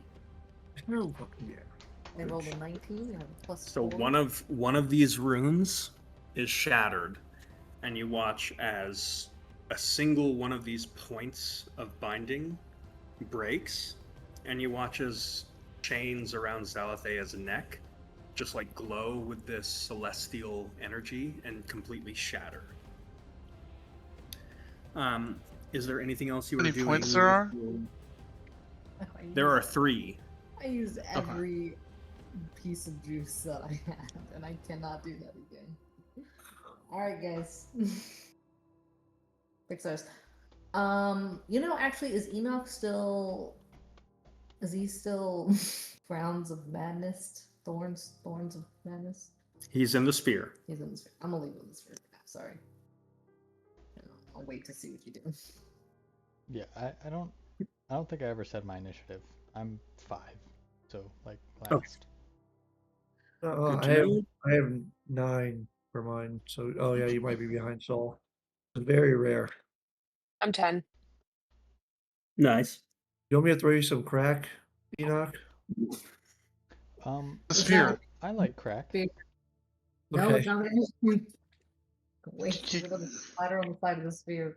Yeah, but well, I'll just say I like crack. Okay. Okay. I wouldn't mind it either. Uh, I'm more of a meth With kind of that- guy. But... Belladonna is going to look over towards Luminora furiously, and she is just going to open the Demonomicon and begin to incant from it. And as she does, echoes of her voice are coming from hundreds of these individuals around you, one of which is behind Sal and Enoch. And you watch as Belladonna incants here, her form just like swells and like distorts. And there is this explosion of blood as her human form is obliterated, leaving in place a 4-armed, Oh shit. or sorry, a 6-armed Merilith with curved swords that has now appeared behind you. And you hear these like fleshy explosions happening all around the arena. The council members are jumping into action, I fucking hope looking so. at the situation.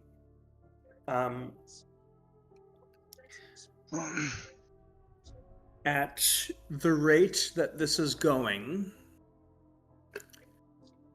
this is looking like it may not be feasible to stand your ground and fight.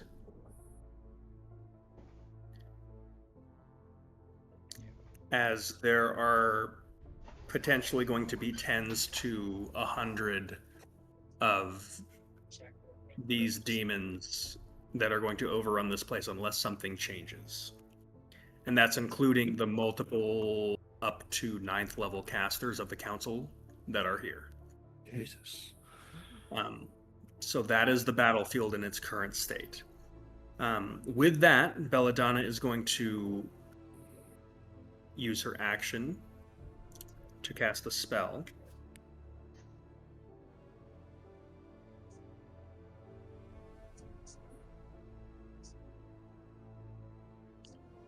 And she is going to cast a darkness spell on Zalathea and herself.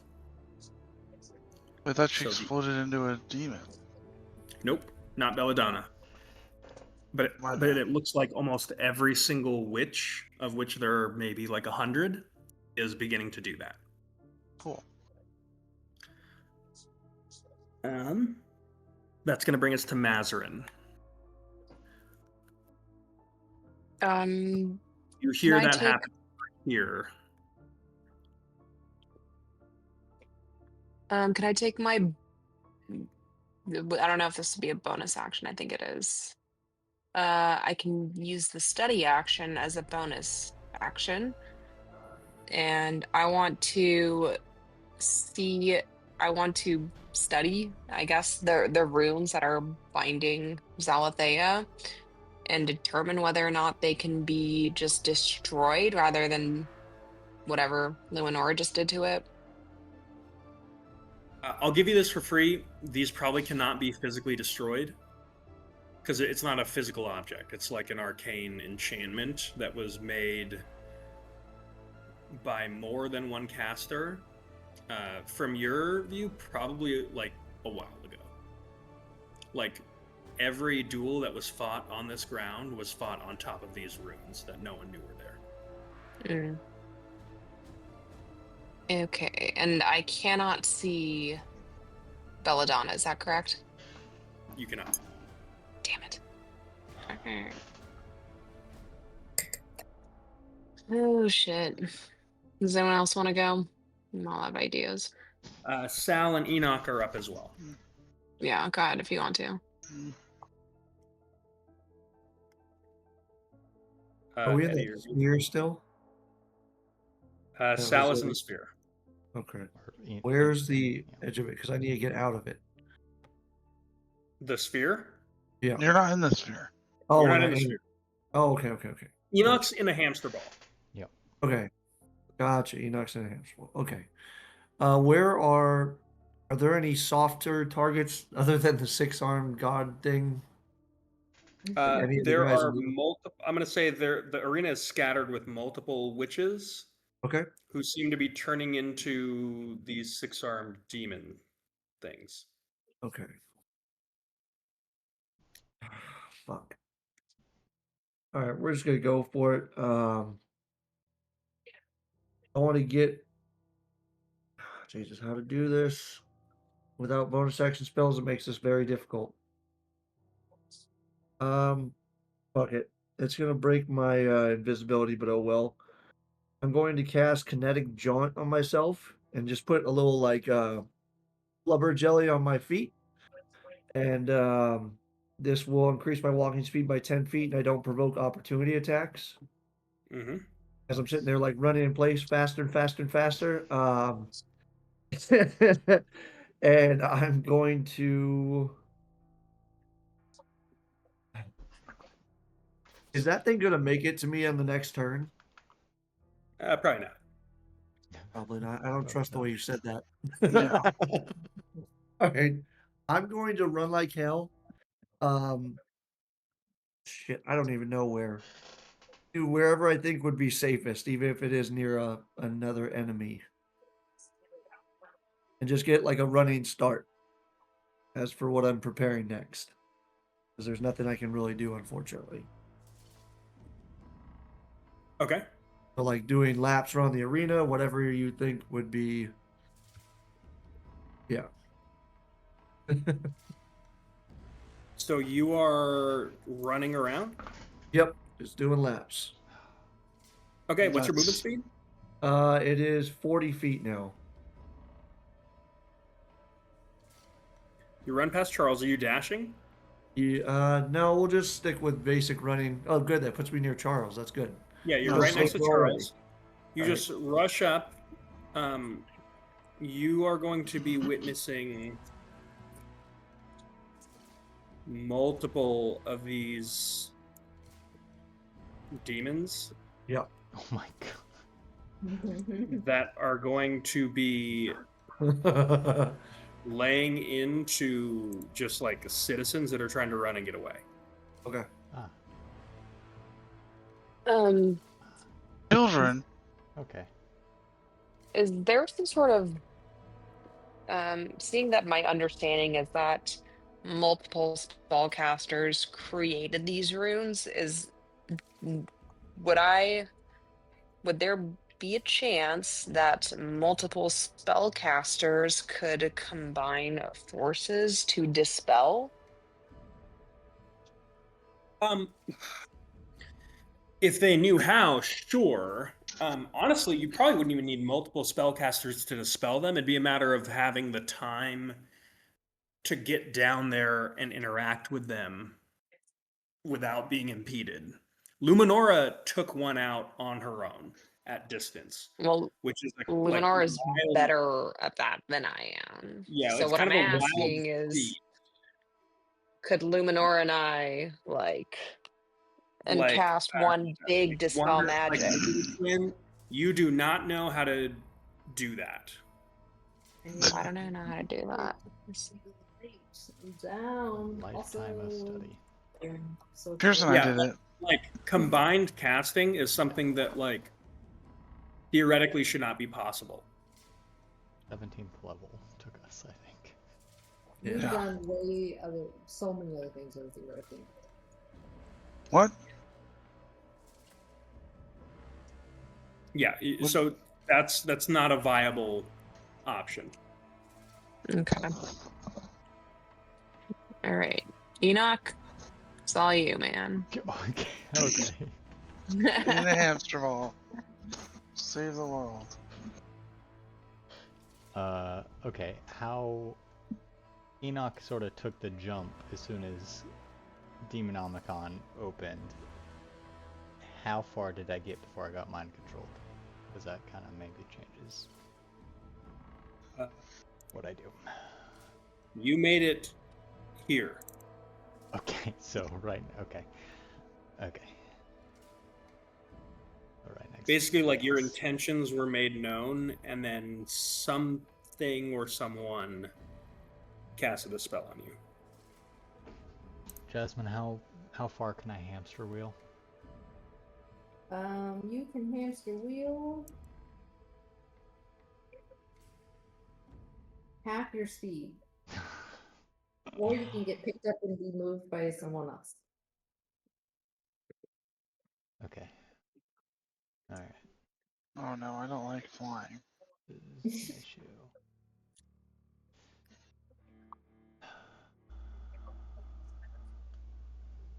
You could have whatever you And like. you can smash the hamster wheel on someone else. Okay. Enoch will begin rolling. Here's what I'm going to do. You will see Marion, who is in the vicinity, rush down. She's going to peek around this corner, see what's happening to you. Well, it's Marion. We love She her. is going to hold a Dispel Magic on your Crown of Madness for whenever the sphere drops. If it drops this round. Fuck. Okay.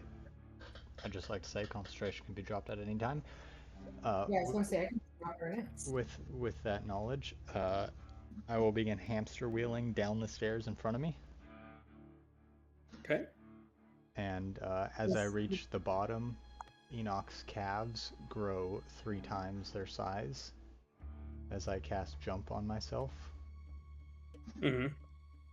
And hands above my head to sort of give the ball a push. I'm going to jump that distance. I can move 30 feet for the cost of 10. And as I do, I'm going to send a little ping off to Luminora and say, "Get this fucking hamster ball off of me. I can't move." I can't fucking breathe. The chin kills. Can't see fucking shit. There's too much fucking shit. And I don't want to be around anymore. I'm gonna pray for the best as I launch myself. How far can you jump? 30 feet for the cost of 10. Okay. Where? I'll say you moved 15 feet. 5, 10, Okay, 15, well, 20. okay, I think I'm gonna have to do this anyway, so I'm gonna bonus So you action. can jump here. Okay, Step of the wind. I'm gonna step of the wind, which triples my jump speed. My jump So you can move distance. 90 feet for 10. Yeah. I think that is how that works. Maybe it's double. I mean, that's important. Okay, with that. Yeah. It's doubled. It's doubled. So 60 So feet. 60. You can make it into the arena. Cool. Guys, we're doing this wrong. We are, but Is that what we're doing now? I've committed. Committed. I love it. I am committed. Okay. As Enoch, as you land, I'm going to just give you a little bit of background here. You would see an individual kind of doffing these robes and now levitating above the darkness, holding the Demonomicon in her hand. This is not Belladonna. Hmm. I'm going to give you an image of kind of what it is you see as you Let's take a look. just as you land. Time to strike cast. Only Enoch see her. Nope, everyone sees this right as you land. Well, hot. Everyone's hot, aren't they? Yeah, Alex.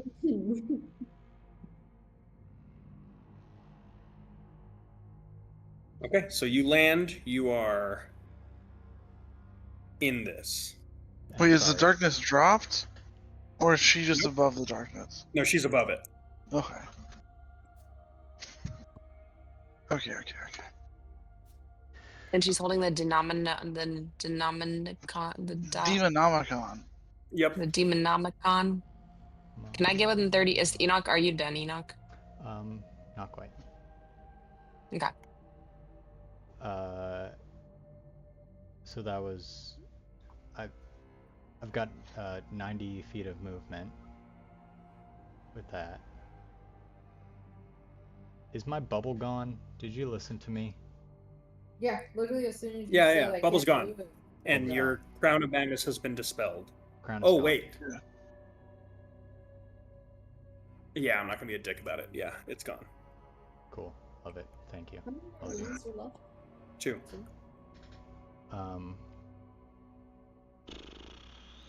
Bonus action or action dash for another 45.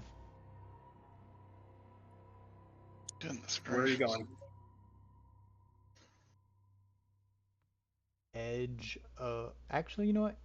Well, they can probably see in the darkness, but fucking who cares? In the darkness, if I can make it right on the border. Yep. Okay. Darkness. Despite the Imprisoning fact me. this is magical darkness, you can see faint embers of Zalathea penetrating the magical darkness. Mm-hmm. Wow, that's how bright she is? Cool. Mm-hmm. Can Okay. is it a free action to drop prone? Sure. Cool. Enoch is kind of struck by the.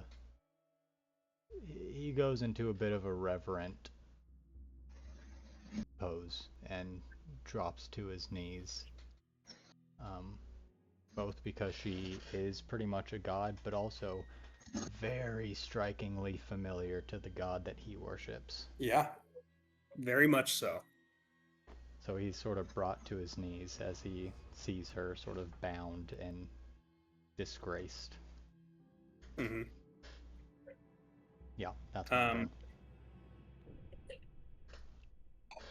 Were you being like aggressive, like imposing? How are you going about this?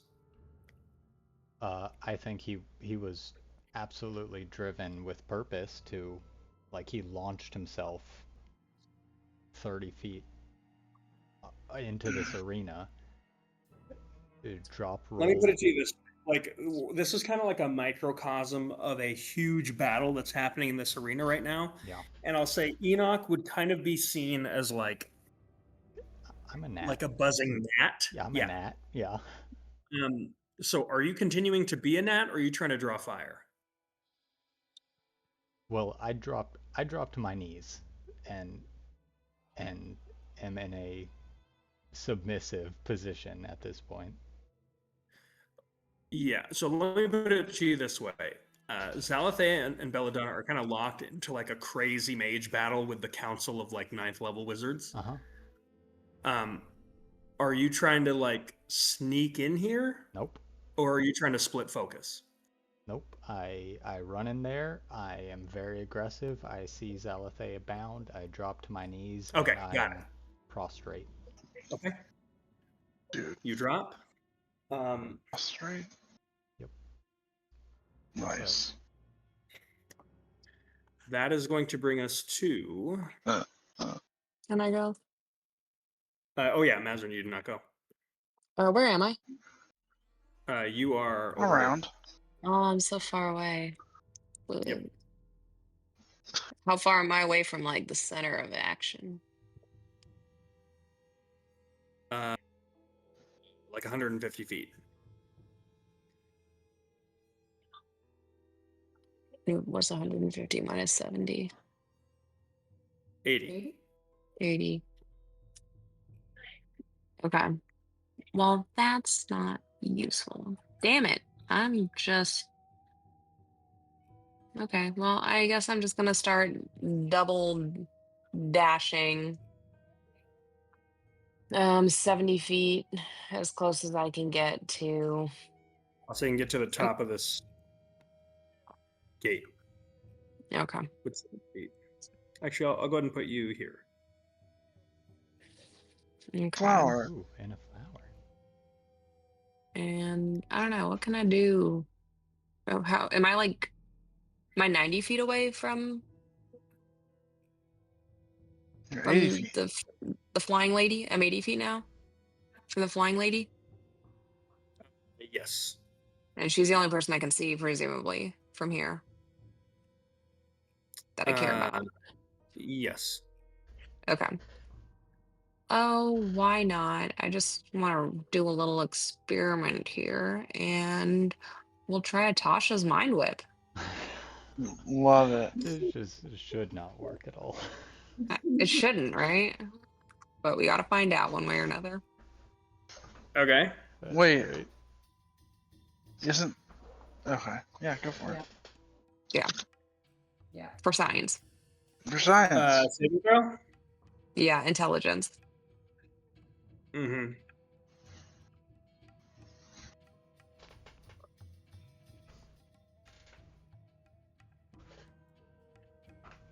That is a 28. Barely saves. I'm kidding, that totally saves.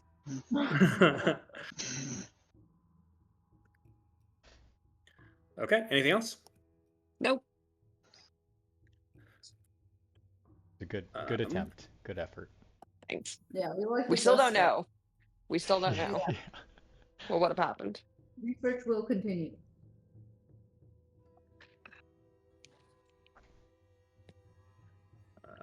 Okay, let me see who's up next. That brings us to. Okay, now I get to do some shit.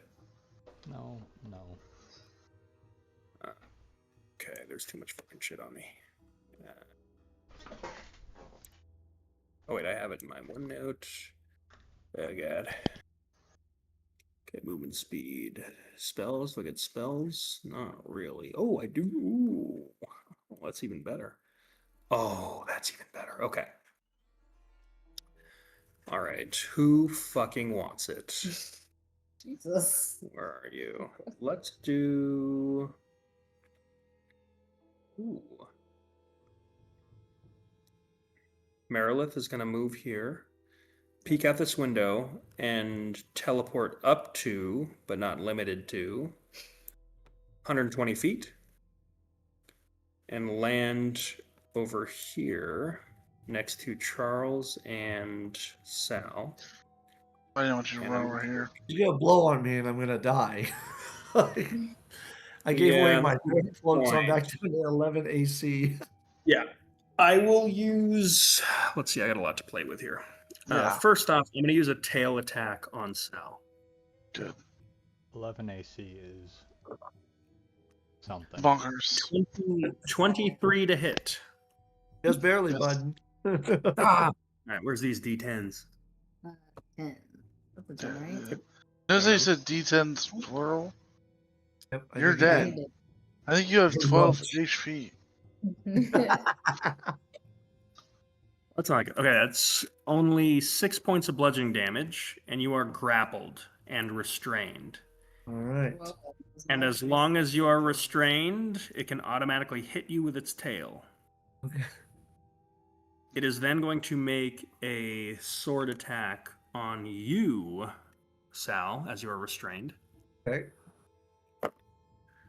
27 to hit. Yep, just barely. 13 damage. All right. I'll do another one. 28 to hit for 13 damage. Yep. I'll do There, another one. 13, you said? Yep. All right. I'm still up. Just barely. Another 28 for another 13. Yep, and I'm down. Okay. Charlie, you're up. 23. It's Another 23. 23, or 23 damage and 23 hit. Nope. And then a 27. So 23, 23, 27 to hit for a total of 39 points of slashing damage. Oh my Okay. God. Rookie numbers. What you got?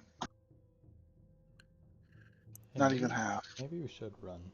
I don't know. Yeah, that's what I was gonna do. Yeah. What do you think Saul was doing? Yeah. Going the wrong way. We're not running fast enough, Saul. I ran to you for safety. No, bad idea. Now I'm getting fucked over. Cause you fucking giggle ass juice motherfucker. You guys, I have to jump off now. But Okay. if we decide to retreat, then I'm with you. I'm not trying to be hero today. I've decided. All I'm right. saving my ass. So, All right, I'll see you guys next time. Bye. see you, Jess. All right. Before we go to the top of the round, Enoch, Yeah. as you are in your prostrate state, Mm-hmm.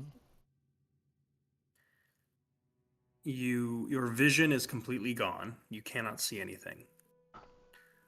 But you hear a voice that just says, Ashbourne, come closer.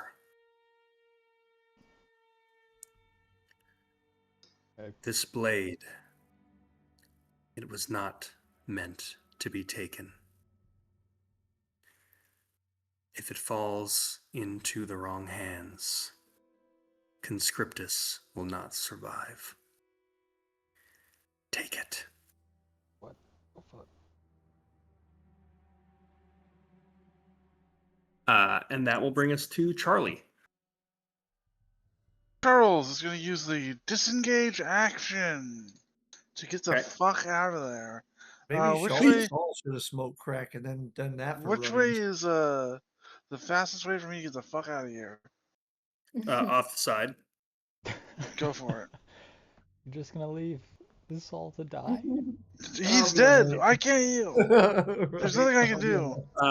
Give me a Wait, actually, dexterity I want to saving- run towards Mariam. Okay. Whatever her fucking name is. Hey, Alex, should I be keeping track of how negative I am? Yeah. Yeah. Okay. And I'm just gonna be like, where do we go? What's the plan? She's the plan lady.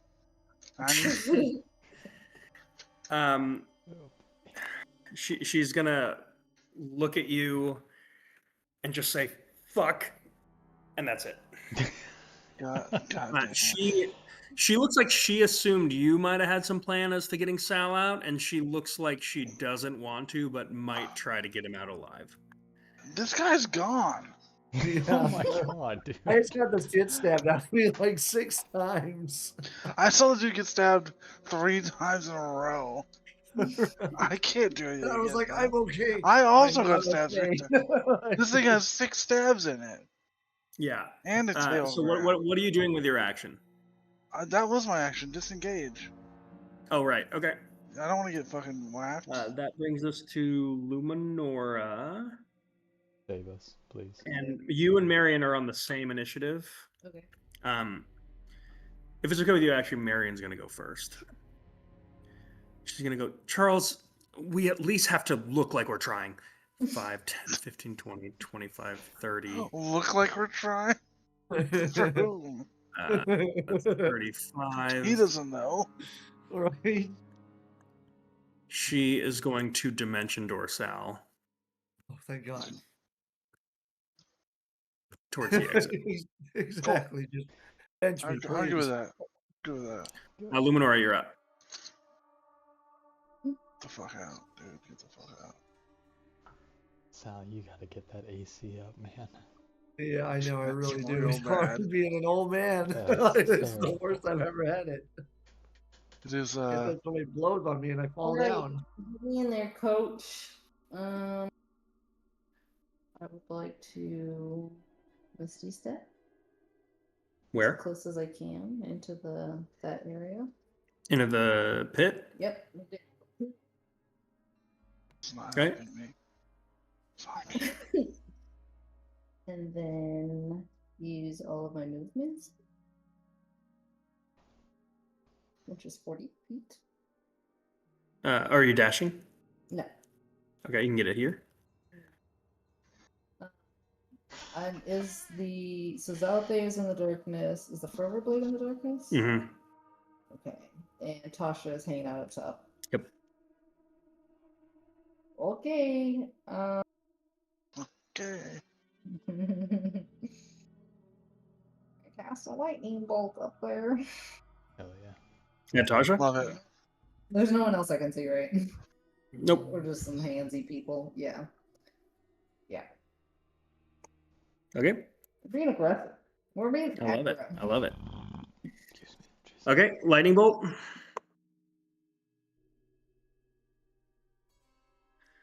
That is a failure. Ooh. Nice. There you go. Yeah, she's not saying anything. She's just guns a blazing in this party over here.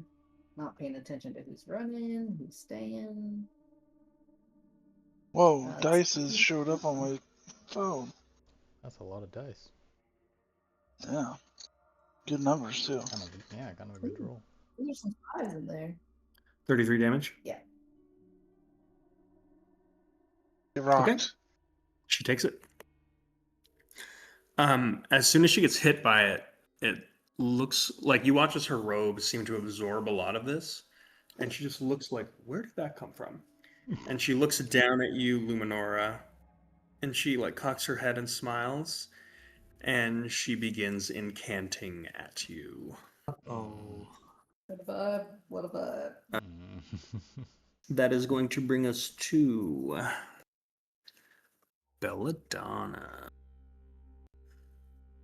Oh, by the way, I did not use a spell slot for Misty Step. That's why I cast 2-level spells. I didn't keep track of that. Thank you. I was totally keeping track of that. That's what I'm Same- always same ladies. keeping track of. Belladonna Whoa. Misty Step in front of you through the darkness that she can see through with her witch sight. Show. And she is going to take a swing at you with the Wave of Sorrows. Hit me. Hit me with your What? 28 to hit? Jesus Christ. Harry! Yeah, just a tiny So that is only 14 slashing damage bit. But it makes you sad. and 20 acid damage. God damn. Are you fucking with me right now? That's That's crazy as shit. I'm sorry. I think we're out of our depth here, guys. Yeah. Yeah. I rolled pretty good.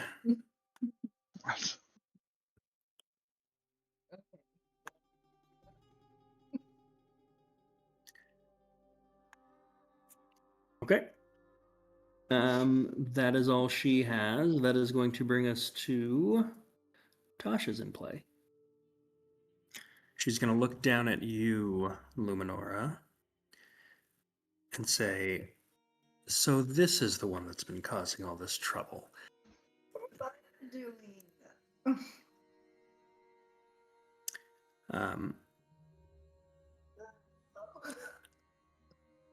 Oh, that's cool.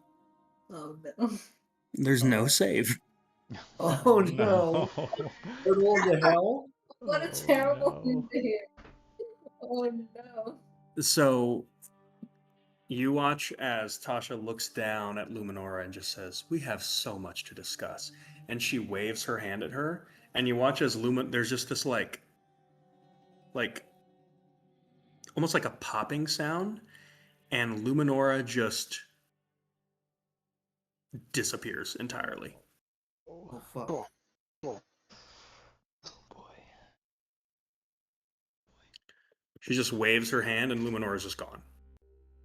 Oh no. Okay. That's her action. That brings us to Mazarin, who does not know what just happened. She knows Enoch is there. She's gonna let Sal. Sal, go ahead and make a death saving throw. All right, I'll just text it to you. Oh, well, thank you. Yes. All right. Good. Yes. My man Yeah, makes it more respects the fun. game. Yep. Enoch, what are you doing, bud? Yeah. You do, but Yeah. I don't appreciate being called Bud in this moment of death and destruction. What about Piercy Poo? Yeah, no, not that either. God. Okay. Enoch will slowly get up off of his knees and walk forwards, sort of questing with his feet until he runs into something, potentially. Okay. 'Cause I don't know where the Give fuck this me sword is. a perception check at disadvantage. The Nice. DC is going to be 13. Oh. This is not good. Oh! 19. I got At two disadvantage? I got two 19s. Oh yeah. Okay. I've knocked As out you- perceptions. As you step forward, you kick a blade that weirdly, like, it doesn't even move as you kick it. It just begins to, like, spin on the hilt that it's resting on. And you reach down and grab it, I assume? Mm-hmm. Okay. Yes.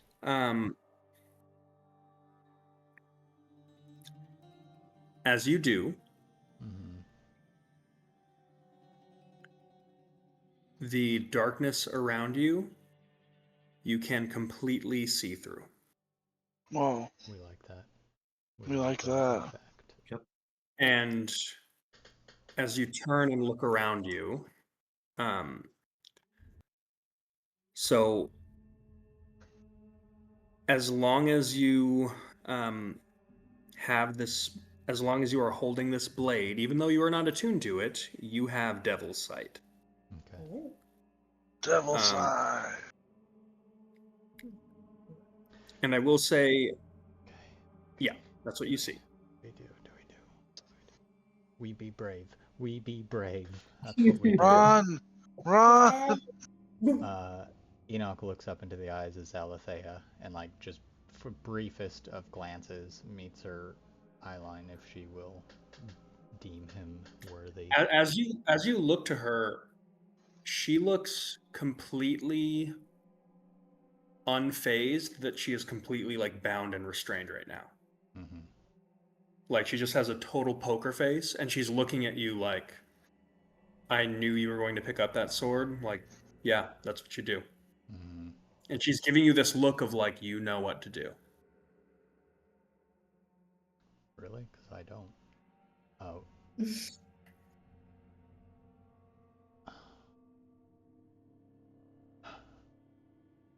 He just purses his lips real tight and then takes off sprinting,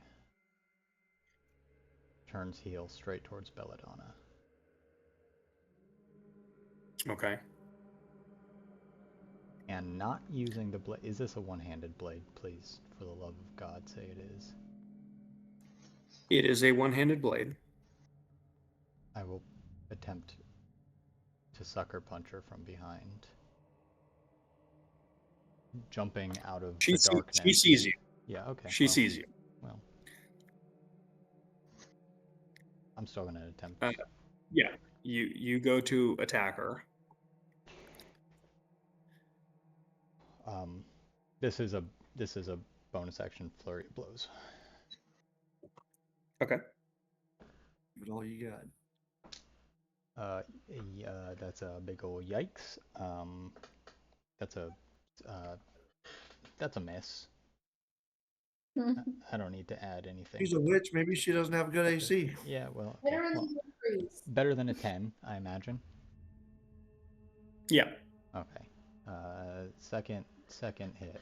Come on, you fucking bitch. Okay. 26. That will hit. Okay.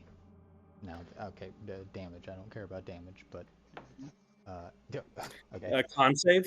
Yes, con save. 12 points of damage. Whatever. Con save is the important part. 15. It's a. Oh, hold on. God damn. What is it? Fuck. That's my save. Okay. You have your action. Yeah, but then I can't do what I want to do in one turn. Can you take a hit from her?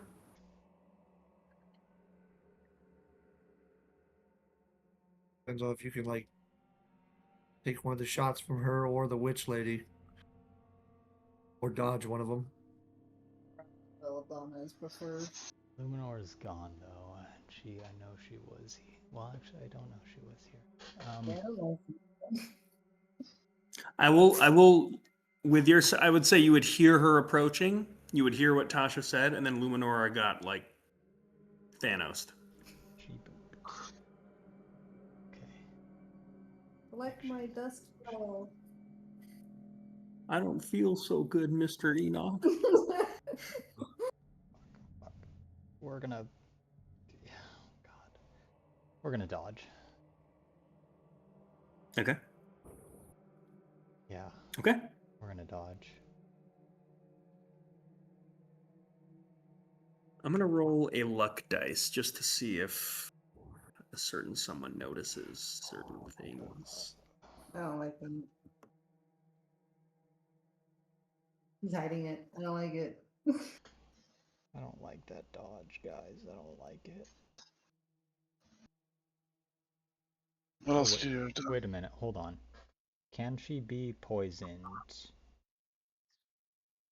Or, I guess what I will say is when I struck her, I will attempt to poison her, and if she cannot be poisoned, then whatever. Can you do that in addition to the stunning strike? Yeah, it's just when I hit people with my flurry of blows. Sorry, Morris. She can be poisoned. Is there a save? There is not. Okay. How do you like it? So Yeah. she is. Tell him. Which might make the dodge redundant. It does a little bit, but for her. Also, you never gave me the damage for your hit. oh, it was 12. It was 12. 12. Plus 6. 18. Okay. And she's poisoned to the end of my next turn. Okay. Okay. That's it. I'm ready to die now. Okay. Yeah, I got you. Enoch, where are you? Okay, so we got Sal and Mazarin. Sal, you made your save. I got your, let's call it a number. Mazarin.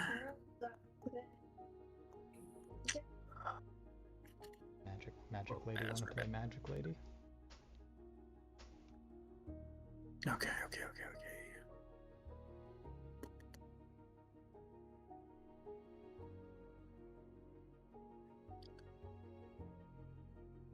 Okay, what is the plan, boys and girls? Because I'm playing one of you. Okay. Mazarin sees Enoch. Maybe he can be helped. Fuck it, right? Yeah, fuck it. Oh, you know what? Marion did go. She bamped Sal. Oh. Mhm. Fuck.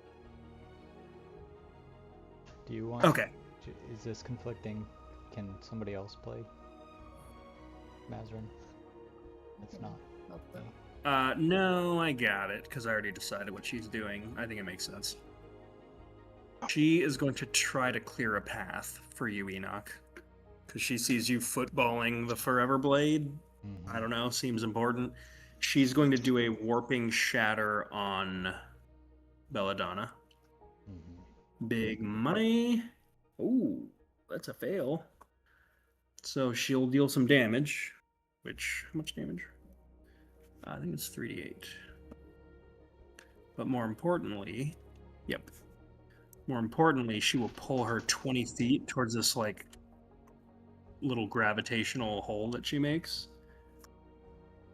As she deals 8, 13 damage. Okay. Merilith time.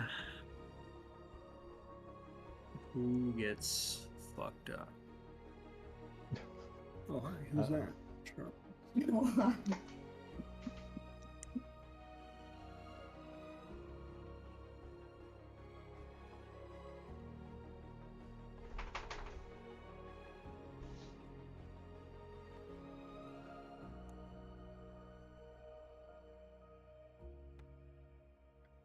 All right. Charles isn't afraid of you. 15. Contrary to the, that is my AC. 20. That is above my AC. Natural 1. That is below my AC. What happens to the Merilith on a natural 1?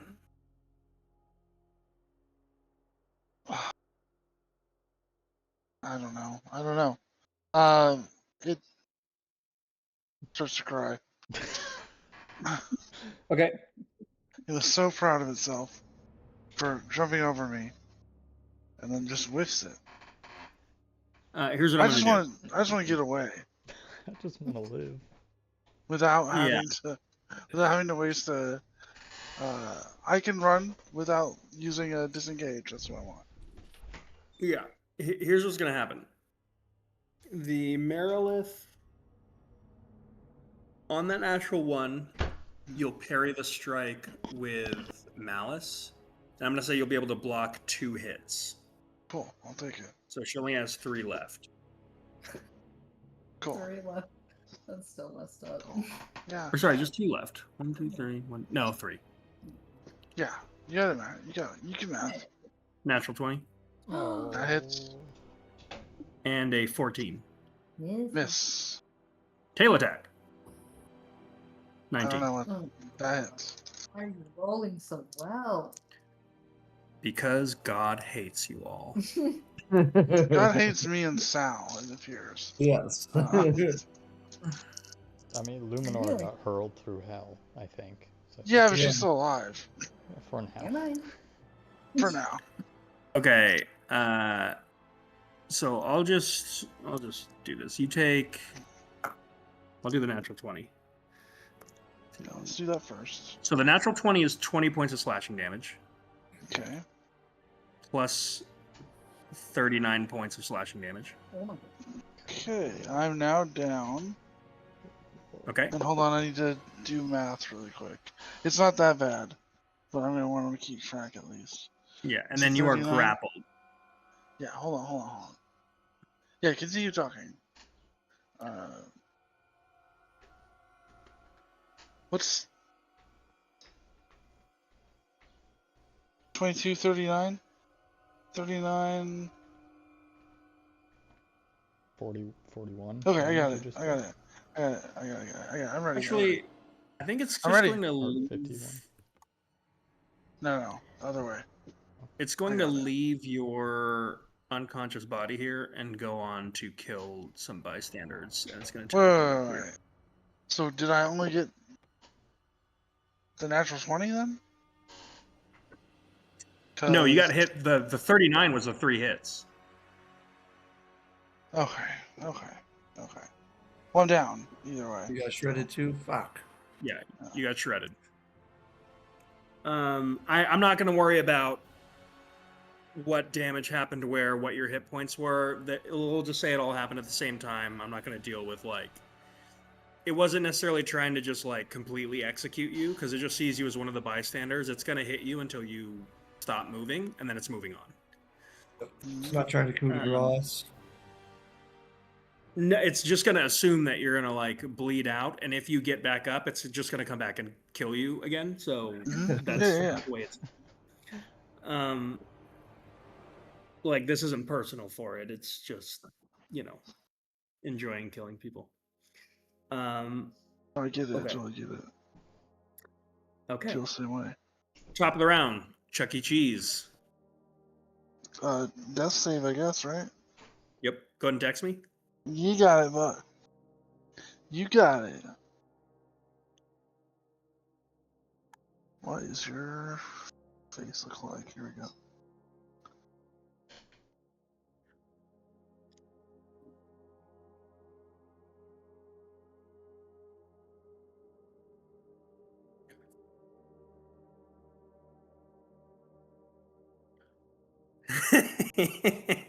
Okay. Fucking. Great. God damn it. We love to hear it laugh. Oh, Yeah, that's Jesus. an evil cackle. That's a cackle. That's not a laugh. All right. Incredible. I Okay. swear to God. All right. Advantage on. That brings us to Marion. Marion will. She doesn't see that happen. She's gonna healing word Sal. Oh, thank God. Oh my god. I'm so glad. She saved Sal. Sal, you're up. Okay, how much? I mean, you're not up in initiative, but you're not unconscious. You Yeah, how heal 7 hit points. Yay, that's enough. What does Sal It's like- do as he blinks awake? It's a half your hit points. As you hear him like break wind a little bit, like Jesus Christ. Yeah, Marion just kind of Just laying drops you and back. just goes, fuck your old. This was my favorite jacket. You shit your jacket? So double dash out here. Yeah. Okay, Luminora. It's not here. As Tasha waves her hand, you were hit with an 8th level maze spell. Oh my god. And The fuck you is are that? flopped into a demiplane as you are just surrounded in a library, just surrounded by books and books and books and books. Like, this is literally like a library maze. You can attempt to make an investigation check to make it out of this maze. So you can use your action to do that if you wish. You can do whatever you want with your action in this demiplane. Great, great.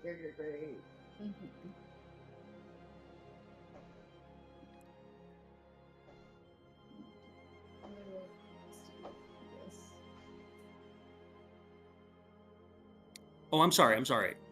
This is. Oh, wait, let me see if I'm getting this right. Yep. That's just an amazing. Alright, yeah, I'll investigate my way out. I'll try to.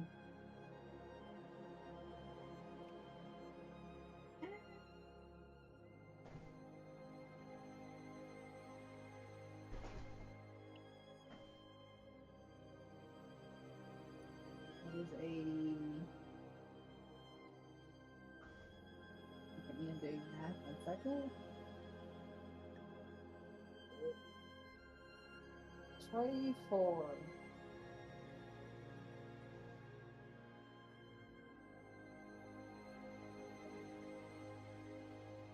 Be a 23. Oh, thank gosh. Luminora, as you were bamfed out, you figure out the way this demiplane is set up. It involves a puzzle in which there are multiple books related to demons that you had to topple that ultimately like brought down the reality of this plane Inception style until it folded into itself as you dove through the middle of the collapsing dominoes of bookcases and were just like plomped out of the little like bookcase whirlpool back into the spot that you left And I've been shortly after. Gone for like, has it been a while? It's been 6 seconds. Jesus. So you immediately deconstructed the false reality that you were put into. Okay. Was she that's in there for 6 seconds or longer? That was your action. Yeah. What's the time in the book world? You have a bonus action. For you, it felt like it was, I'm going to say like 10 minutes. Okay. But you that's come okay. out and Yeah. you're like right back in it. Yeah. All your friends look like they're alive from your vantage point. And Enoch is right there. Yep, Enoch's right in front of you. Sword. He's holding the literal Forever Blade. Is there a way out of the arena easily? It would be behind you the way you came. Like, do we have to? You cannot jump up that. Okay, it's like that's a wall. Yeah, that's a wall. You can get up that, but you can't jump up that. You can Misty Step or whatever, but yeah. Yeah. Okay, cool.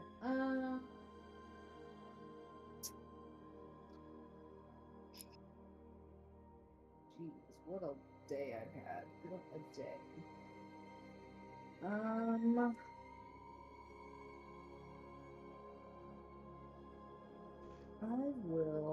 I want to make sure that Enoch gets away. Don't worry about me, baby. Fine. I know, I don't want to, but I'm not okay. Let's be honest, not worried about you. Worried about Forever Blade. Yeah, I know. Whoa, Enoch.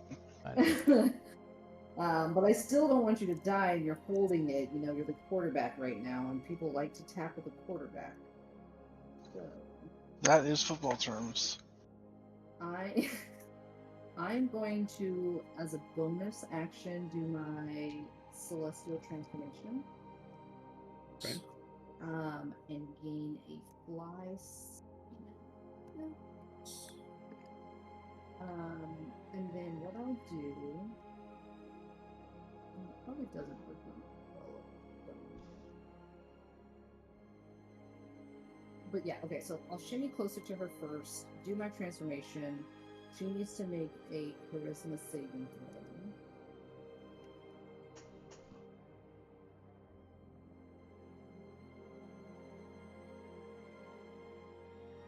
throw. That's going to be a 13.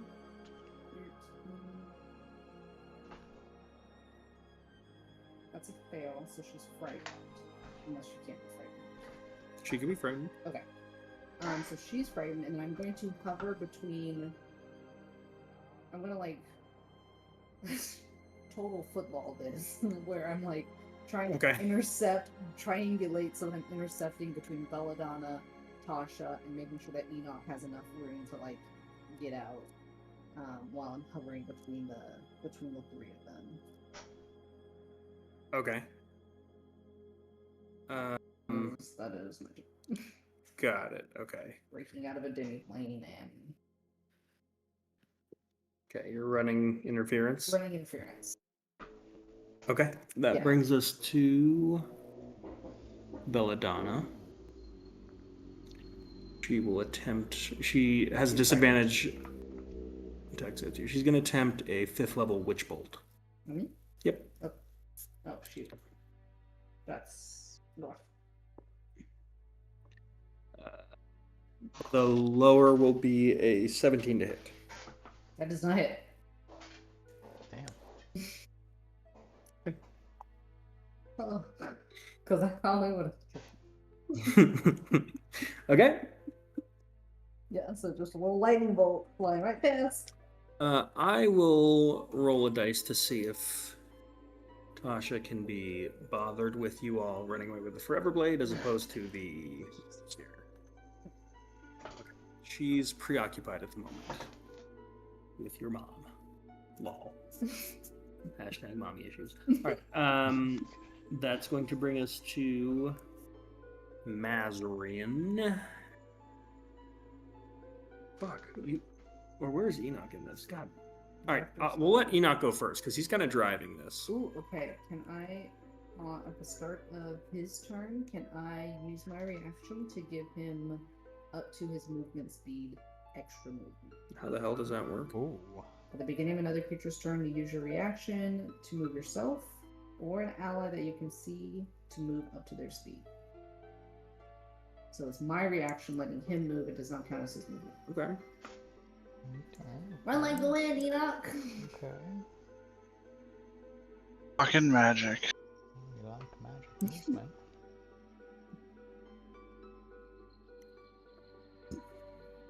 Okay. Huh. Huh. You're flying, so you're probably fine. Yeah. I'm gonna use that 45 to head back towards the gate. Okay. You have 45. Okay, so 5, 10. You make it there. Okay. Okay. Then I'm gonna use my 45 movement to run up to it, 10 feet of movement to jump, and go 30 feet up. Straight up. Crazy. Well, I'll give you an arc of, I'll say 30-foot jump takes you here with 10 feet of movement. Charles is down and bleeding profusely. Profusely? It's interesting. Yep. That's not how I see it. Arterial spray is Arterial. coming out of Charles's unconscious body, and it is slowing. Oh, damn. Oh. Sounds like he rolled. It's not that bad. That sounds deadly. Oh no, I didn't mean to roll. That's not true. Don't look at it. Nope. Don't. Not paying attention. That was the computer, not me. I poked a button wrong. Okay, so so that only took 10 feet of my actual movement. Yes. Okay, 35 feet. I'll run up the rest of the steps. Go past Charles, sort of whip out the staff from my back, slide it under his neck, and as I run past, just like yoink him up. And I'm gonna hit you with an 8d8, which is, well, that's a little fucked. Jesus Christ. 47 points of Nice. healing, and you are brought to your feet. You are unproned. Even better. Back good as new. Charles Brands. Too hard to live another day. Live again. But James Horn. And then I will use my bonus action, Step of the Wind. Or I don't have to spend a point, but I will dash for another 45 towards the exit. And just a quick look back and say, Mazarin, get the fuck out of there. And I'm out of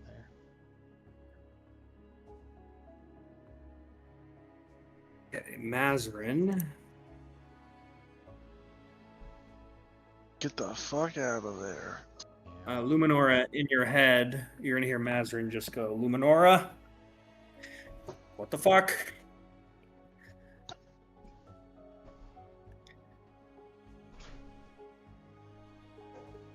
She is going to...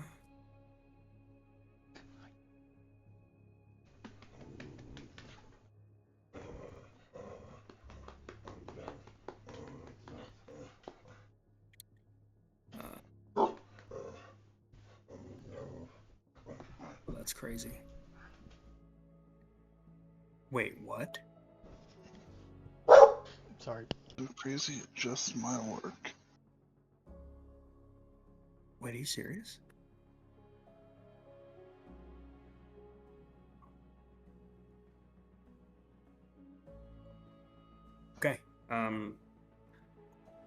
Yeah, actually, this is so crazy. It just might work.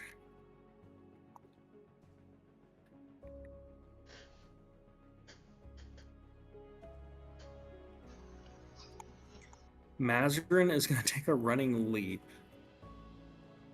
5. Misty step. Wrong direction, Figure in guys. here. Got a plan. And then 5, 10, 15, 20, 25, 30. Let's say that last bit is like a hop. And she is going to use her Psi Warper ability Oh, at will cast a dimension door on you. Oh, shit. shit. At dude, will. it's fucking crazy. How come we haven't used this before? I don't know, but it is what's written on her character sheet. With that, Where did they dimension door to? Tasha sees her. Oh, she can't counters. Aha. You So- just reacting to something else? Rough, buddy. No, because she can't see her casting. Ha, No somatics. buddy. Psionics. Get mind fucked, dude. It's like She's Charles Angel. They're gone. Holy shit. Mind freak.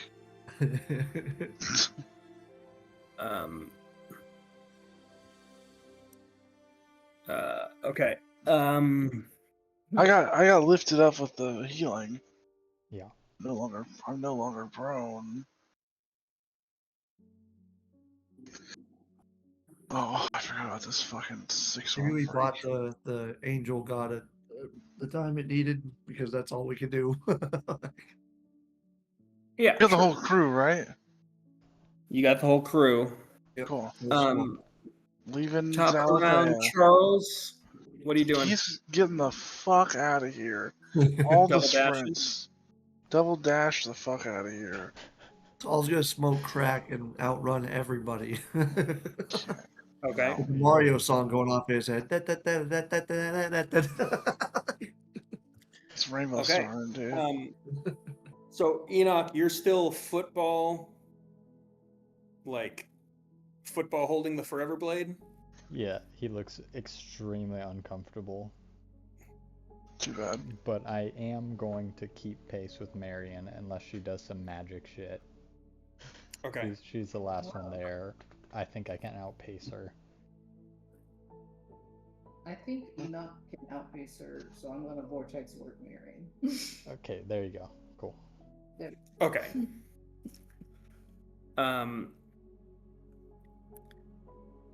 So with that, your group makes it away.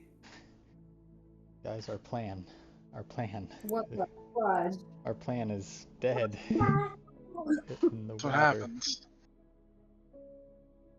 What are we here for now? Gotta get rid of the Orcus stuff. No, they survived. I What don't care about workers right now. Screw you for your stupid curse.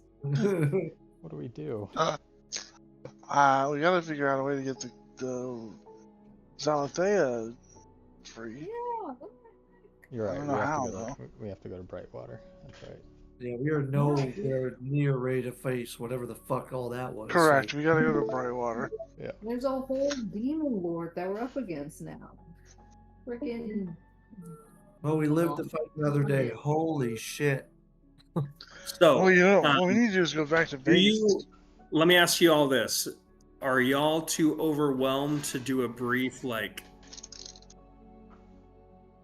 of Never. cycling through of the aftermath of all this, or should I save that for next week? What's overwhelmed? We're never overwhelmed. Yeah, I'm up for it. We're, got we're a nothing little wrong with it. overwhelmed. All right. Don't even, Well, don't even fuck know it. what We'll it do it is. anyways. I don't give a shit. So,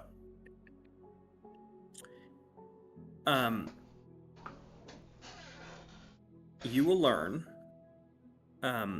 as you make your way to the city and essentially like seek refuge there. A retinue of demons, seemingly being spawned from the war games, have begun sweeping their way through the city.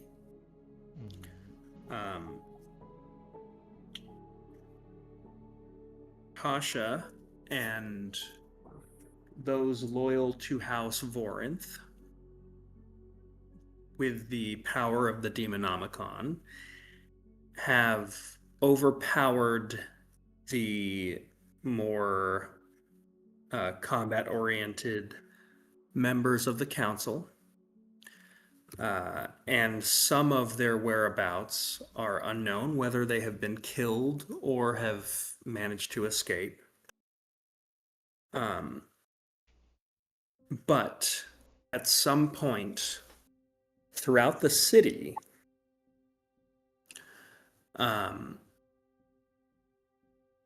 you will hear, all of you will hear the voice of Tasha ring out as she says, "Hear me and know my voice, Mordun. I am Tasha of House Vorinth, daughter of Zalathea, the last of the pure-blooded Scourge, and Queen of Karsus, master of the Demonomicon. Cast aside for the crime of ambition. Today, I reclaim what is mine, beginning with Conscriptus." And as she makes this announcement, she essentially in one fell swoop will be claiming Conscriptus as a territory of Brightwater, seemingly taking the fight to the shores of the FETC.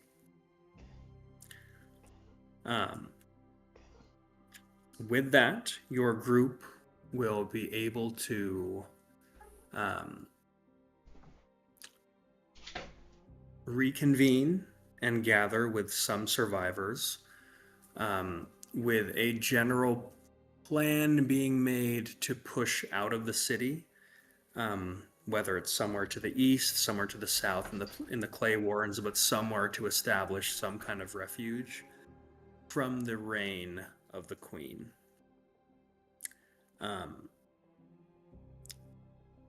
Let me ask you this. First off, Enoch, what will you be doing with the Forever Blade?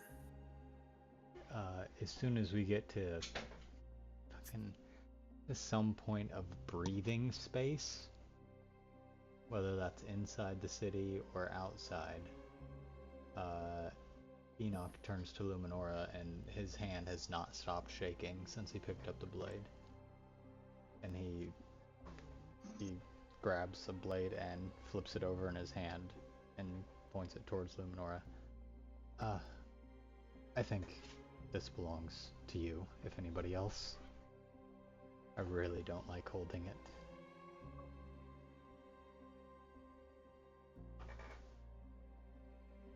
Kind of contrasting Enoch's shaking hand, Luminora grabs it with like a super like steady hand, very determined look. And she looks at you, Enoch, and says, "You have no idea how much this means to me and to all Conscriptus, that you've risked your life for this. I'll never be able to repay you." Your grandmother, I suppose, spoke to me, into me. I didn't really have much choice.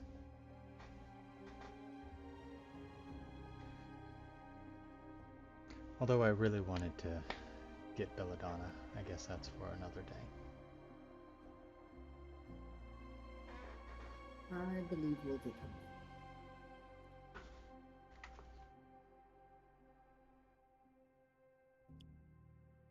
So, uh, as your group manages to reconvene,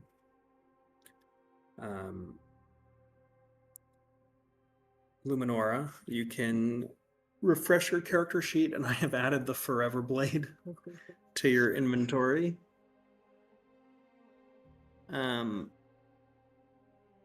Just for the hell of it, we'll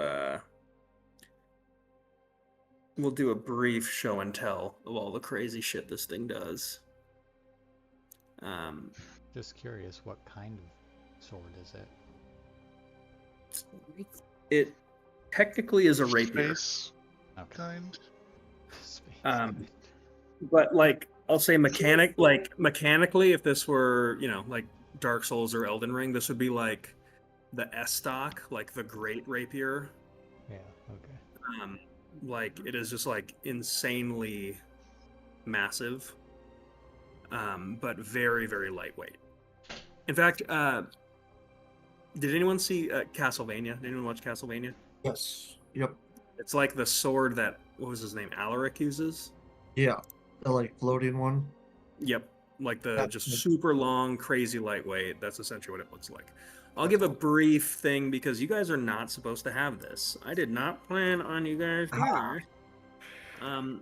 There was even a whole thing about Tasha reclaiming this, and that was kind of... Yeah, she'll be pissed that we have it. She's gonna try to kill us. Got it. Yeah, I mean, totally. So I'll say this is a weapon that you're not going to like unlock all of its abilities right away. So that's its first modifier, is the latent modifier, where you've got like the complete, like the shittiest version of this. Its second ability is called Forgotten Technique. You gain access to the cantrip Zeresian Blade. It does not count against the number of cantrips known. If I recall, Zeresian Blade is kind of like... Oh yeah, I remember how it works. I'm proud of this one. So it's kind of like a booming blade, except basically whenever you hit someone with it, it plants a rune on them that explodes anytime they're hit with a leveled spell. Hmm. Not anytime, it explodes once, but that's the trigger. Hmm. Instead of them moving.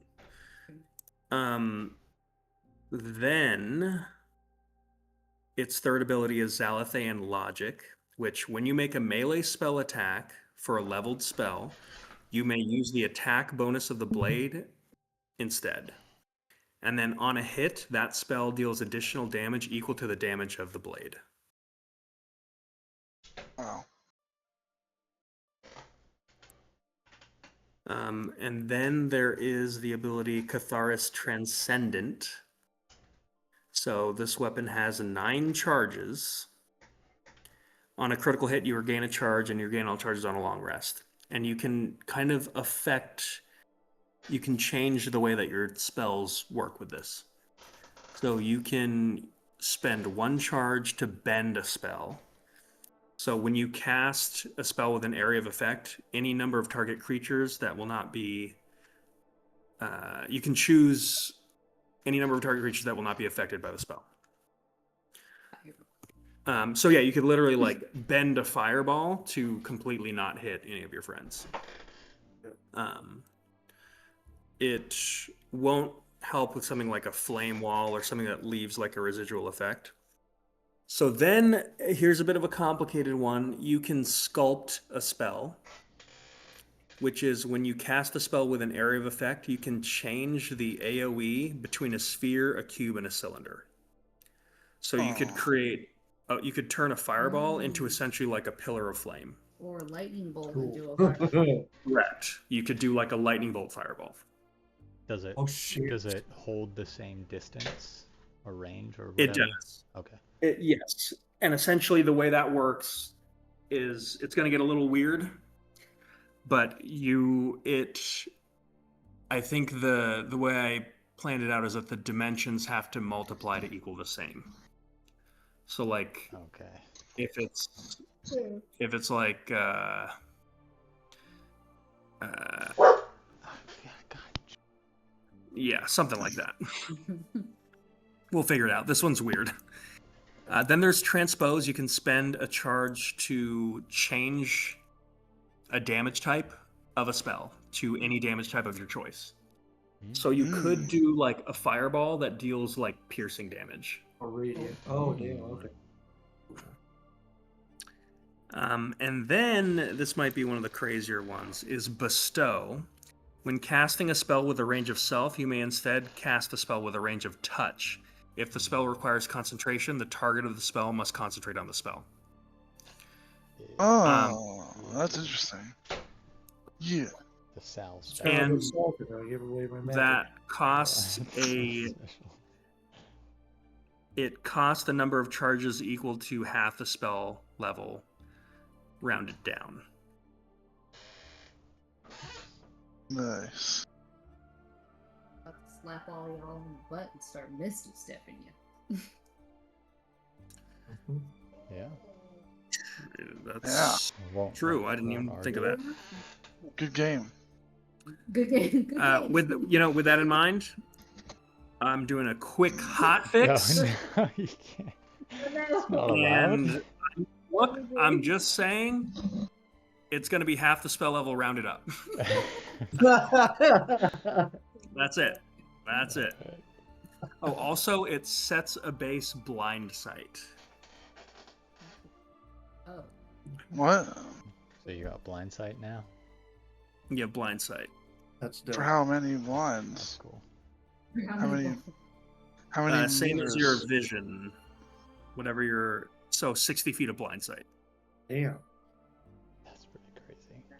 Yeah, Pretty that's far. pretty crazy. So... Go Serious fight fight. off. We're gonna need that, I feel like, in the very close future.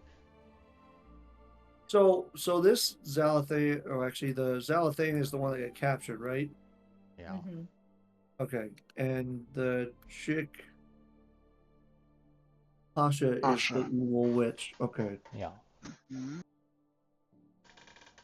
Dude, and her boyfriend's been around. They've been slinking together, keeping it real.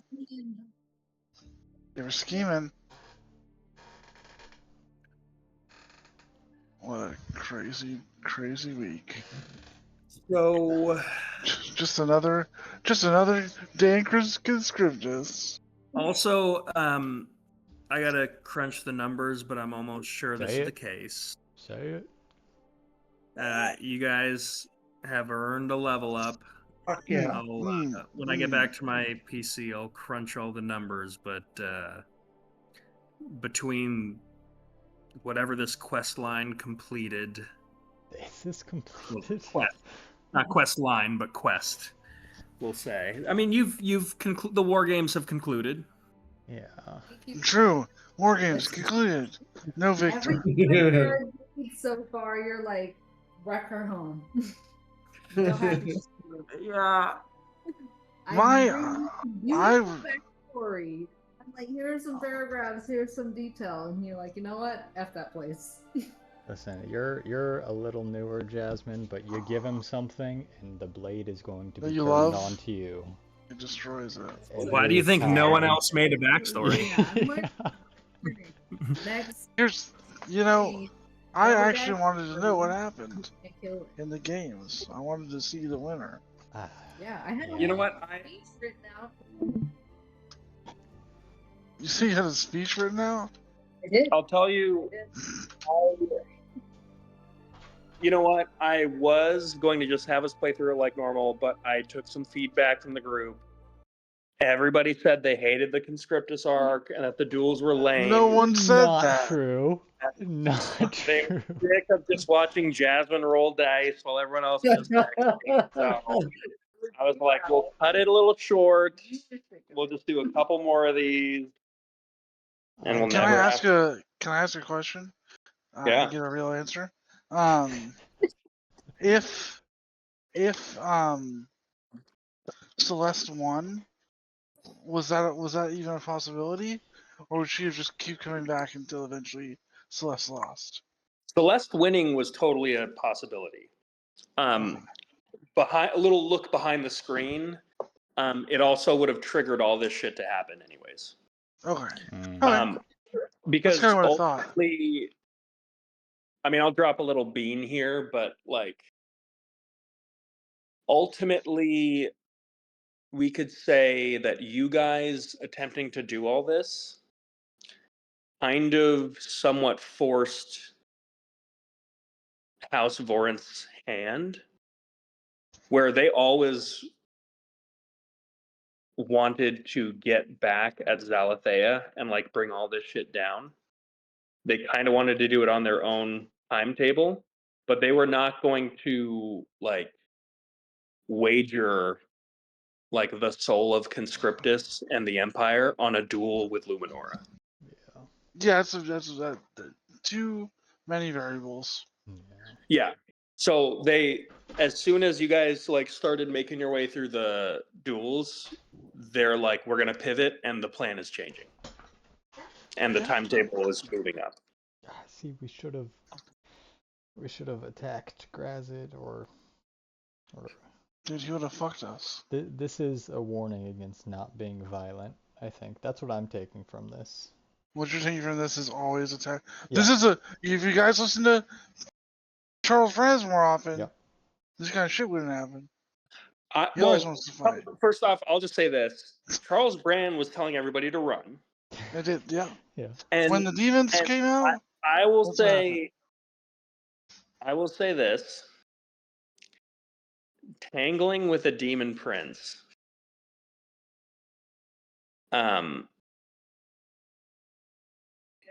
We die. You don't gotta. Yeah, I mean, you would have gotten like serious. You would have just gotten dog walked. Yeah. There's no.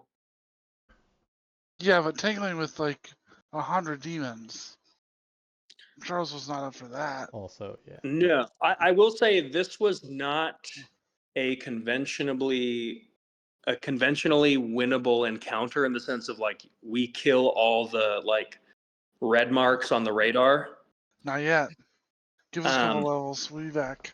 Yeah, we'll be back. Yeah. I mean, no, definitely. That's kind of the whole thing. Like, this was not a thing where it's like you guys are gonna take down like the Queen of Brightwater, something that like Cassius Manath has like slowly been picking away at for like years. Yeah. So Brightwater's a little empty right now, isn't it?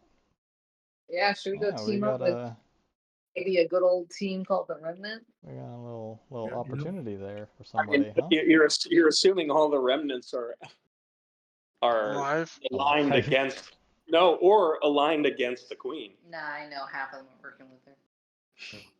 Wait. Barrett. Well, Why Varric?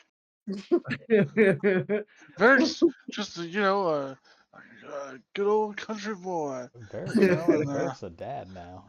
That's home. Call him in for one more. We got one last mission for you, Varric. Right, we need the I'm old retired. I will say, I don't know if anyone remembers this, but there was some deep cut lore, and James, correct me if I'm wrong, but I believe Varric named his daughter after the Queen of Brightwater. No. I thought that was the lore, because it was like, oh, she's like a strong, powerful woman who like made a name for herself. Yeah, but it wasn't because I didn't know the Queen. It was just a person. No, yeah. It was just like, hey, that seems like a good role model for a little girl. Yeah. Which if I died this round, coming back as my daughter, 100%. That's what it's gonna do. Dude, that would have been. That's cool. Yeah. That would have been. But I do like Charles. We love Charles. Funny that you say that because I was going. James, you rolled a natural one. Yes. He when he texted me what he rolled, he just said yes. I knew it. I was like, son of a bitch. Dude, I remember how much you gave him with the armor for fucking Gareth, or not Gareth, or it was Varric. Yeah, he's like, you have advantage on death saves, and you can't roll a 1. It was like everything. Don't test me. I can. Like, I can do it. Dude, the call of the void. Yeah. Dude, I don't know what it is. So, I was rolling I had a so question hot for today you. So too. I've been Nothing thinking about below this. 15.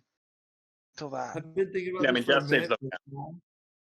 the. I don't know if I'll do this, but with the next level up, I was looking and I was like, what if I took a because my wisdom's actually as high as my intelligence, which Oh, doesn't fit no. with how Saul acts, but No. but Nope. I was thinking of taking the magic initiate for cleric, and with all the demons running around, the radiant attacks might help. And I was wondering what your guys' thoughts on that would be, because you might start leaning towards having a deity. Saul, I don't trust Saul at all. Or anything. Saul is I the think most I amalgamation. caught that pretty early on. Ah, And I think the cure wounds might help if I go down constantly, if I can constantly just here's the thing, Eddie. I don't know if you're going to listen to anything we say. Yeah. I was So at the end of curious the what day, you I want you to do whatever you want to do that is fun for you. I will say, as a DM and as Yeah. someone that appreciates awesome characters, I will say Sal is actually unironically, or actually probably ironically, an awesome character. And my personal opinion is that if you have something that's awesome, Yeah. sometimes you can only make it worse by diluting the identity of it.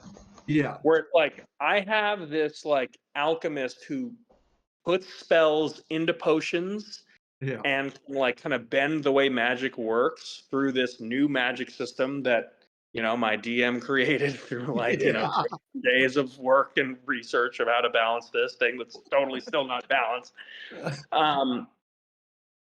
And then you could be like, but also I'm like a warlock, cleric, paladin fighter.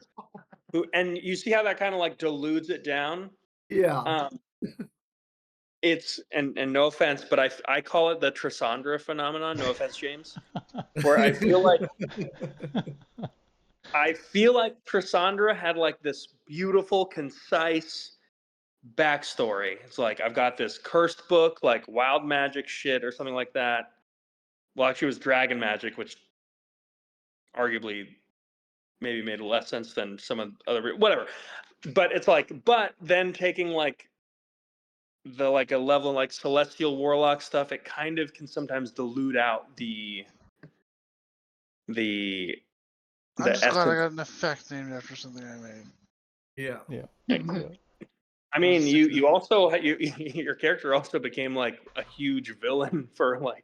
Awesome, right? That's the And greatest technically, honor. I think is still like like a Chicken.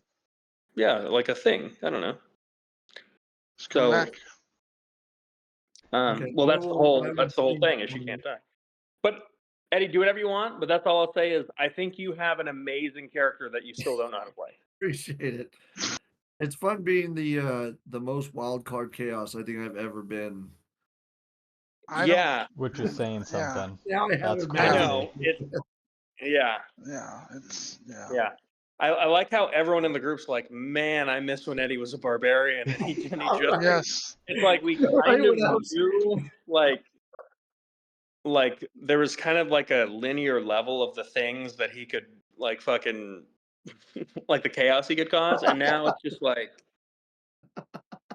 yeah.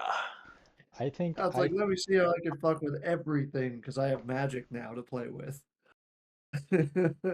I Barely. think an in-universe answer or whatever is because I honestly want you to play the most batshit chaos card you can because I think there's not enough silliness from the rest of the characters in this campaign. Roll a little bit to Here's your mic. roll a little bit to Okay. stick up our butt. And Sal is the chaos funny card, but what fucking god is he gonna worship? This Yeah, guy is the right. most I'm like, all right. atheist guy I've ever seen in a D&D world. Agreed. You know what? I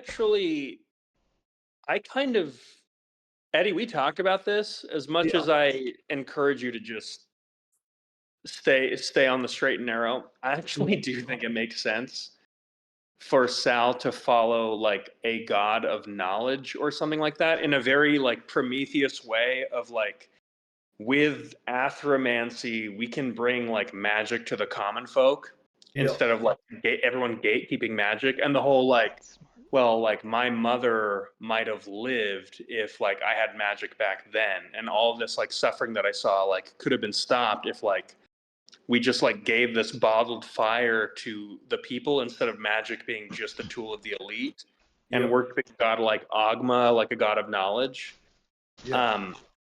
How that would affect your already crazy character, I feel like is kind of a lot. It seems like it's like season 3 of the anime that's dedicated just to Sal Brentwood, when we haven't really gotten like into the core of who he is.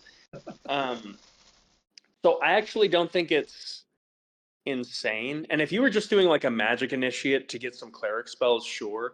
If you were taking a full level in cleric, I think things are getting a little weird. Yeah, no, I was just looking at the feature magic initiate. I didn't want to take a full level Yeah, on we another gotta class, feature this one. and that's why I'm And just looking. Eddie, we at some point the rules kind of have to matter at some point. So I'd say if you did do a magic initiate thing, I'm not letting you use cleric spells to put into potions and do all this like weird, weird stuff with. Yeah, Like, if you take magic initiate, you can cast cleric spells just the way that anyone else who took magic initiate could, and we're still leaving all the bottled chaos stuff to your bottled chaos alchemy stuff that even you still don't know how it works, and I've forgotten. exactly. Okay.